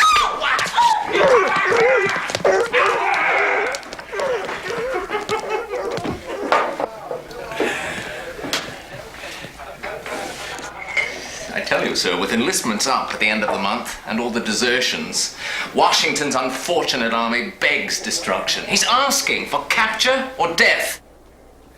So then how can that timid Congress not make Charles Lee the new commander-in-chief? Charles Lee! Charles Lee, we know you're in there! Gone, where do they come from? Surrender or we'll show what we think of turncoat generals by burning down this tavern and putting every bloody rebel to the sword. These are the times that try men's souls. The summer soldier and the sunshine patriot will, in this crisis, shrink from the service of their country. But he that stands it now deserves the love and thanks of man and woman. Tyranny, like hell, is not easily conquered. Yet we have this consolation with us, that the harder the conflict, the more glorious the triumph. What we obtain too cheap we esteem too lightly.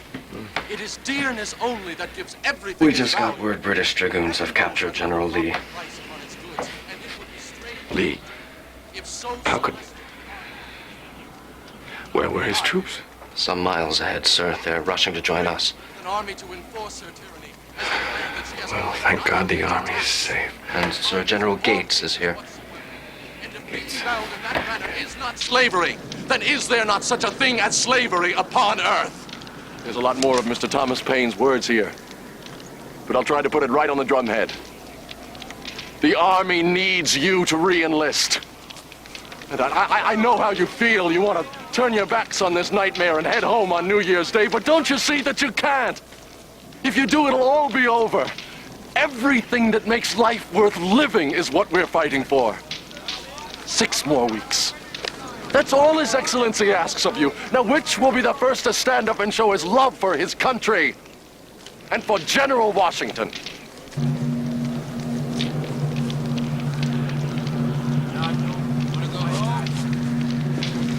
Have you lost your senses? You've done more than your bloody share. What if everybody quits him? What if he quits us? I got my woman pining for me. I got every right to leave, and so do you.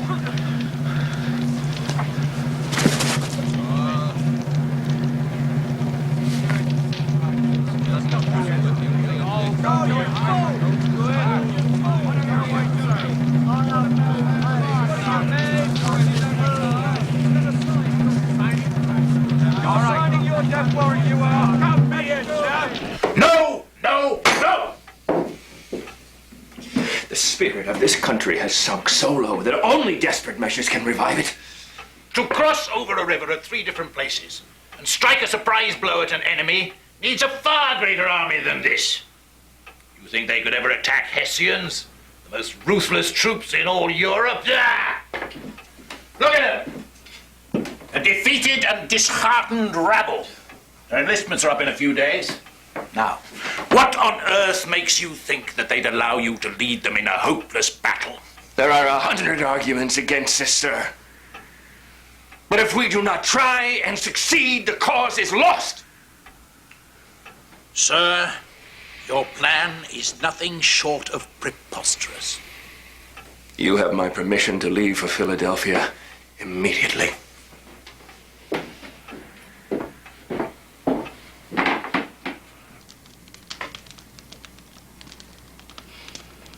We'll do it, gentlemen.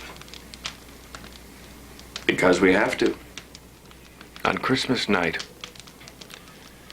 we'll show off in Colonel Glover's boats, cross the river, and strike Trenton 1 hour before dawn on the 26th. Dench? Sir, what if the Hessian garrison sees us in the water? Well, after celebrating the holiday, they won't be expecting early morning visitors. Besides, European officers would think any army foolish to attack in the winter. It'd be the devil's own work, sir. Yes, General Gates would surely agree with you. If any word should reach the Hessians, they'd simply put their guns on the shore and blast us out of the water. Just to get the men across the Delaware in the bitter cold and winter currents. But the cannon, too. And to commit so many men, sir. If this attack fails, and we're trapped in Jersey, it's all over. It's all over in any event if we don't try. We lose most of our army in the new year. But if we strike first, force them to chase us, and fight our kind of war, who knows what benefits may follow? Why, the men may take heart, and they may stay with us. The decision's made. The success of this raid depends on secrecy, swiftness, and surprise.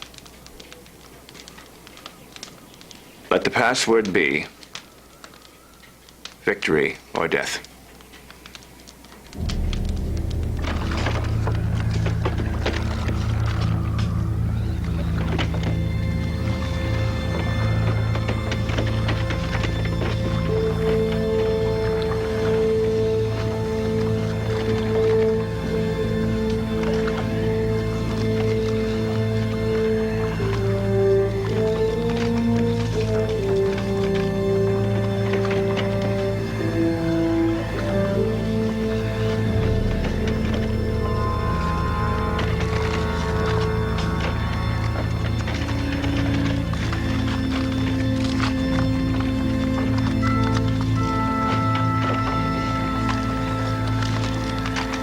make it through this, boys. I'm gone with the new year.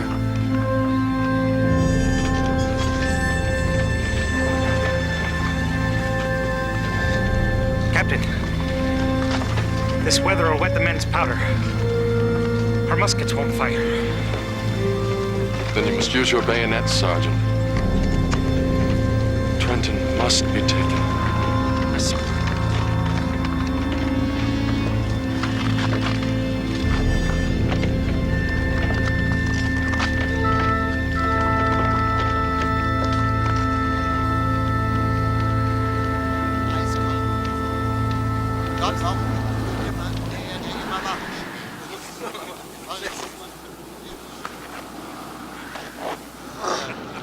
Wenigstens was zum Rosten hätten, Hilda. Feuer, aber haben wir nicht. Genau.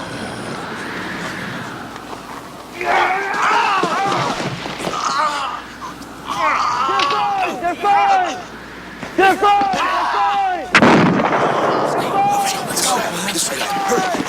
Der Feind! Der Feind! Was ist denn? Wo ist hier? Move into formation, man! Aufwachen! Soldaten, aufwachen! Die haben uns überfallen!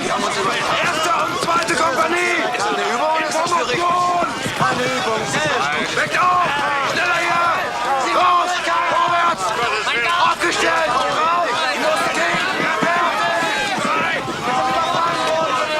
Haltet das Pulver trocken! Soldaten auf! Hol die raus aus dem Haus! Pull that cannon around! Over here! Aufstellen! Bleibt zusammen hier! Pull it over to the left and bring it in! Sergeant, you may begin to prime your weapons! Scatter them, Henry. Don't let them form and they won't know what to do. Captain Hamilton, fire grape shot. Gentlemen, make grape shot ready! Fire number one! Fire number two! They're trying to set up their own cannon.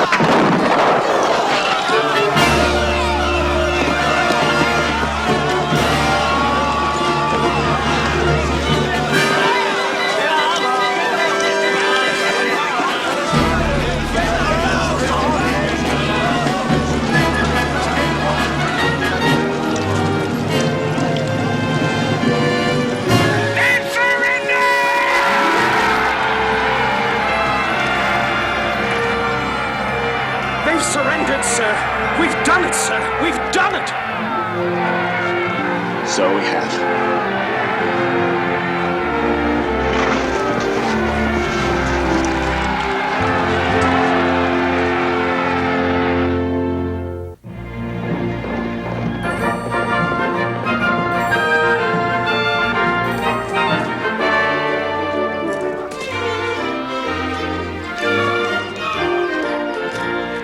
Where might I find General Washington?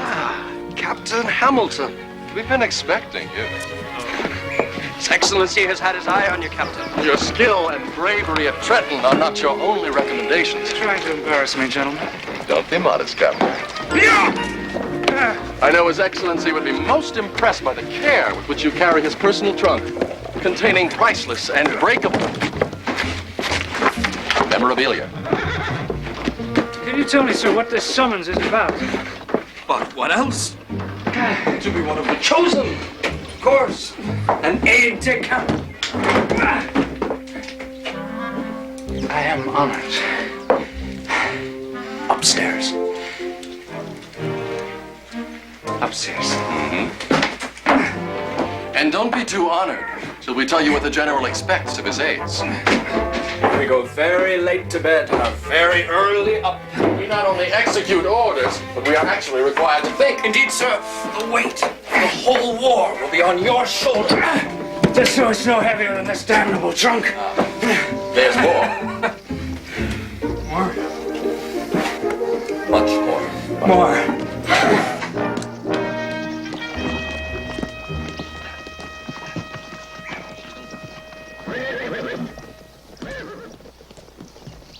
Well, Captain Hamilton, I see that Tillman and Lawrence have you busy already.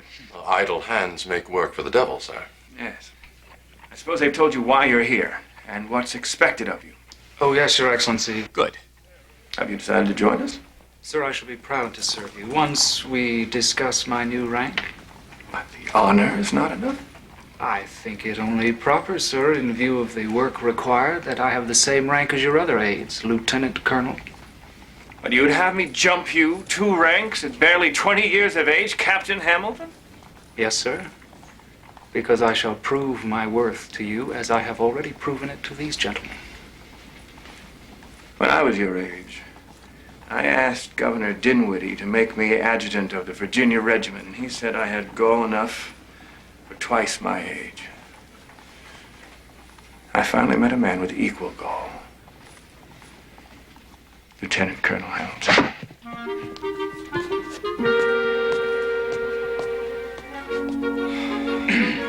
Colonel.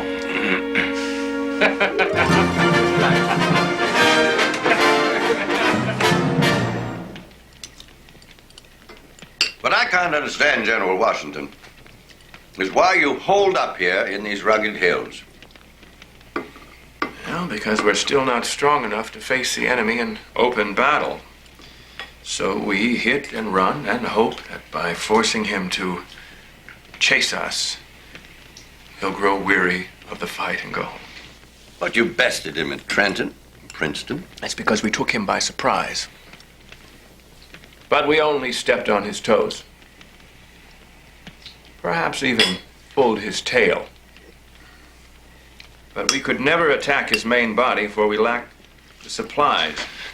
Bullets, powder, and most of all, trained men.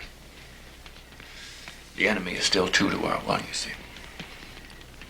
I believe the General is telling you something, John. I have urged the Congress to authorize more continental regiments. Well, and I hope the right to enlist them for the length of the war. Now you ask too much. You know how wary the Congress is of a permanent army. As it is, Mr. Adams, our enlisted men are gone before we can even train them.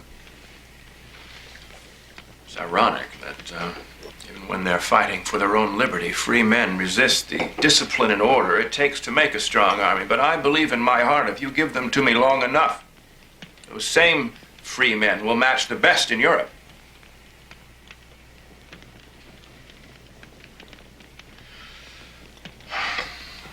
But until then, we must run away to fight another day. Or one. This talk of war must bore you, Mrs. Adams. On the contrary, General Washington, I'm utterly fascinated. An unusual bouquet. From Portugal? New Jersey. Roots, herbs, bog berries, allowed to ferment as long as it takes Congress to grant our requests. How did you like the stew, sir? Excellent. We don't get it very often anymore. Those little rascals hereabouts seem to be running faster now that they know that they're candidates for our cook pots. It's the squirrels, the muskrats, that sort of thing. Why do I have the feeling my leg is being pulled? I shall once again remind Congress of your desperate need for more of everything. Now, I can blame your potent wine for my passing on this latest gossip. Are you aware, sir, there is talk of making you an American king? John, really? But it's true. A poem has even been written. A crown, a mansion, a throne that shine with gold unfailing, Washington be thine. The idea is preposterous. We're finished with kings in this country.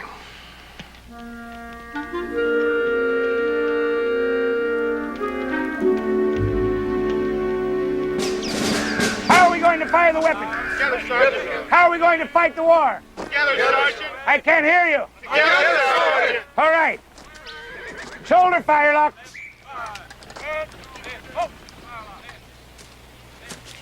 Left shoulder. We have to get you another hat, soldier. Prepare to climb and move. Together. Prisons up. Handle cartridges. Together. Prime. Prisons down. Take your ease. Well, if it isn't the apprentice farmer, back to tell us what fools we still are. It mortifies me to say it. You re-enlisted? 2 months of a real bed, good beef, and warm wife was all I could take. I had to get back to the old misery and hunger brigade so I'd have something to complain about again.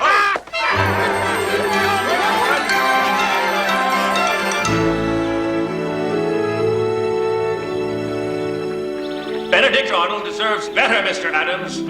But sir, Connecticut had her share of major generals. It was not a deliberate affront. But it appeared so to Arnold, and he is furious. Forget his exploits at Ticonderoga and Canada. Were it not for his rousing the Connecticut countryside last spring and driving the British back to their ships, countless New England towns would have been ravaged by the enemy. The man is worthy, sir, but he is a troublemaker. We agreed to make him a major general. What more do you want? Since he was a senior brigadier, rank him above the 5 officers you promoted ahead of him. That would ruin congressional dignity. We'll have more than our dignity to worry us, gentlemen, if Howe and his fleet appear in the Delaware. If we are in mortal danger, General Washington, you must tell us so we may move the Congress somewhere west. Oh, we mustn't be so concerned with congressional hides that we neglect other urgent matters. General Schuyler must be replaced as Northern Commander. He lost Ticonderoga. He does not inspire his troops. New York will be furious if we remove him. And New England will be angry if we don't. Schuyler, let's go. We have decided to replace him with Horatio Gates. Unless Your Excellency has an objection. We had heard there was some disaffection. General Gates can command. Combat and supply. The choice is a sensible one. We are delighted you agree with us, sir. I neither agree nor disagree. The choice was yours. But you have agreed. The days ahead will be difficult and dangerous, gentlemen. We do not need divisive conflicts within our own ranks, either between states, congressmen, or generals.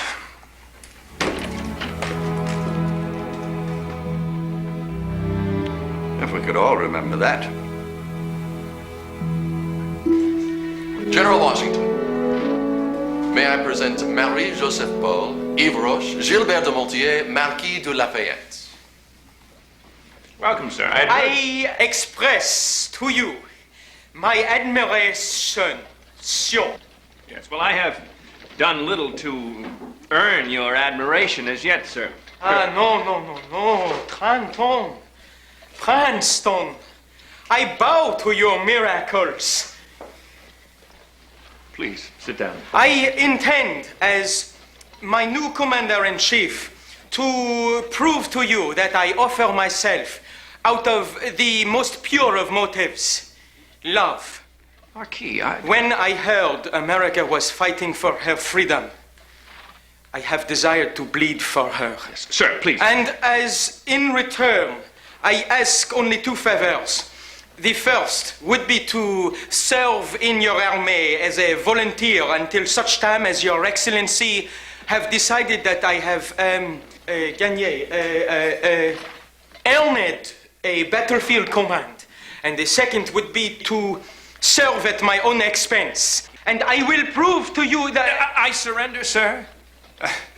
And as your prisoner, I am able to grant your other favor with pleasure, as our purse is almost empty. Ah, mon général! Merci! Merci bien! Yes. And as to the first, my dear Marquis de Lafayette, I would be delighted to have you as a member of my military family. Ah, merci bien. Now, please, sit. Sit.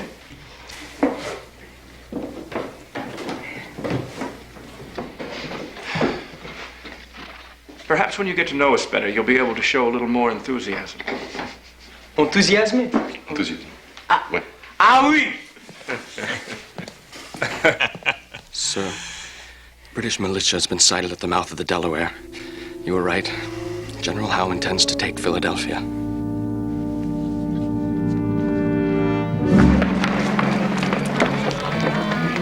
But how did it happen? I did not think he would risk his entire army. He had to, sir. You all wanted him to save Philadelphia. Why did he make you stand at Brandywine? The Redcoats overwhelmed him. Another Long Island disaster. My God, to have to run from them again. Gentlemen, he performed miracles with inexperienced troops. They did not panic, but fought like regulars. A bloody rout is a bloody rout, Colonel Hamilton. Be grateful that General Washington is still alive and not taken prisoner, for only he can keep this army from defeat. That, sir, is a matter for debate. Gentlemen, hurry, hurry. Washington will need more than miracles to bring order out of this chaos. Go! Go!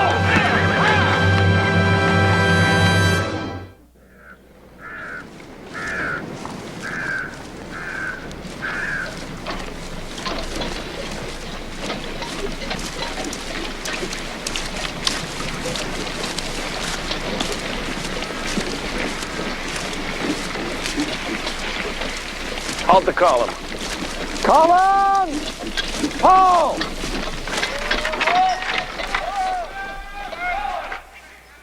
Officers, follow your men out.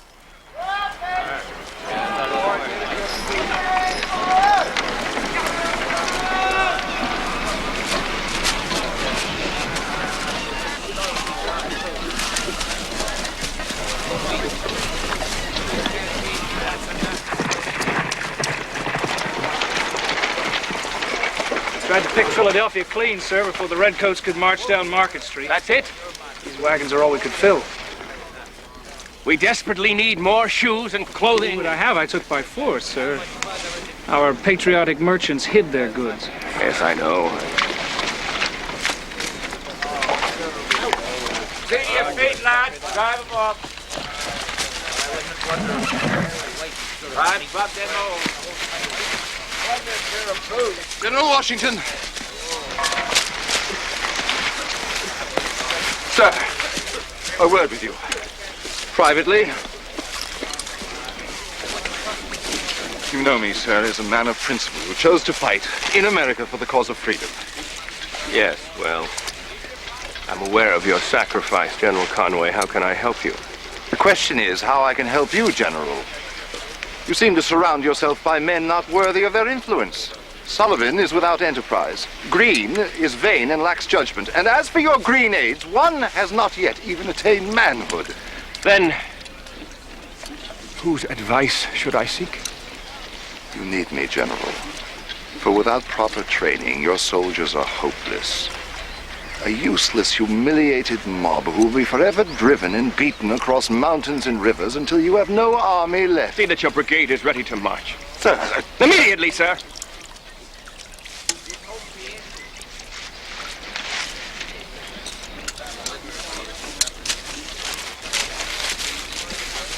Sir.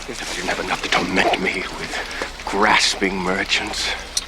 Congressmen serving their precious states before their country, but these pompous, self-serving officers who... Look at those men.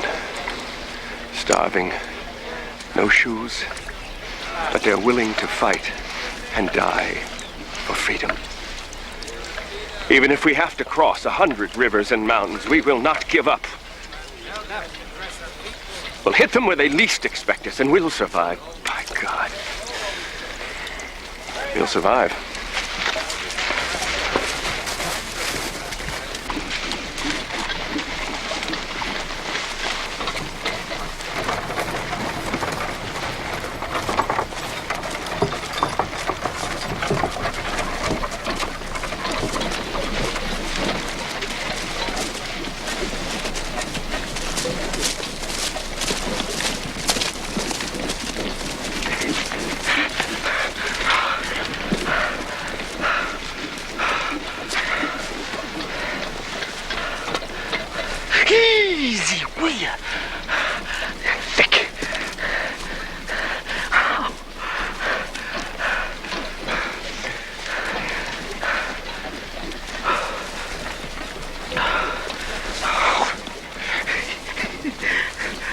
want to wait for the sick wagon?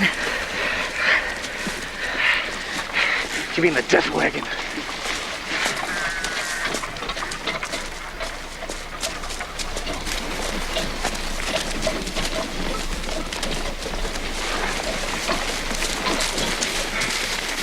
One foot in front of the other, men, and we'll get wherever His Excellency wants us to go. General Washington. Yes. This dispatch just arrived from the Congress announcing a major victory in New York. The British invasion force from Canada has been smashed. Benedict Arnold's charge broke the enemy, and General Gates has forced the surrender of Burgoyne's entire northern army. Thank God we've needed such a victory. News from Congress. Shouldn't General Gates have reported to you first, sir? I like our dear friend, General Gates. Gentlemen, we're all in this together. Order an extra gill of rum for each man to toast his brothers to the north. And a cannon salute to celebrate General Gates' great victory. Yes, sir.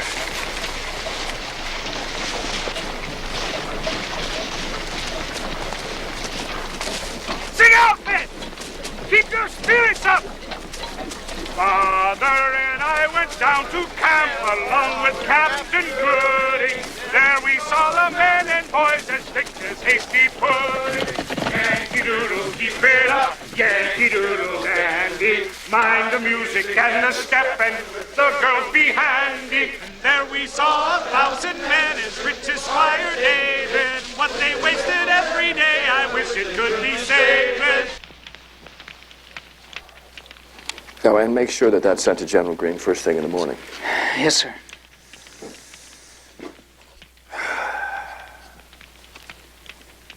I don't know what you're all grumbling about. This is luxury compared to some of the accommodations I had when I was surveying the wilderness for Lord Fairfax.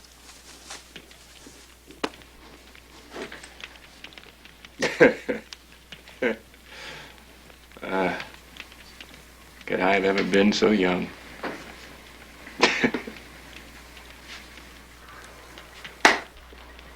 Let's stop for tonight, Joe. Yes, sir. Yes, sir. I have a message from General Sterling.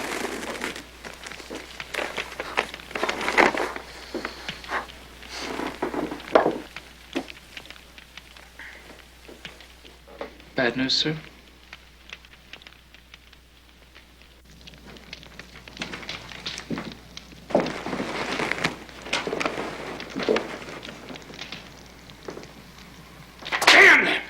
What is it? Sterling has learned of a letter General Conway sent to Gates in which he blames General Washington for all our defeats. Oh, listen to this. Heaven has determined to save your country, or a weak general and bad counselors would have ruined it. And Conway and Gates are in league against him? They would put Gates in his place.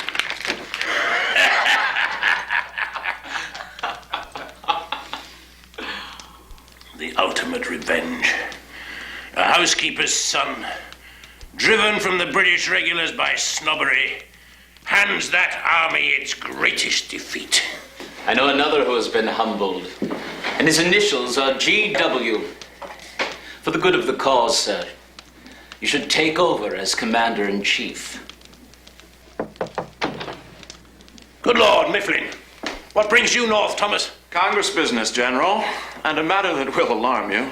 The only thing that can alarm us this day, sir, is an empty glass. Come, join us. General Gates, could we speak in private? Gentlemen, your indulgence, please.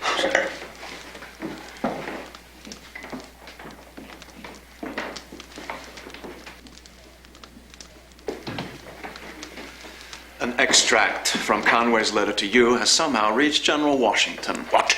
The cat is out of the bag, General.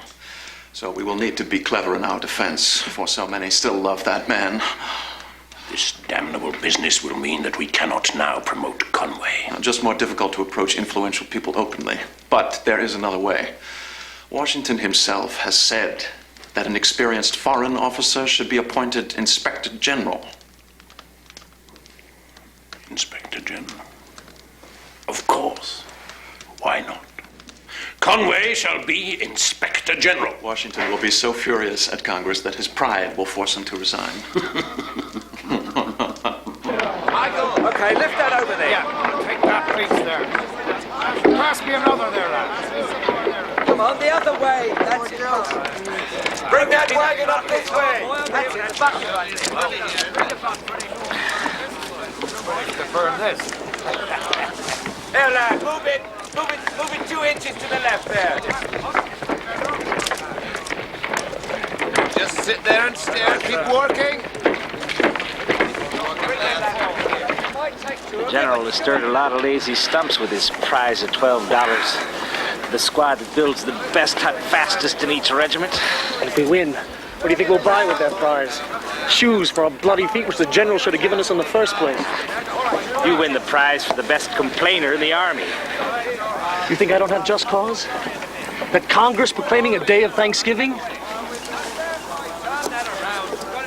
How about it, lads?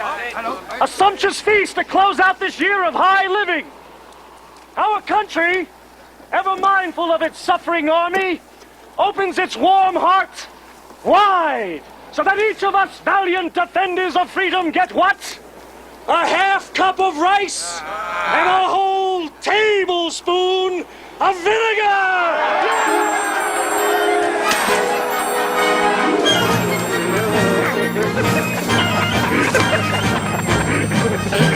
Beware, sir. Gates will try to use Conway against you.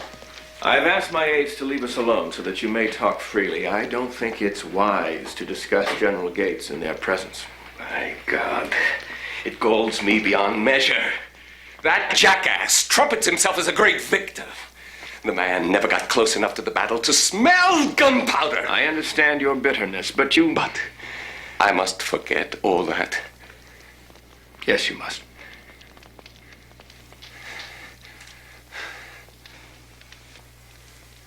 To you, sir. To our cause.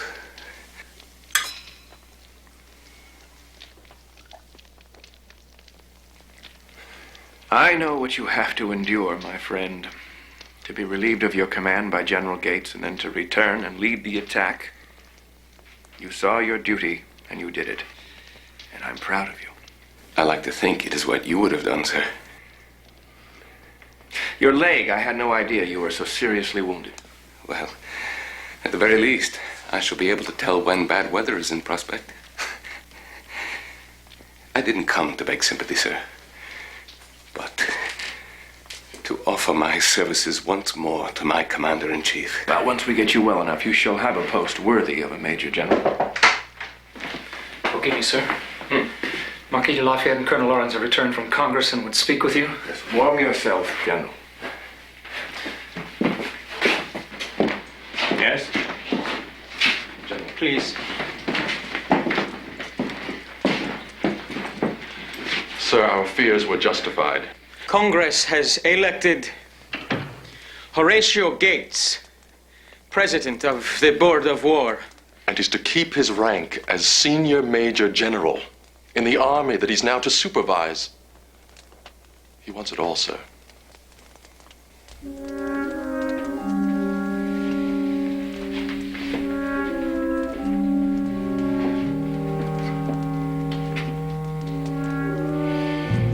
Our first duty is to save this country from the enemy. If we start a war between brother patriots, it could destroy the cause quicker than British guns.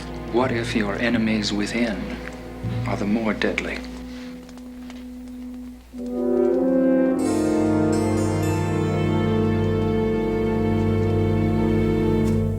Put your thumb in it, Sergeant, is the closest thing we'll get to meat. That's a blizzard wind. How are we supposed to keep warm with no decent victuals in our gut? I know I'm starving when I dream of eating a Sunday goose instead of tupping my wife. Watery goo that turn the stomach of a starving goat. It's a handsome reward indeed for all that hop. 2, 3, 4. My 2 left feet are bloody and sore. So what do you say we do no more? May our commissary of purchases live on fire, cake, and water till his belly be glued to his heart.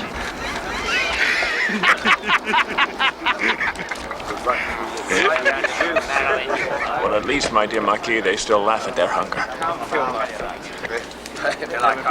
The nearer farms have all been stripped clean. We must send foraging parties even further into the countryside. Fiddle-dee-well, fiddle-dee-dee, I'm going to order my own army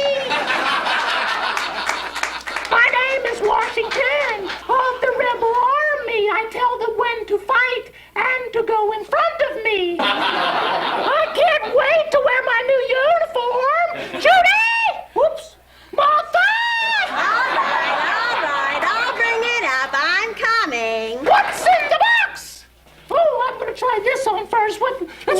No, put the britches on first. No, George, you've got them on backwards.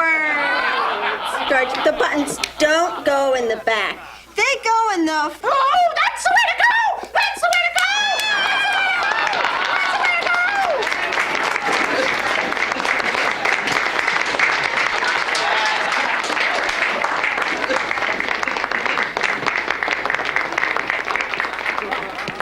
Outrageously amusing. Did you enjoy, sir? I'm afraid I wasn't paying much attention. Major Andre and our darling Peggy Shippen were doing the rebel general and his wife as Punch and Judy. It's really quite clever.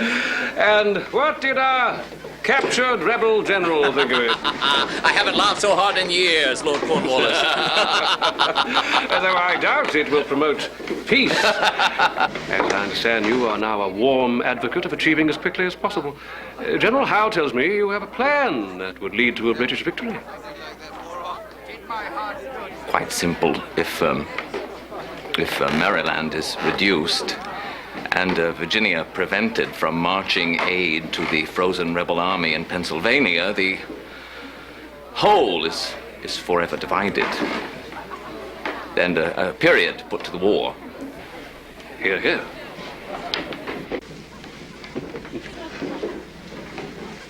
Excuse me.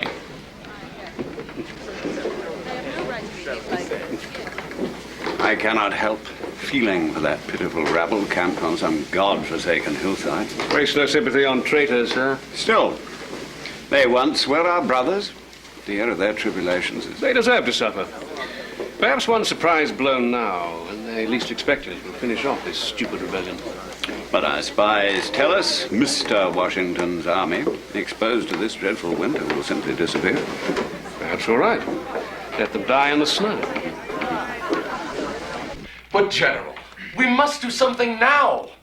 There is a major plot against your excellency. And it isn't just Thomas Mifflin and Richard Henry Lee. Conway has been whispering to Congress. And now there's a strong faction in the Board of War. Gates is their hero, and you are blamed for every defeat. Do you know what they're up to, sir? Sir,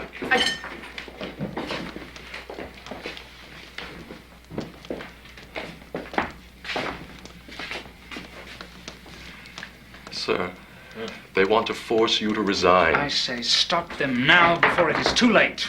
You must confront the Congress. Expose the plot. Root out that nest of traitors and demand that you take over the complete running of the war. To make George Washington a tyrant, is that what we're fighting for? The cabal intends to put Gates, or Lee if they can get him back from the British, or even Conway at the head of this army. Now would you stand by, sir, and let that happen? Yes, by God, I will. For what we do here will light the way for all of those who come after us. Sir, but we want no kings or tyrants, but free men. Sir, you do not understand. I cherish all of your concern for me, gentlemen. But this is something I must handle in my own way. Now, you've all had a long day. You must be exhausted. Good night. Good night, sir. Good night, sir. Bonsoir, mon général.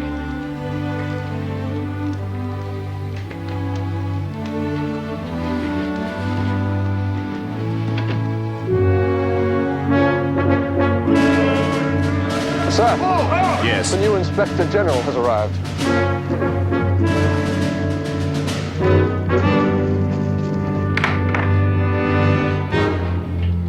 May I present Major General Conway, sir? You seem surprised, General Washington. Had not Congress advised you of my arrival? It is your new rank that surprises me, sir. It is merely suitable to an Inspector General. Our Brigadier Senior to you will be enraged. I care little for the opinions of others. I have come to do a job, and you may rest assured I shall do it.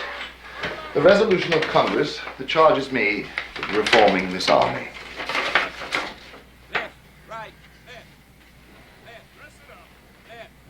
The Board of War was to supply you with instructions. Where are they, General Conway?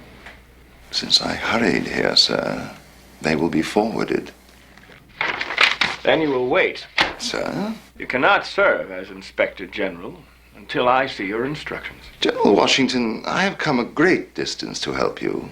I had hoped you'd show suitable gratitude. For what? Your presumption? You refer to the letter I wrote to General Gates. I'm referring to you, sir, and who you are.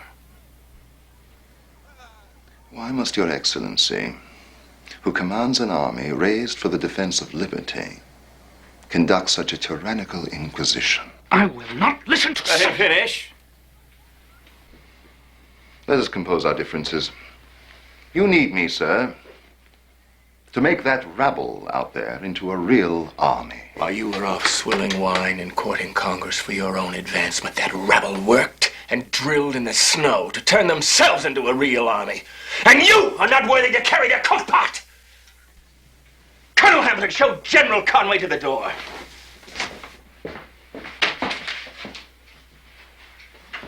Sir, you and General Gates and your Board of War have just been given notice. Notice? General Washington is the commander-in-chief of this army.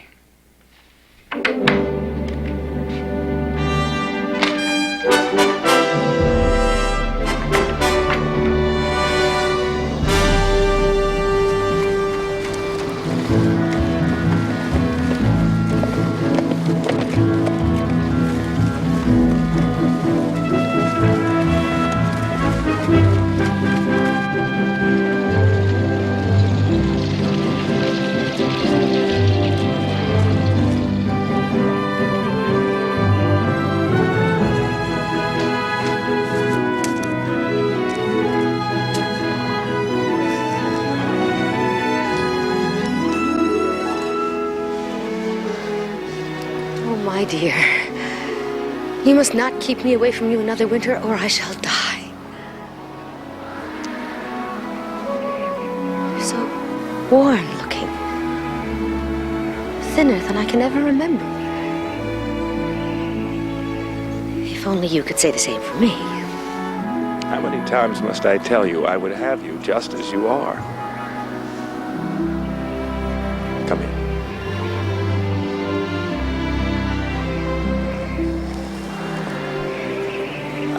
I trust your journey was agreeable. Oh, yes. I paid a visit to your mother on my way. Ah, yes, I've just written her. What does she want now? She's still complaining of her circumstances, George. The war goes badly, never enough food and supplies. The British want my head, and now I must endure yet another of dear mother's complaints. All right, let's hear it. I'm afraid that she's been telling all who will listen that the Virginia Assembly should vote her a pension. A pension? When she has children who give her everything she needs?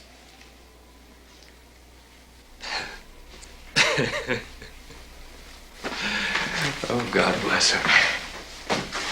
You know, if I unleashed Mother on the British, the war would be over tomorrow.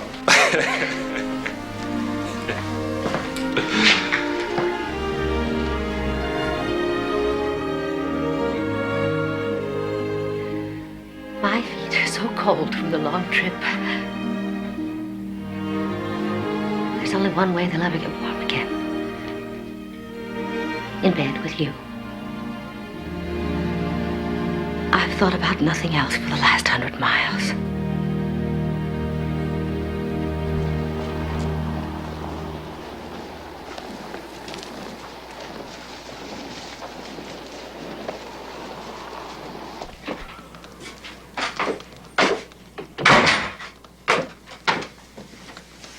Thank God you're back. The sound of that wind. The storm's coming. You're worried about your soldiers. If they gave up and just went home, I could hardly blame them.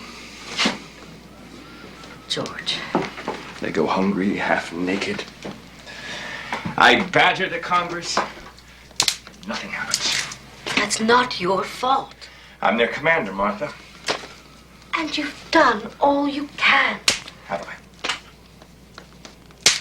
We've met one defeat after another.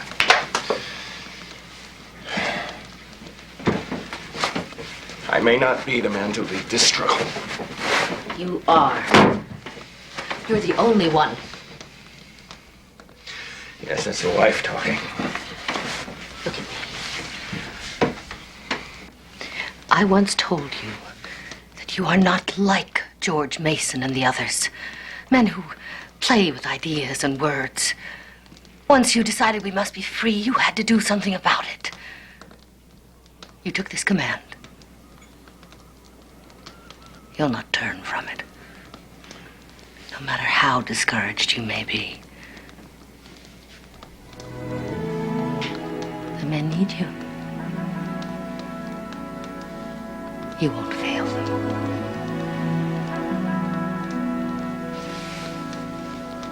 I know you too well.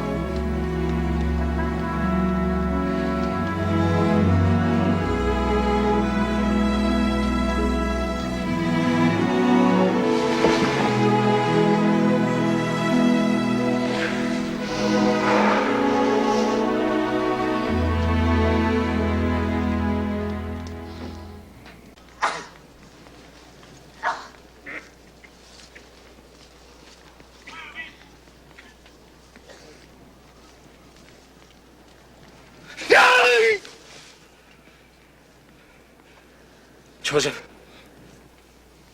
Joseph, stay warm. Stay warm.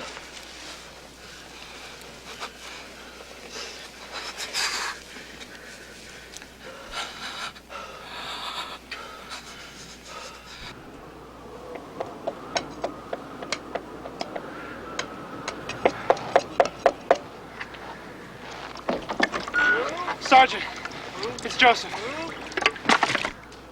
True? It's true. True?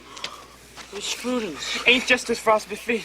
Now he's out of his head. Keeps calling for somebody like he don't know where he is. He's burning up. We gotta get him to the sick hut. Come on, help me.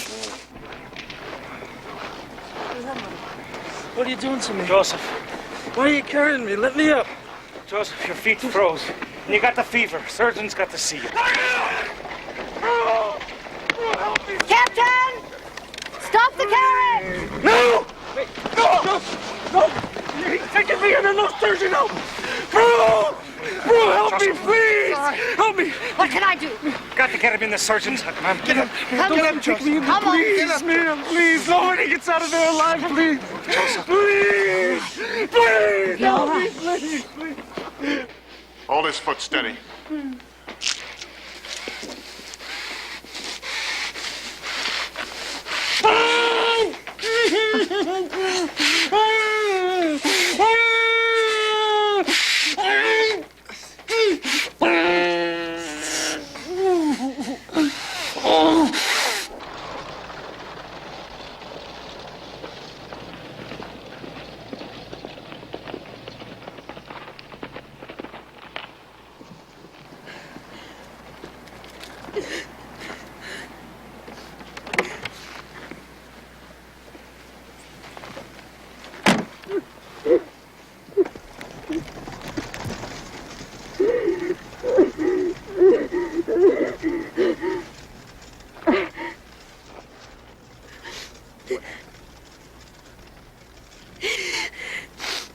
Come.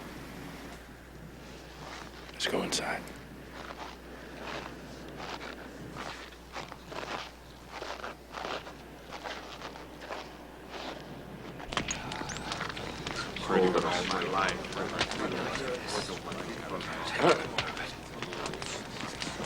It's the general. General, we need more meat, sir. General, we need more shoes. General, when will we have more food? Blankets, sir. Blankets.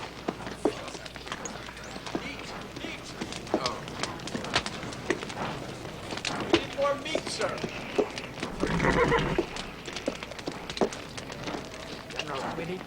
sir.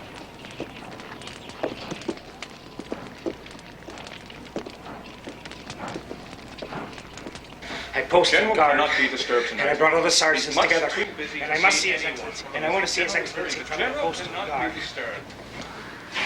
What is it, Captain? Sir, I told Your the Excellency, sergeants we'd have a word with you. Yes, come in, Sergeant. All of you. We are sergeants from all the different regiments in the camp. And we know we've been complaining a terrible lot lately about no food and everything. And well, we got to talking and we decided we couldn't sleep tonight unless we told you that we're still with you, Your Excellency. As long as you need us. Right, Ben? Right. And that's all we have to say, sir. So good night. Thank you.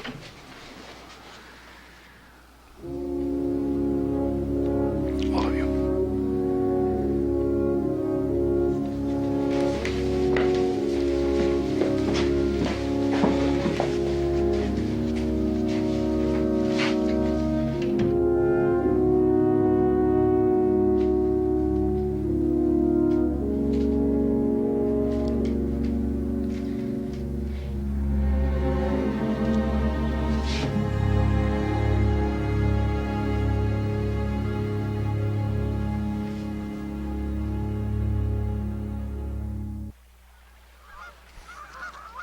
I swear, the boy said the damn Tory was hiding it in this barn to sell to the enemy. If anything will make old Joe smile again, be the sight of a roasting goose.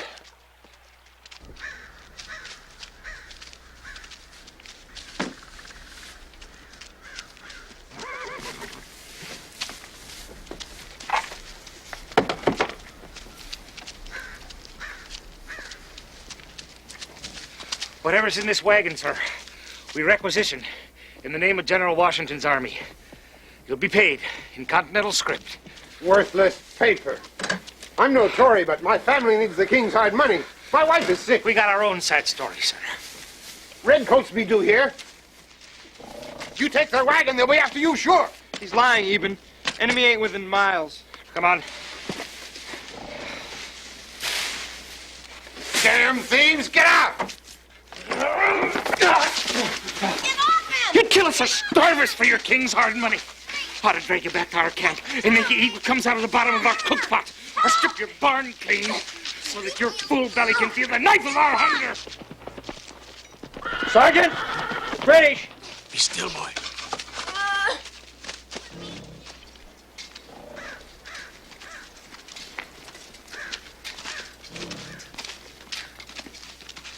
Armour Jones?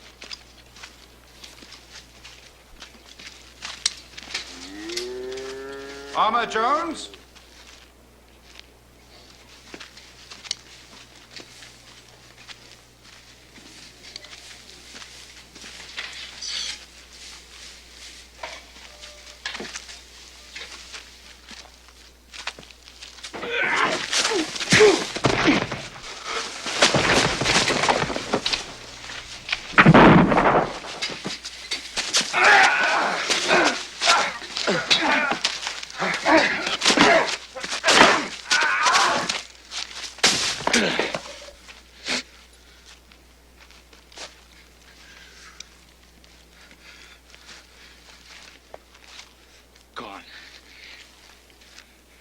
Gone! Get out of here!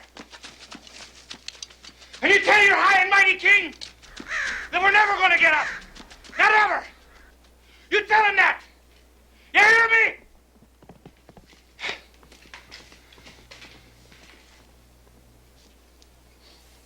Boots!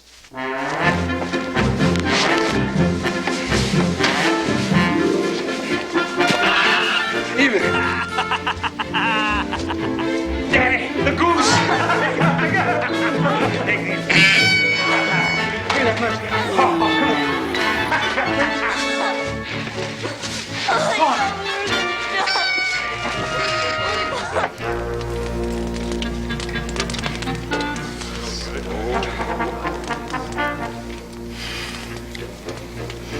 Well, what do you think, Eben? Is she done yet?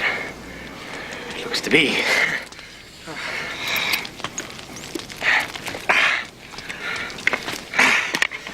Go on. Give him a taste. Watch his eyes light up. Not yet, not yet.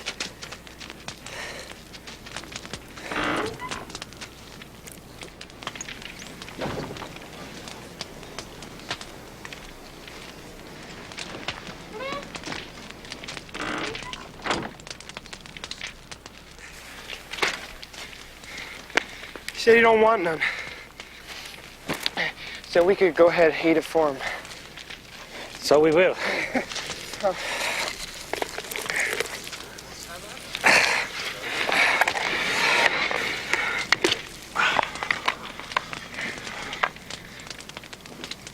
What's the matter, Eben?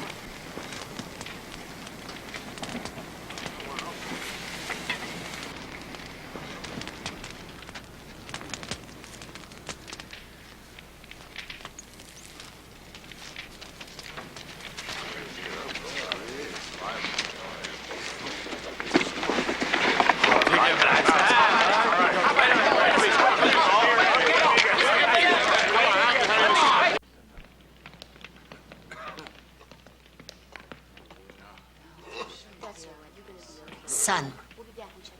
Son. There's someone here to see you.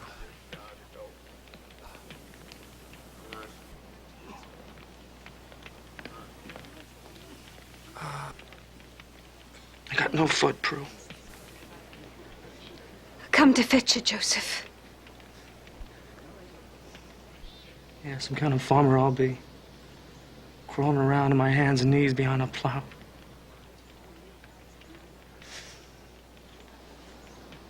I'm a cripple. You're too dumb to understand that. You're my husband. Father of the baby I'm having. And I'm taking you home. Baby? Oh, good God. That's right. God's doing. All this is the hand of the Almighty. He took your foot so I could have the rest of you.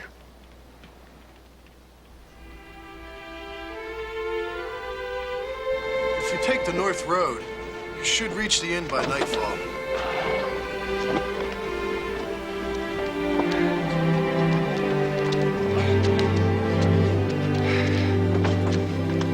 Damn if I can think of anything funny to say.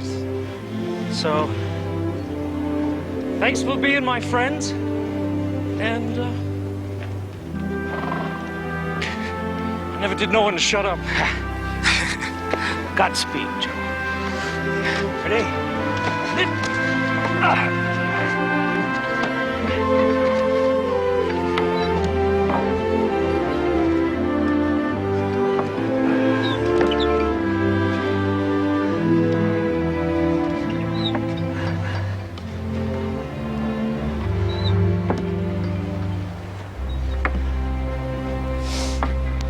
Father and I went up to camp, along with Captain Gooding, and there we saw 1,000 men as thick as hasty pudding. Yankee Doodle, keep it up, Yankee Doodle dandy.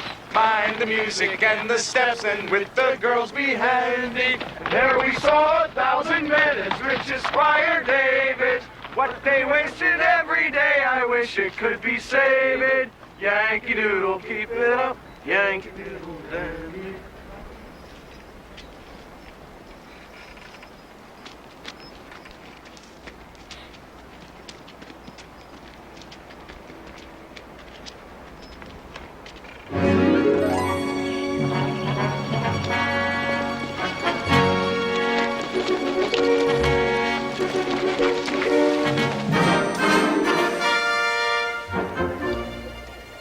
General Washington, may I present Friedrich Wilhelm Augustus von Steuben, Baron of Hohenzollern and Hechingen, late of the Prussian army.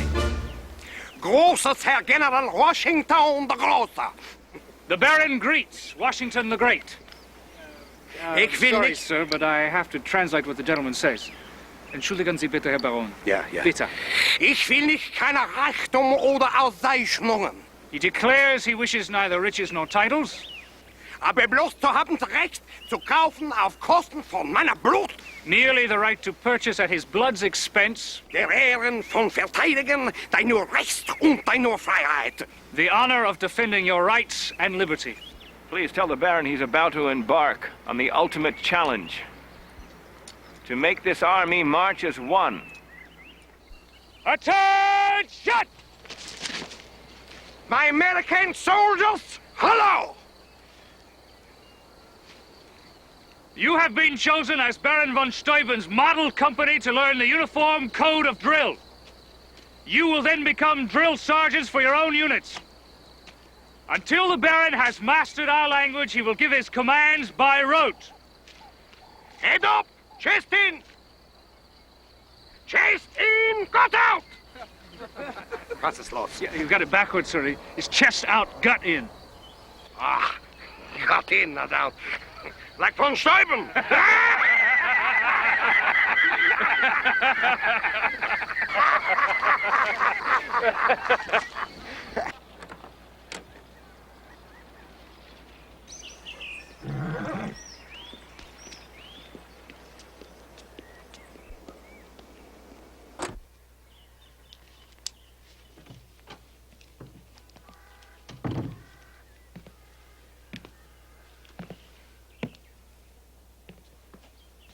Is it time? Billy, pack some food in case you get famished before the first tavern stop. I would stay if only you'd let me.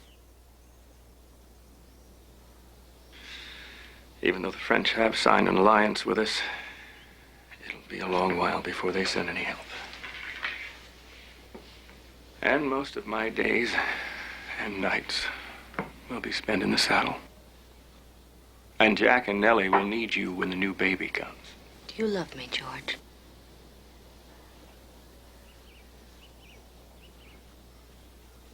After all of these years, you still have to ask.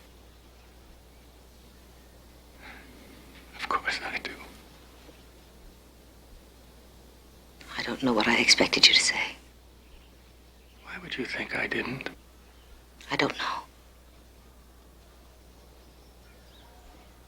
The thought of leaving you again made me think of the first time you left me, just after you'd asked me to marry you.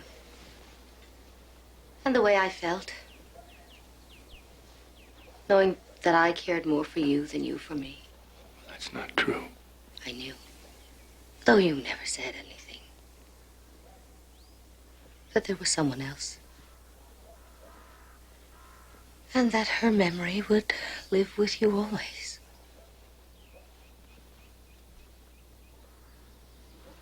Martha. Don't say anything, please. It's all right.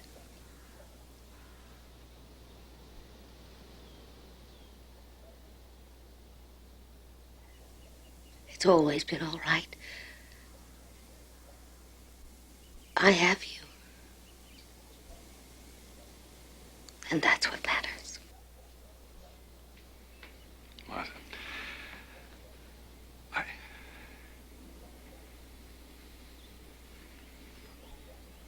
Why are you bringing all of this up now? I've upset you. I'm sorry. That's the last thing I want to do when we won't be seeing each other for months. Coach is ready, Mrs. Washington. Thank you. We're ready too.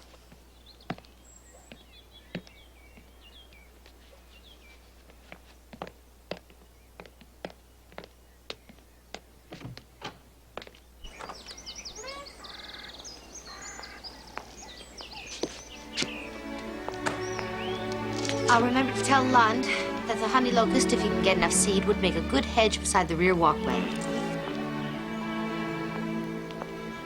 I've needed you here with me this time, more than ever before.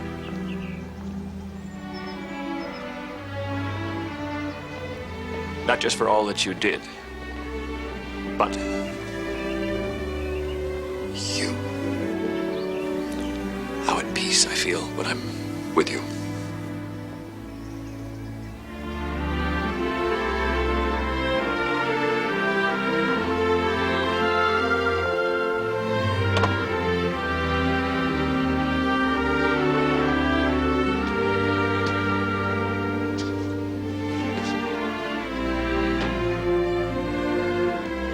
Safe journey.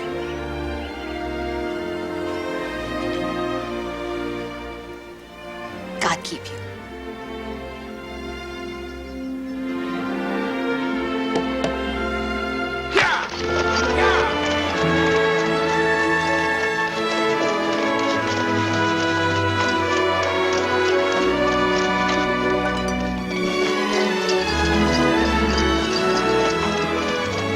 I do love you. Martha, I love you.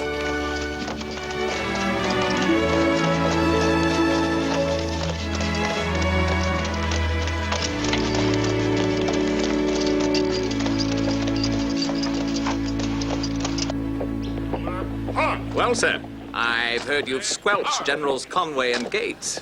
Even their friends in Congress ignore them. Horatio Gates is still one of our valued generals, as you are, my friend. I see they fed you well in captivity. Yes, sir.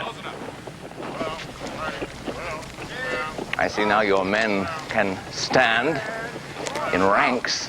We can do far more than that, General, as you shall see.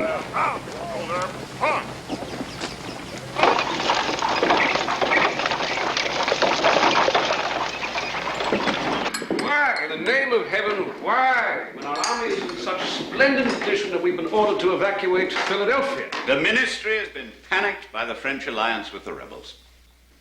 The bloody frogs have designs on Canada and all our North American possessions. Gentlemen, it seems sensible to consolidate our forces in New York under the protection of the fleet. You sail for home tomorrow, Sir William. You can afford to take the Olympian view. Lord Cornwallis and I will now root out this rebellion. General Clinton, our biggest mistake has been in underestimating the enemy. We dismiss Washington as an amateur, yet his army has taken our hardest blows and survived. Even this winter didn't defeat them. Mark my words, we'll finish them in the very next battle. We've been saying that now for 3 years. I pray that on the march to New York, Washington's rabble attacks us. I'll turn on him and end it in one final blow. Then let the French try to save him. Many Tory families slipped aboard at the last moment, sir. Upward of 100 sail moved down the Delaware, leaving the army behind. They could fool us by turning round in the bay. But a Delaware rider just brought word that they have already passed Chesapeake Light. And a washerwoman said that the redcoat officers have ordered their linen delivered at once, finished or unfinished. Those redoubts that Clinton has built above the city are to cover his crossing. He intends to move his troops into New Jersey. Now we will march into Philadelphia in triumph. I want no pomp. I'll send a small detachment under General Arnold to secure the city. But the people there would be heartened if This is our chance to strike the enemy with our reborn army. If we could defeat Clinton, he might become so discouraged he would consider ending the war. Once they cross the Delaware, we'll follow them, staying north, moving through the hills.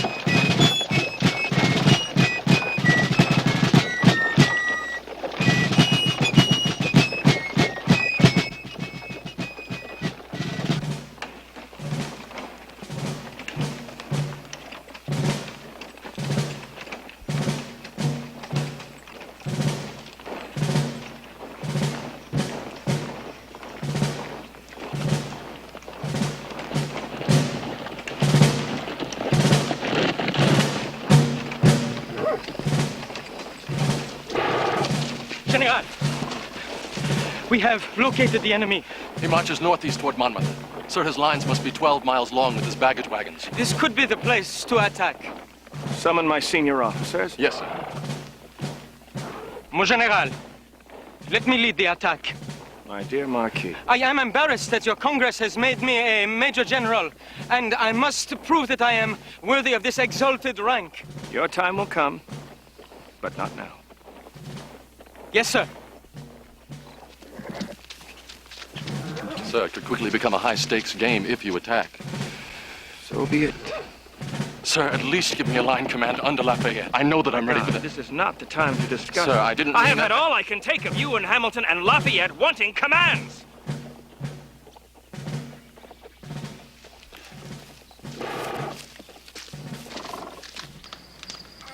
But this battle will be critical. We have worked hard to make soldiers of a rabble, as our enemy likes to call us.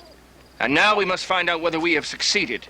So we will hit them before they reach the Monmouth courthouse. A victory here could change everything. General, I am appalled at the very idea of bringing on a major battle. The enemy has never been in such excellent condition or so well disciplined. The French may soon be here to help us. Why put our army at such a disadvantage? We will attack only Clinton's rear guard. We'll try to avoid a general action. Yes, but if the entire Redcoat army turns to fight us, we will be destroyed. It is a risk we must take. I need experience and maturity in command of such a dangerous venture. I need you, General Lee. Let someone who believes in it be your scapegoat.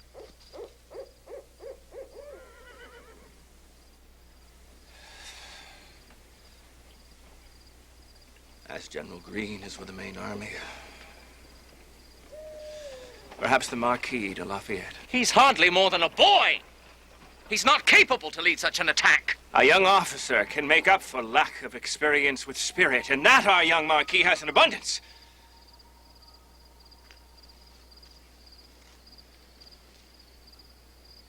The command is yours, General Lafayette. Thank you, mon général. This conference is adjourned, gentlemen.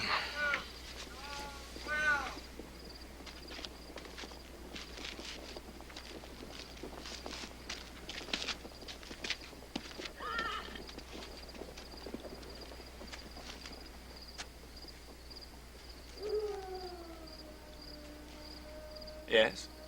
You are determined to go ahead with this? Yes, I am.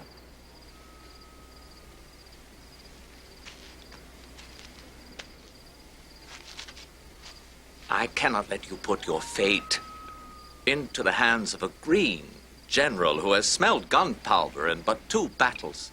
I have a feeling about him. And I have no other major general I can spare. As your second in command, I do have a responsibility to lead the attack. You've changed your mind. It must be pressed with great vigor. You doubt my capacity? No, not your capacity. Your will. I am as determined as you to see us prevail. God knows you are my most experienced general. But Lafayette... Let it be me.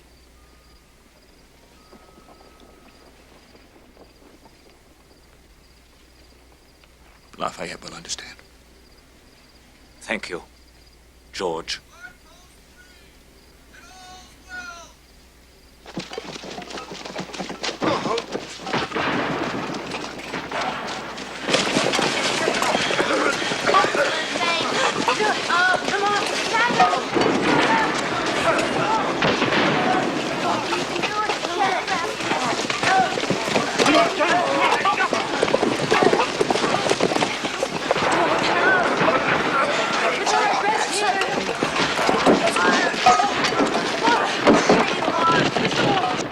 Why did it take Lee so long to engage? I gave him your orders soon after sunup.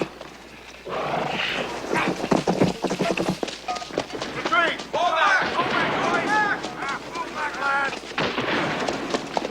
Regroup! Fall back!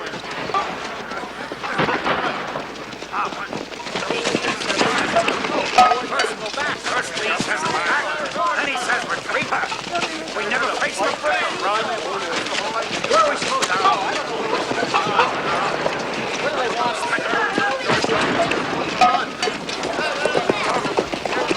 Captain! What's happened? Captain! Sir, What is this? Sir, I was ordered to withdraw. Who gave that order? I'm not sure, sir. They were shouting, fall back, so I fell back. Rest your men on the other side of the fence and reform them. There's a battle yet to be fought. Yes, sir.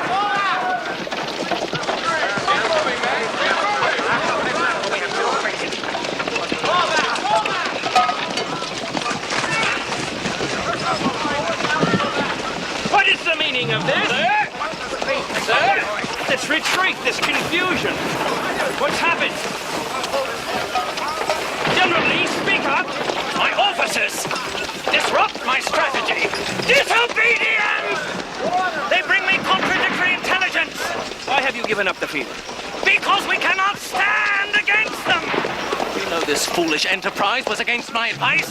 Why did you take the command if you did not intend to press the attack? My God, you shall not talk to me like that. Damn you, get off the field. You're relieved of your command.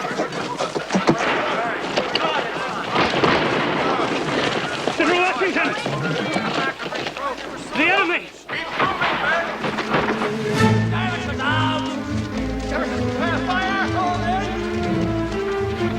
Must we order a general retreat? No! By God, we'll fight!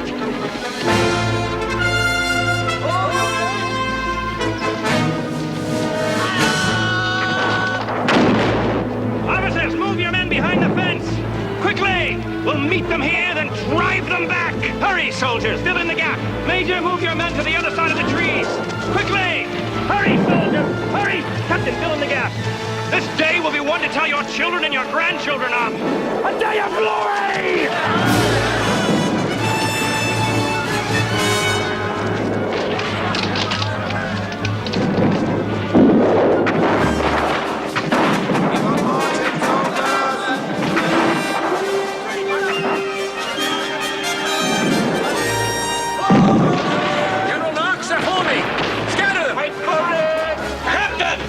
Cannon on the left!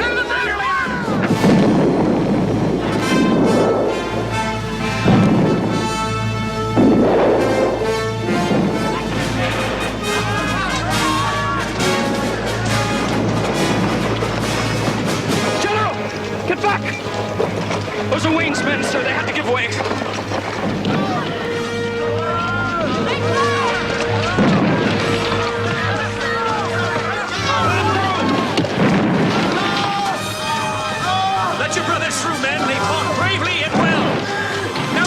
Stop the enemy! Hold your fire till I give the order! Stand fast, men! Fight for your freedom!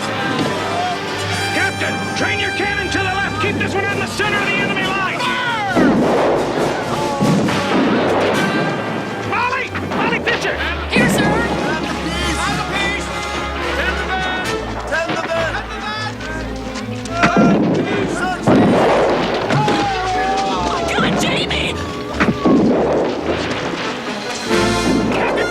Someone on this cannon!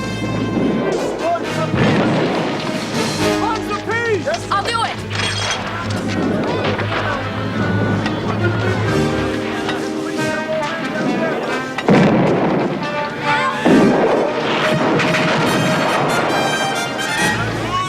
Keep together! We're going to keep together!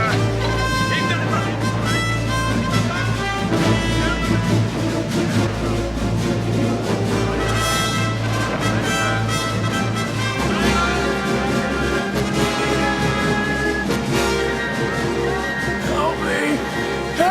I can't move my legs! Steady!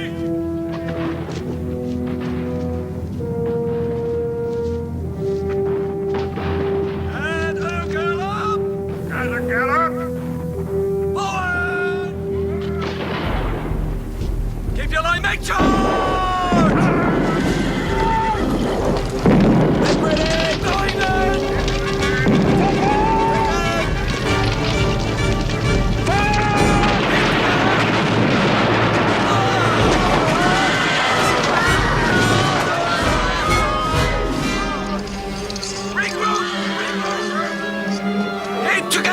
Get ready! Going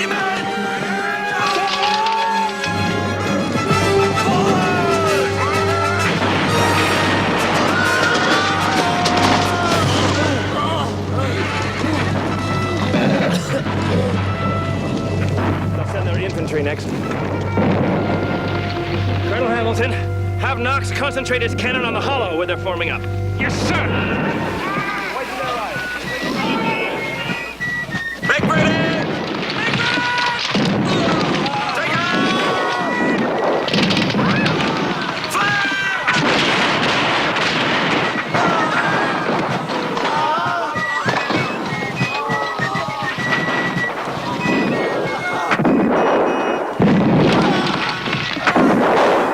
We shall not be moved from this hill.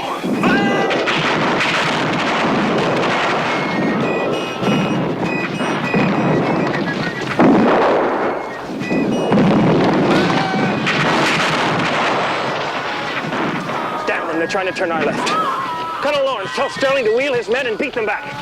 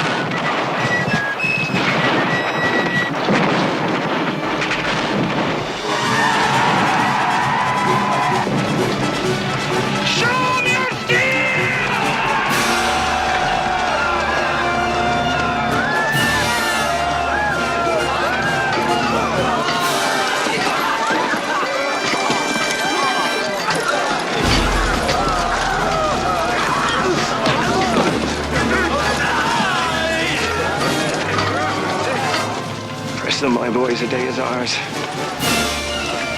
See it.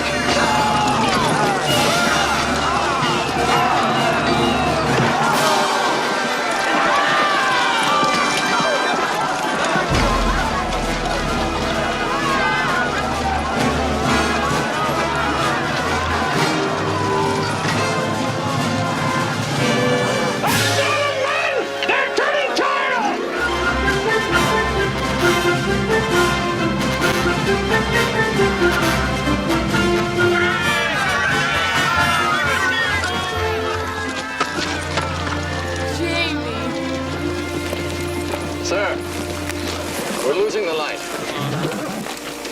By God, our lads stood off the best army in the world. Can we not reach them? General, the men need water desperately. Some have died of the heat. We must break off, Your Excellency, or we could lose all that we've gained. Very well.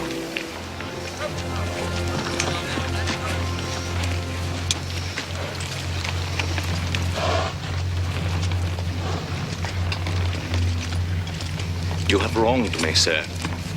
I meant to make a stand at the very spot where you accosted me. I saved your bloody army. How dare you order me from the field? The victory would have been mine. For 20 years, I have been in awe of you professional soldiers. Loudon, Braddock, Forbes, Gates, all of you. I've listened to you, respected you, deferred to your judgment. By God, no more. General Lee, you're finished in this army. Get out of my sight.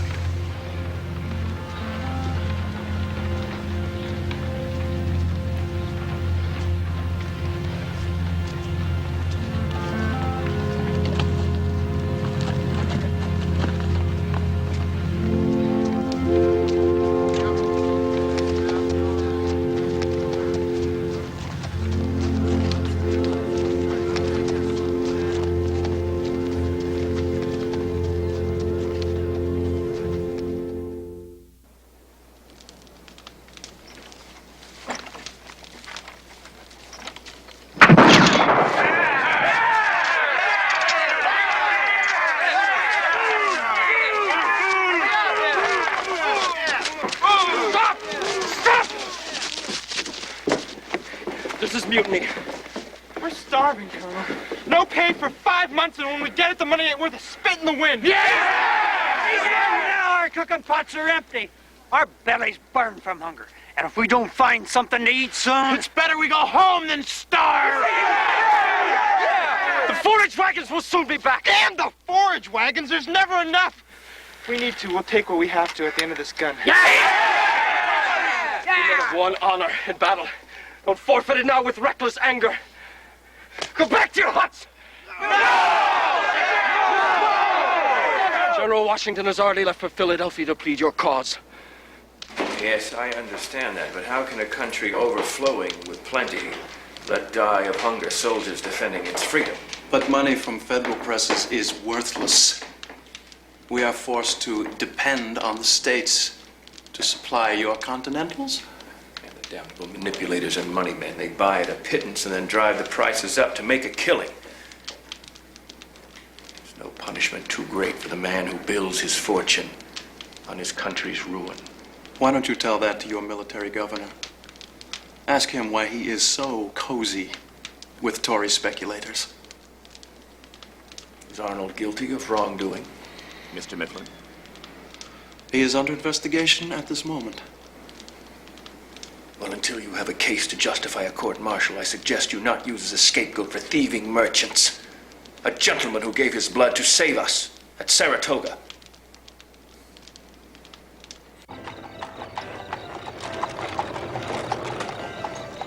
Your Excellency, may I present the former Peggy Shippen, now Mrs. Benedict Arnold? Of course. We are honored that you would join us, Your Excellency. Well, the honor is all mine. Excuse me. Yes. Good to see you. Well, you ought to be congratulated. She's a lovely young lady. Thank you, sir. I must talk with you. If it is about the way I choose to live, sir. You have made powerful enemies. So have you, sir. And the same ones. They know that you are my friend, sir. And so they would hurt you through me. I have something to show you, sir, in private that will make your blood boil. Permit me to get it. Of course. My dear, see to His Excellency. I shall be right back. You must be hungry. Allow me to fix you a plate. Of course. General Arnold and I owe you gratitude, sir, How's that? for being our matchmaker. Had you not appointed Benedict military governor, we might never have met. He has sacrificed so much for this country. It saddens me to see his days blighted by malicious rumors. Mrs. Arnold. You yourself wanted him to protect Tories from persecution, and that is all he has done. Please, I'm not very hungry. But, Your Excellency, we prepared so many delicacies just for you. I wish you hadn't. Have we offended you in some way? No, it's just all too much. Of course. Why didn't I realize you were disturbed at all this food? The rumors of our army starving in Morristown. Not rumors, Mrs. Arnold. It's the truth. Your Excellency, forgive me. The last thing in the world Benedict would ever want to do is to offend you. Please, don't blame him for this. He only wanted to please me. If you will look to your other guests, my dear, the General and I must talk. Of course. Your Excellency? I do not want that dear child to see this. An indictment by their damnable executive council. Not here.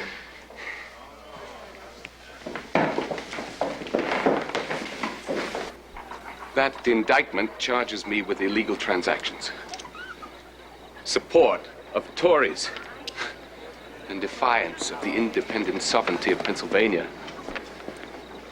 I would gladly hang Joseph Reed and Thomas Mifflin. Yes, and they would hang Tories. I wish to God I could put a stop to all of this wild talk. On both sides, especially from one of my own generals. I'm sorry, sir. I only want vindication so that I can better serve you. I now see that it was a mistake to have taken you from the army and made you a military governor. God knows I do not enjoy this life of ease. I yearn for the field again. The smell of gunpowder. Yes, that's more like you. And when this investigation clears you, I'll find an honorable position for you in the Continental Forces.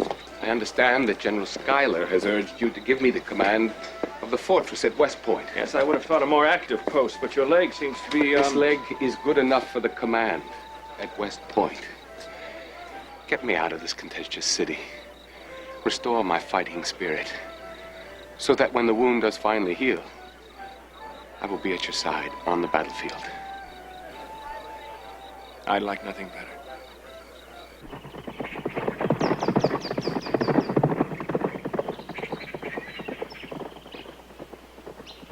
You must tell the French ambassador that this new nation is desperate. Our resources have been devastated by 5 bitter years of war. I understand, Your Excellency. Our enemy holds the capital town and most of New York State. Cornwallis has captured Georgia and holds the rest of the South at his mercy. Mon General, Damnation, sir, I can wait no longer. You must send your fleet from the West Indies to help us. Sir, the Marquis is in our army, not the French.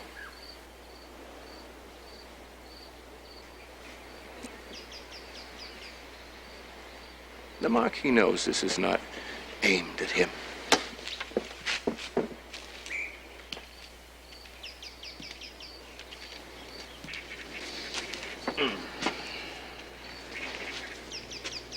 General Washington. I rode the night rather than trust dispatches to a courier.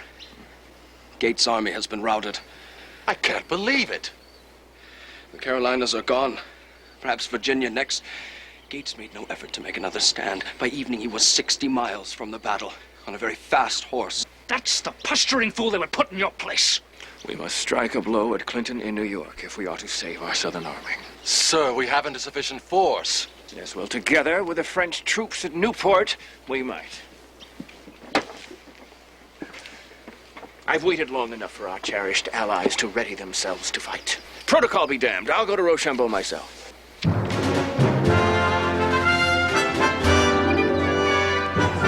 The message was delivered by relay, sir, from the commander-in-chief.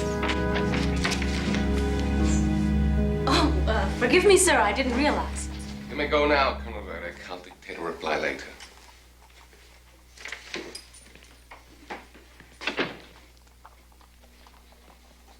What is it?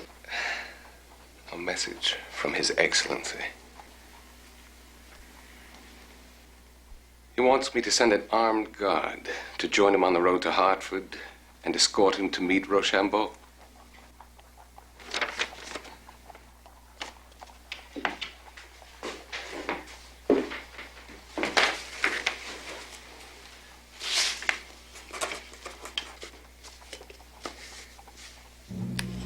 Washington intends to dine with us upon his return. But if our friends are as interested in this information as I expect they are, you'll not have to worry about setting out your best plate for His Excellency. Get this through the Patriot lines to Major Andre as quickly as possible. Are you sure?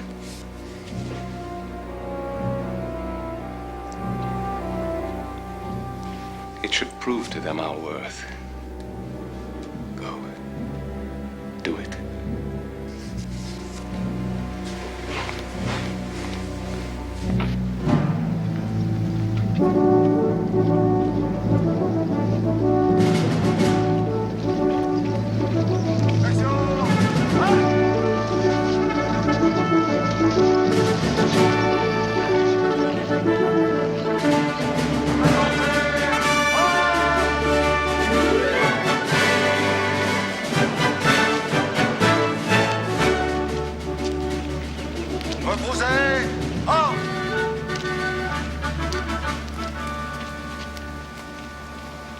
May fortune shine on your efforts here, General Rochambeau. Que la fortune éclaire vos efforts, Général Rochambeau.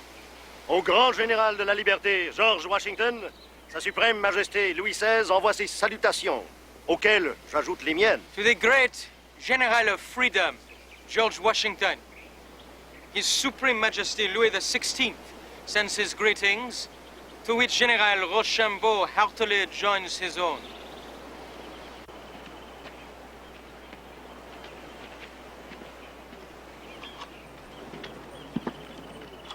All of America salutes the great French army. Toute l'Amérique salue la grande armée française.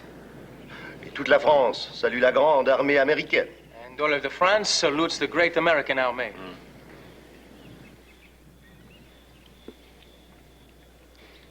Let us also drink to the recapture of New York City. Son Excellence George Washington dit « Buvons à la reprise de la ville de New York ». Ah non, messieurs. Et he says no, sirs.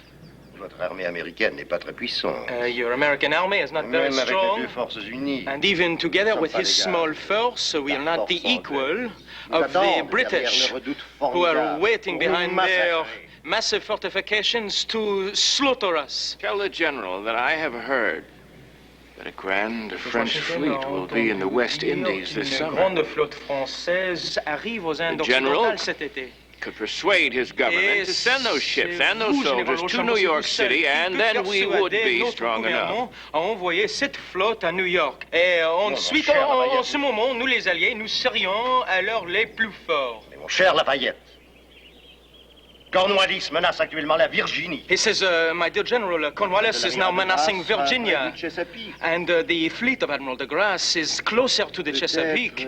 Pourrait-on séparer Cornwallis de sa flotte? And perhaps it would be possible to cut off Cornwallis from his navy and Ensemble, nous pourrions supplies, attaquer en force. and together attack him in force. Would this not be tempting, General? No? But how would we get both armies out from under Clinton's eyes Comment and pourrait-on tirer nos deux armées march south without et marcher au sud the enemy knowing it? sans que l'ennemi ne le sache pas? Dites-lui, s'il y a un moyen, Georges le renard le trouvera. He says, if there is a way, George the Fox, that is what he calls you. George the Fox will find it. I see now why they call you the bulldog of the battlefield, General Rochambeau. Il comprend maintenant, il vous appelle le chien taureau de... Chien. Non, non, non, non. Chien, qu'est-ce que ça veut dire, ça, chien? Non, chien taureau, chien féroce, bulldog. Oh, bulldog? Bulldog. Ah, bulldog, oui, oui, oui, oui, j'ai compris, oui.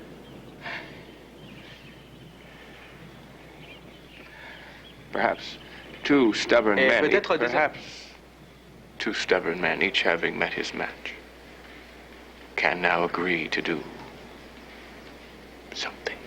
Et peut-être deux hommes têtus, en rencontrant leur égal, peuvent maintenant s'accorder à faire quelque chose.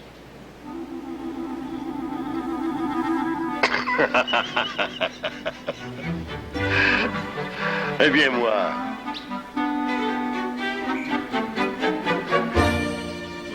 je bois à quelque chose.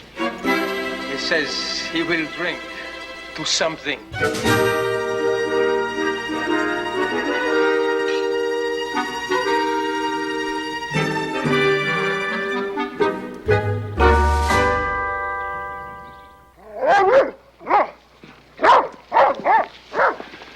A decent breakfast with General Arnold should restore my good spirits.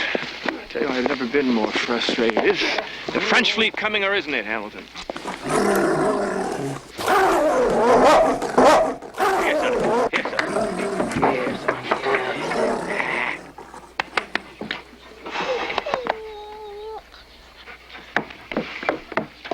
Sir, General Arnold has gone to West Point to prepare a welcome for you. We are a bit late, sir. Well, if you gentlemen hadn't taken us off the main road because of some probable false report of an enemy patrol... Well, one cannot be too careful, sir. And what of Mrs. Arnold? She's not yet risen. I suppose it is the fashion for pretty ladies to sleep late. You stay behind, Hamilton, to receive any dispatches. We'll proceed on to West Point.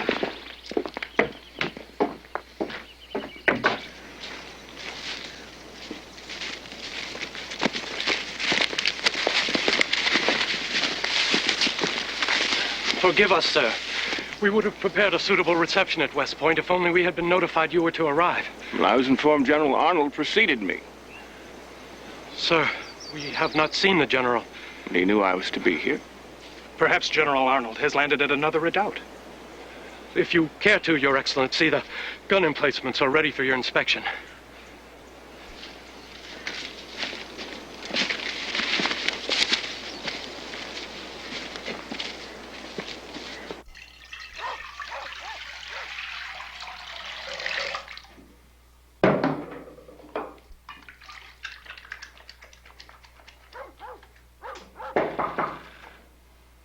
Yes, come in.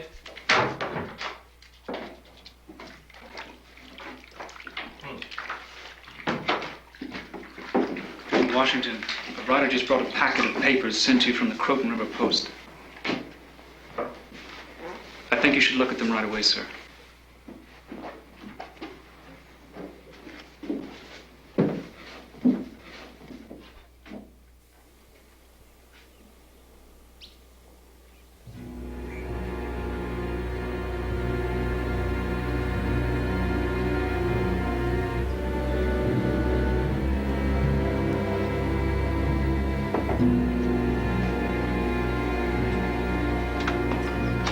Qu'est-ce qui se passe?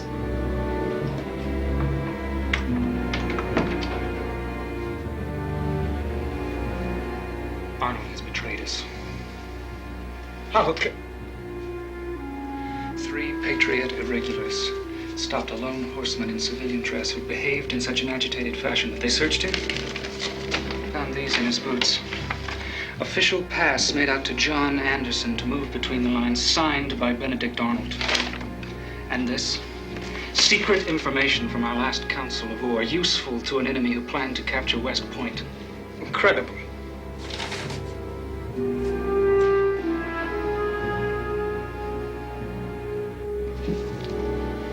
This John Anderson. Perhaps he can be made to talk. He already has. They sent a letter to His Excellency along with the packet. He's Major Jean-Andre, Adjutant General of the British Army, and he has the gall to claim he isn't a spy and refuses to tell us where Arnold is. I want Arnold. I'll hang that traitor if it's the last thing I do on God's earth. He must have escaped downriver. Colonel Hamilton, gallop to King's Ferry. We have forces there who could stop his barge before it's too late. Yes, sir. General Washington! Sir, Mrs. Arnold is going mad. She's screaming for you. Bring me General Washington! Arnold? General Arnold is gone. He's gone forever. There, the spirits have carried him up there. They put hot irons in his head. Mrs. Arnold, here is His Excellency. No, you're not General Washington. Arnold, No. how can I help? General Arnold cannot protect me. How can I help? Gone. Hot irons. I have hot irons in my head. Burning me. Burning me. Burning me. Burn You must find him. He must not escape. Do you hear me? I want to see him hang. Protect me. He's gone forever. They're burning me.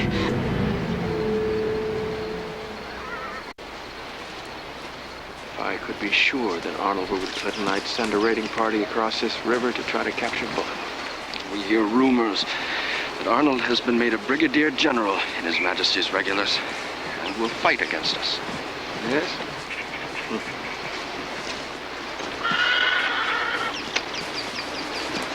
Sir, another mutiny. The Jersey troops at Pompton Lakes have defied their officers and set out for Trenton. What the British have failed to do in 5 years of war, this spreading revolt within our own army could accomplish overnight. Sir, you know what must be done.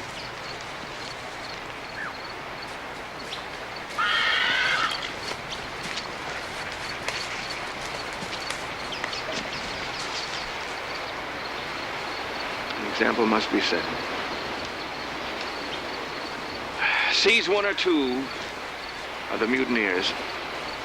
Let them be tried and shot by their own kind. That could incite further revolt.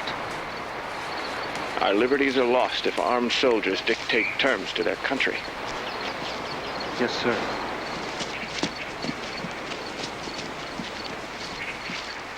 Our Father, who art in heaven, hallowed be thy name.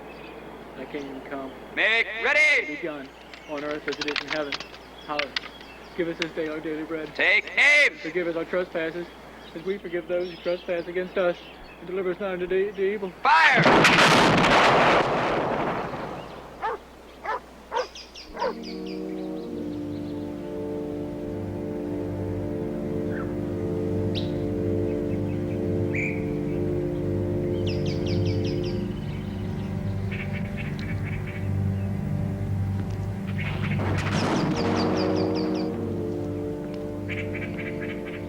Sir, it's Richard Henry Lee.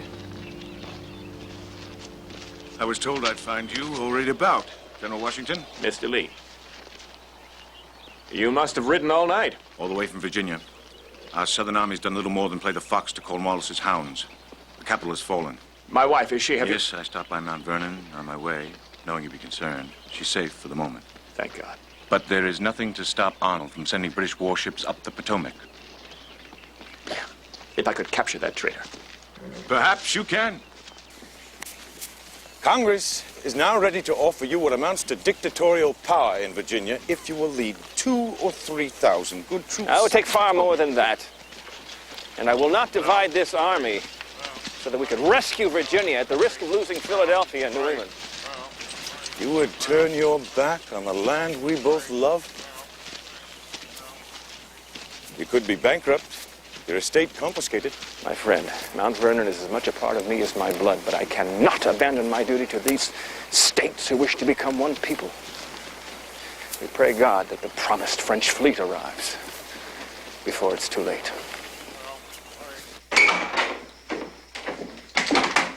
Where's Colonel Evans? Upstairs, Your Excellency. Trench? Rochambeau is still dawdling. I must speak with you, Colonel Hamilton. Sir, I'll be there in a moment. He's in another fury about the French, and I'm not sure I'm up to it right now.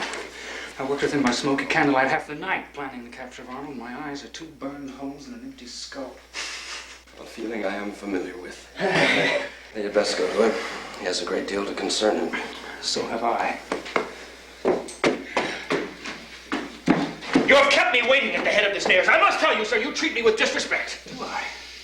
Well, if that's the way you feel, sir, maybe it's time I left your service. If it be your choice. You shall have my resignation as soon as my hand can write it.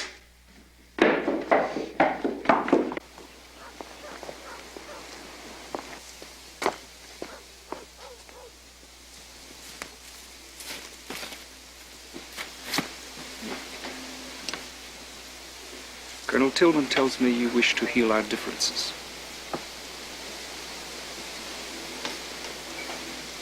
Well, I'm sure that we both regret what happened. And would put this entire affair behind us. It happened for a reason, sir, and I will not withdraw my resignation.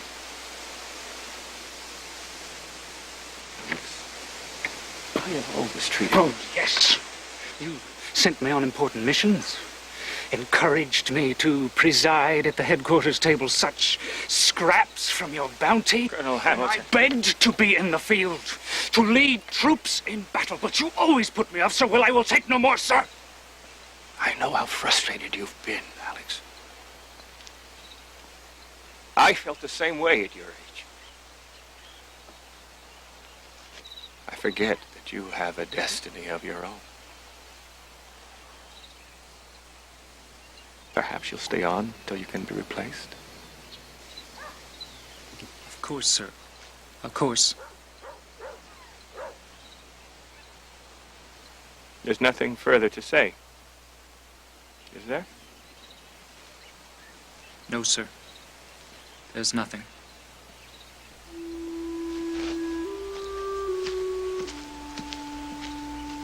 Alex?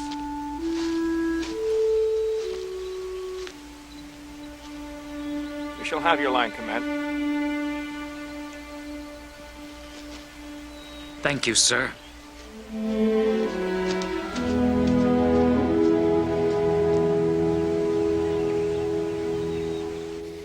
By God, Lawrence, you have brought news as to stir the blood. Sir, the others will be here as soon as their aides can gather them. A powerful French fleet Your Admiral de Grasse, with 3,000 land troops, has left the West Indies and sails directly for the Chesapeake. The time is now. For de Grasse's fleet can only stay a few weeks. So, if we are to trap Cornwallis at Yorktown, we must reach the Chesapeake by the time the Admiral arrives. But as soon as Clinton sees us break camp, sir, we won't let him see us. We'll make him think that we still plan to attack New York. But how will we leave New York and march south hundreds of miles without the enemy knowing? We found a way to deceive them on Long Island. Now we must be even more clever.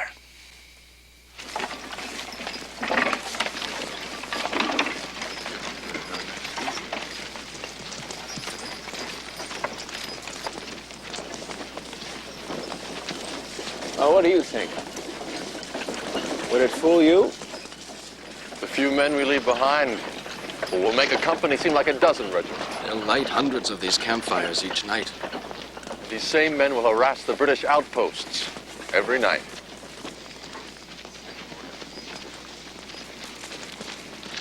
Yes.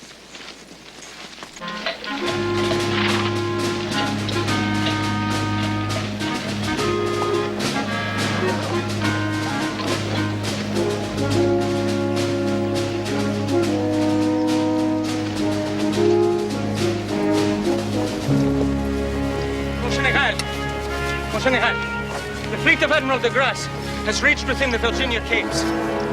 He has 3,000 troops that will meet us at Jamestown. And Cornwallis can no longer escape by sea. He's trapped, sir.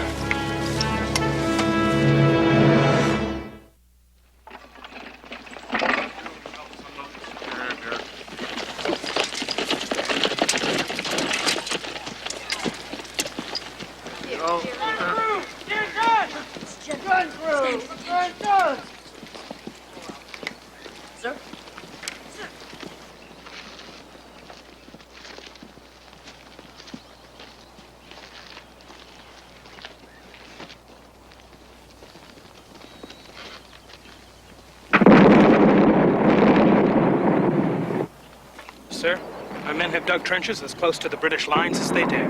Those two forward enemy redoubts will play havoc with any attack. You see how they prevent us from drawing the noose around Yorktown?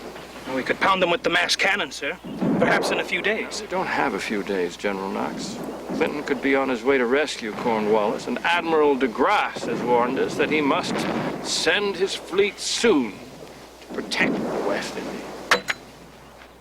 Those two redoubts cannot delay us any longer. They must be taken quickly and by storm. Very well, sir. We'll move our cannon closer, dominate their defenses. The French will attack Redoubt 9. We will attack Redoubt 10. If we succeed, we have a chance to end the war here. General Lafayette is commander of the assault. Colonel Hamilton, you will lead the attack.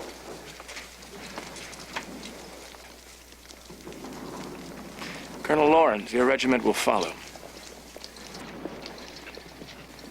Advance in the dark, as silently as you can. Muskets unloaded, only bayonets. Surprise and terror will be your main weapons.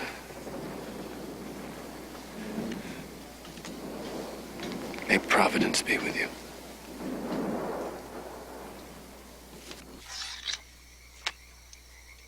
Fix bayonets!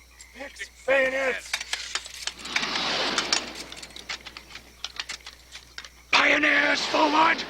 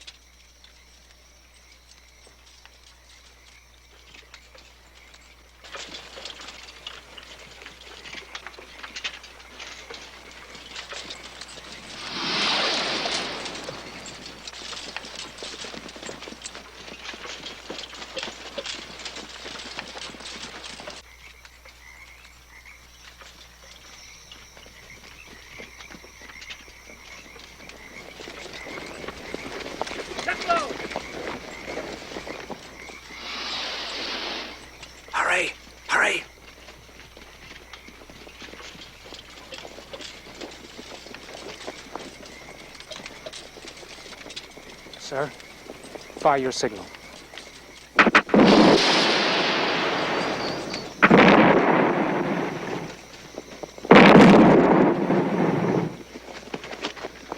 Follow me!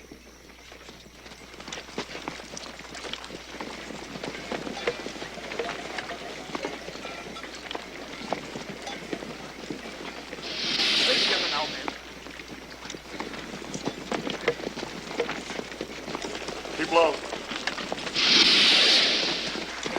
Move quickly, quickly!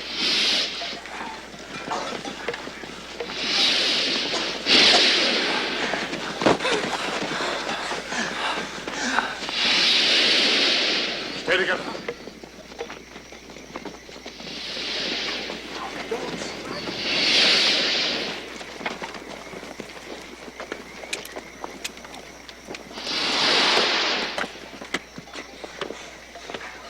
Quickly!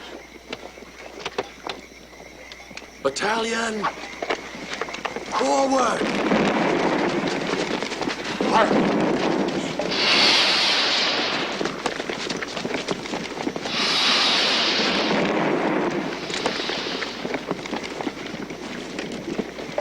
Sir, Colonel Lawrence's men, they're in position.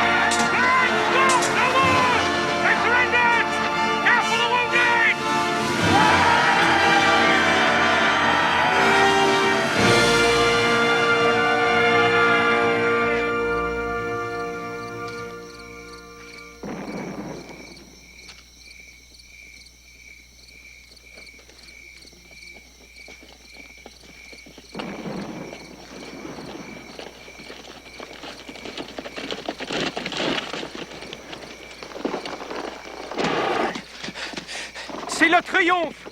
We are victorious! We have taken redoubt number 10 and the French redoubt number 9. Casualties. 1 sergeant and 8 privates have been killed in the American assault. 25 were wounded. I am afraid that the French have suffered greater casualties. The officers? Colonels Hamilton and Lawrence are unharmed. They will report later. Thank God. Cornwallis has no choice but to surrender his entire army.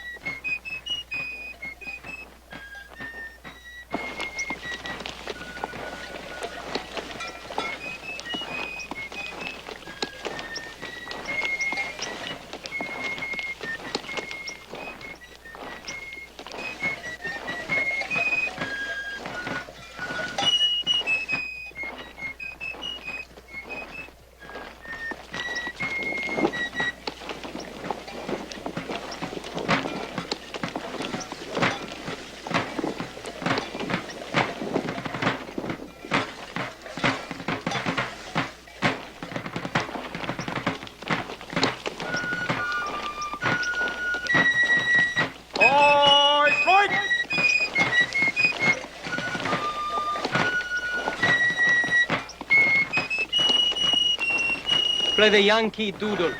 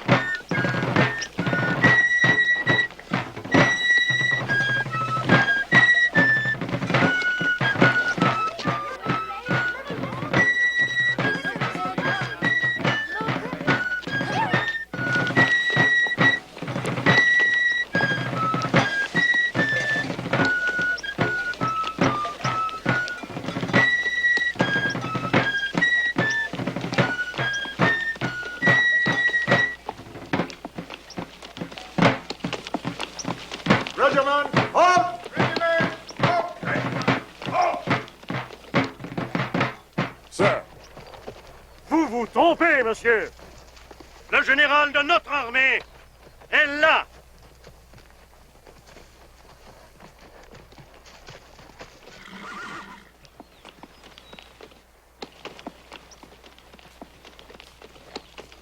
Sir, the Earl Cornwallis is indisposed. I am second in command. Since the Earl chose to send one of his subordinates, General Lincoln will accept the surrender.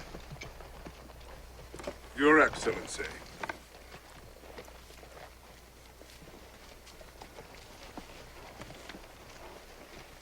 Sir, my sword. Sir, you may retain your sword.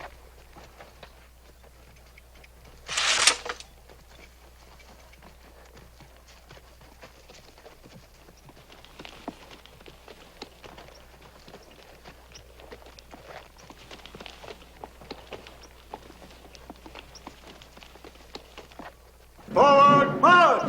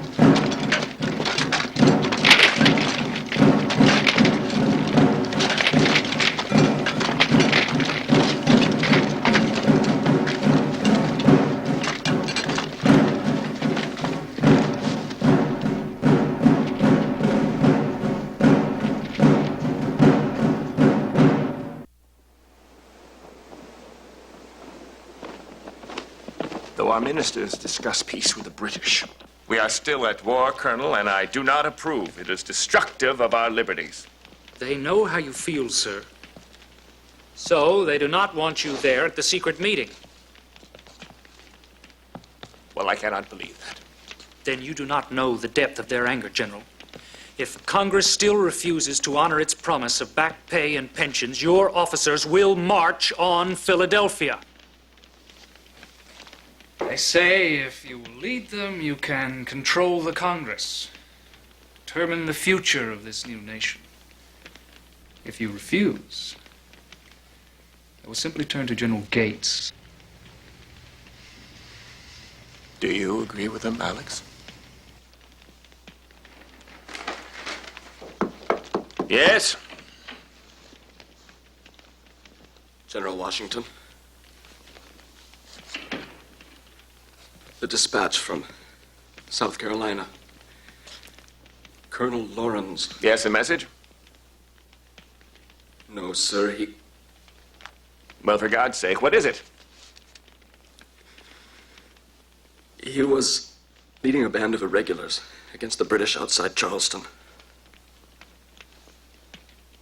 He was killed, sir. I can't believe it. John.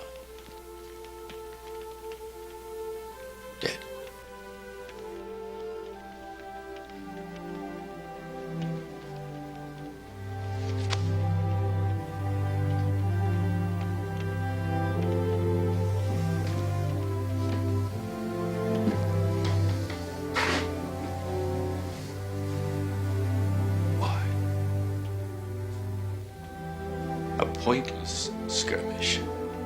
The war all but over. My God, why?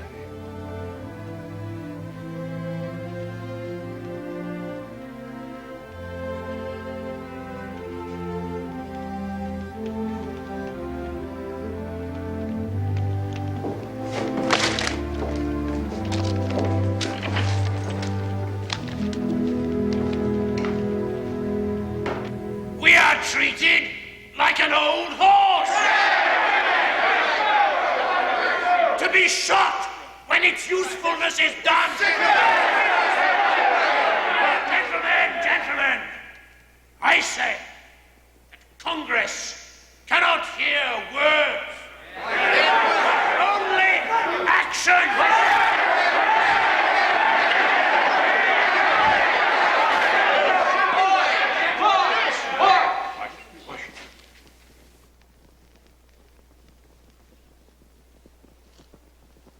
Sir, you are not expected at this meeting. Nevertheless, I'm here. Sir, your officers are gathered here to... Officers who have shared so much with me will not stop me from saying what I came to say.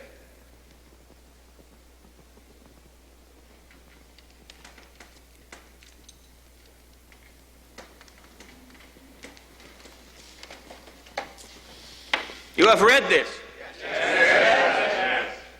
Broadside given to all officers except your commander-in-chief.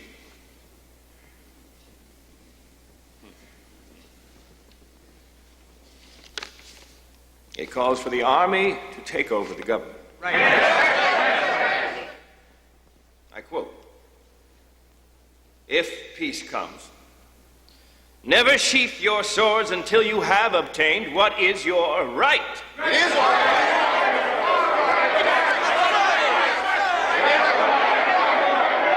Your right.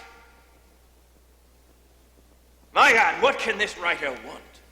Is he a friend of this army? Yes. A friend of this country? Yes. No, damn him, he is a foe.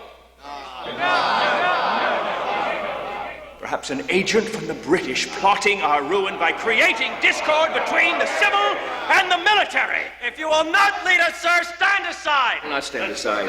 And if you try to silence me, you are asking for a nation in which freedom of speech is taken away. And dumb and silent we are led like sheep to the slaughter.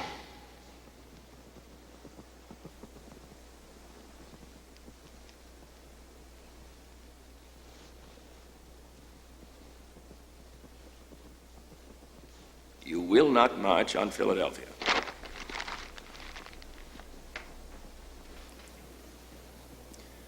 You are men of honor. You know that if any army be allowed to terrorize civilian government for political ends, the future of this country will be lost in darkness. I know you. I have fought beside you. I have listened to your cries. I've grieved with you. And we are bound together in a sacred brotherhood of free men. Be true to it, and you will be true to yourself. True to the highest aspirations of these United States.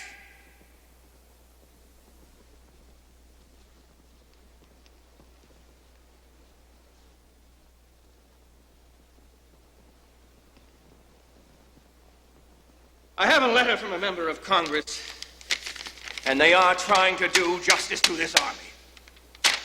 Let me read it.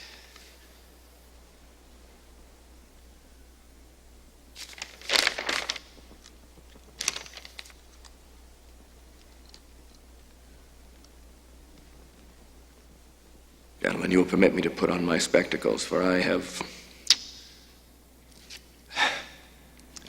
not only grown gray, but almost blind in service of my country.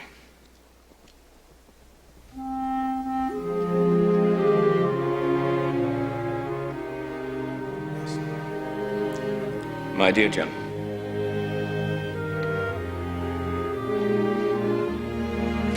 someone else can read this.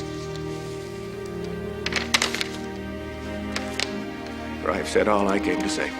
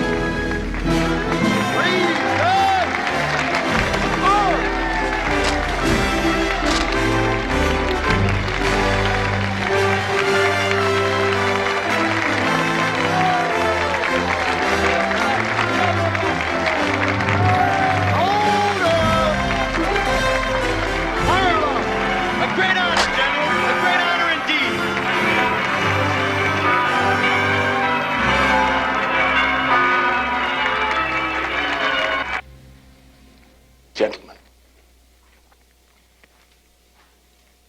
with a heart full of love and gratitude, I take my leave of you. I most devoutly wish that your latter days be as prosperous and happy as your former ones have been glorious and honorable.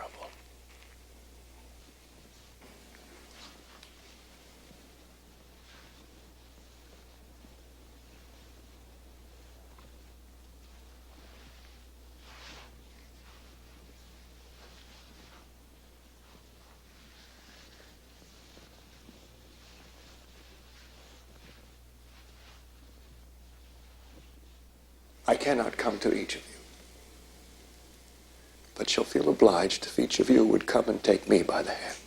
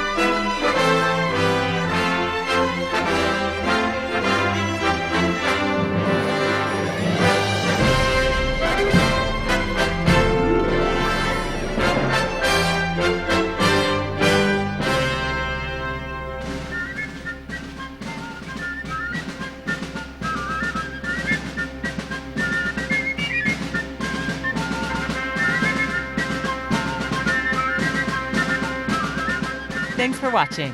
If you'd like to help us produce more compelling historical content like this, please like, comment below, and share this video with fellow history buffs. And of course, be sure to subscribe to help keep history happening.